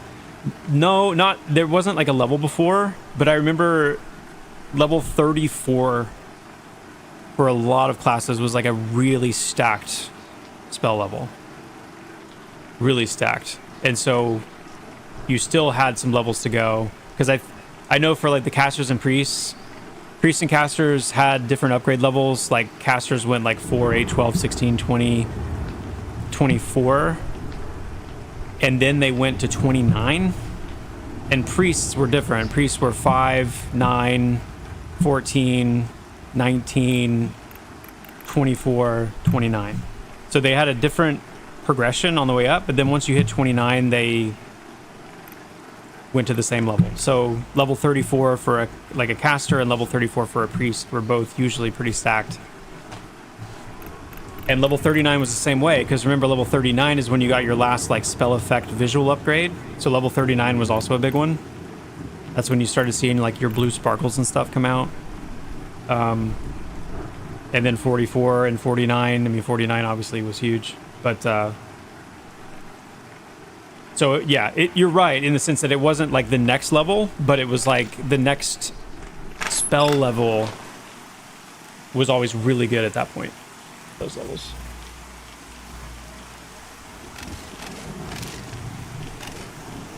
What's happening over at that bush by the road? Oh, we don't talk about that. Yeah, we don't even talk about that.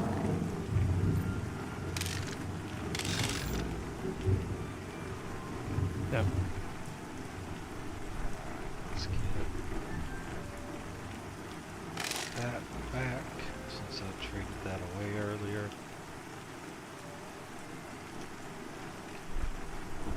Moreover,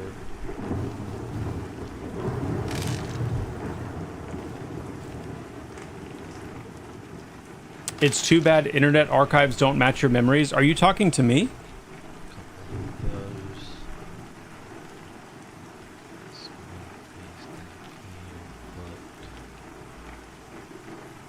Because I will throw down on this point.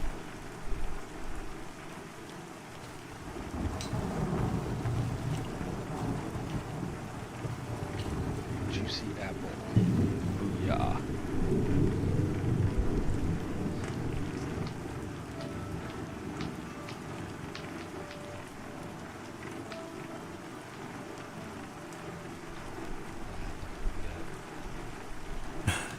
Okay.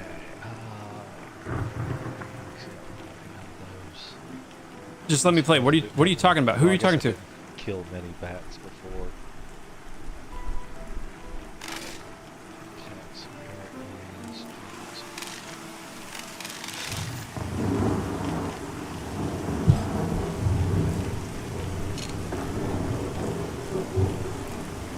Because I'll way back this thing right now. I'll Caster's Realm this thing right now.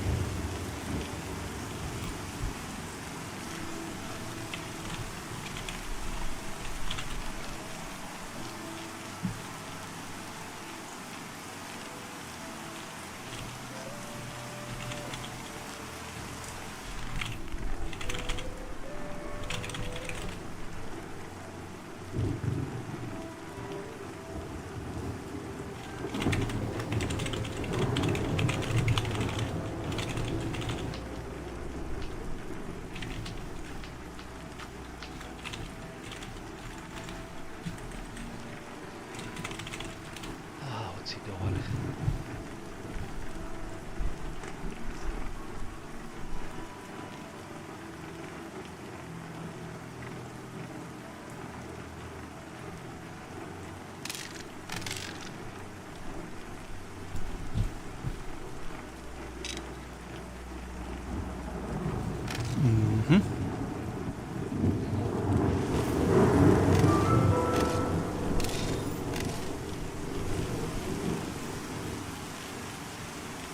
No. They were not an urban myth.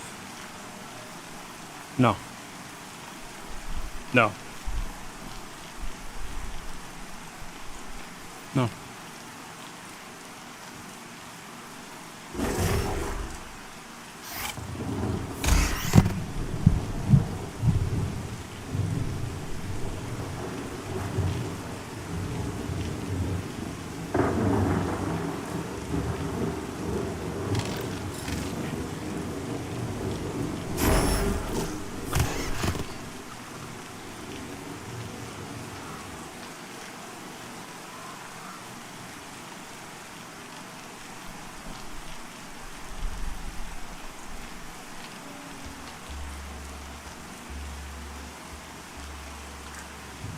Dude. going back to Caster's Realm as it was. Oh my goodness. Feels.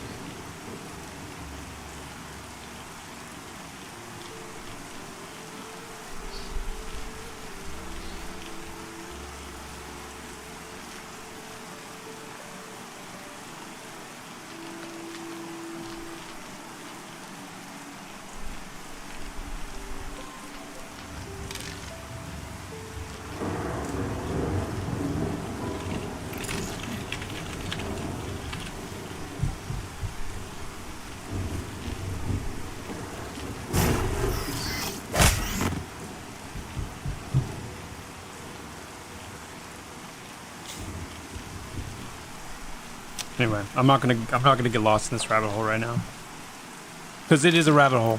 But that was worth it just to get the Caster's Realm feels again.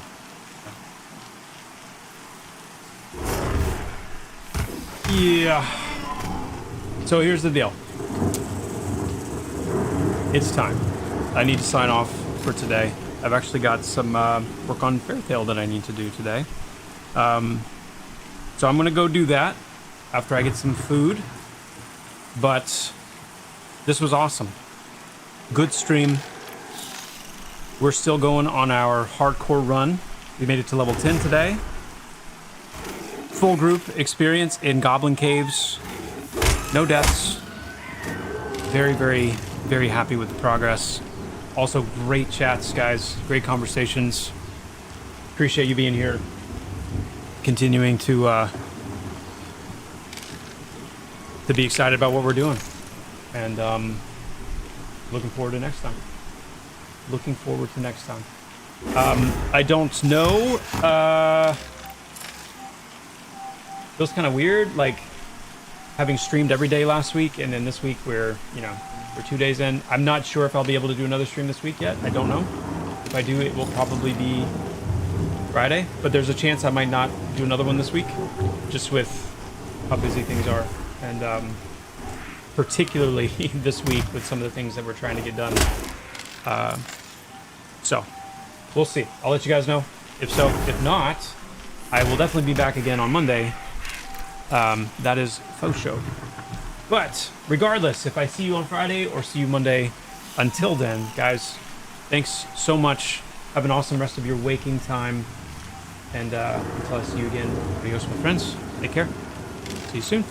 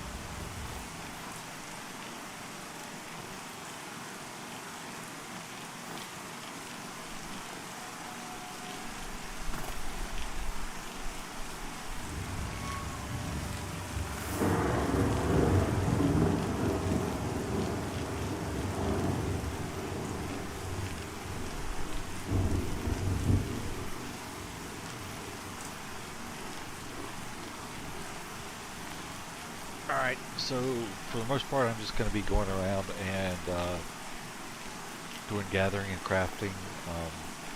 I will be taking a break here in a second to just relax for a little bit. I've been here in pretty much literally hardcore gaming mode for a little while, and I can use with the stretch, or use some time to stretch and relax for a few minutes before I keep going. So I'm going to go ahead and call my stream. Doubt I will restart streaming tonight. Like I said, it's all just going to be the same thing I was doing earlier this morning. We're just going around and gathering and doing basic crafting stuff. But I guess that'll be it. I'll catch you all when I pick up again, which sounds like the most likely thing will be Friday. I'll probably do some in prep for Joppa coming back. So until then, as always, GG.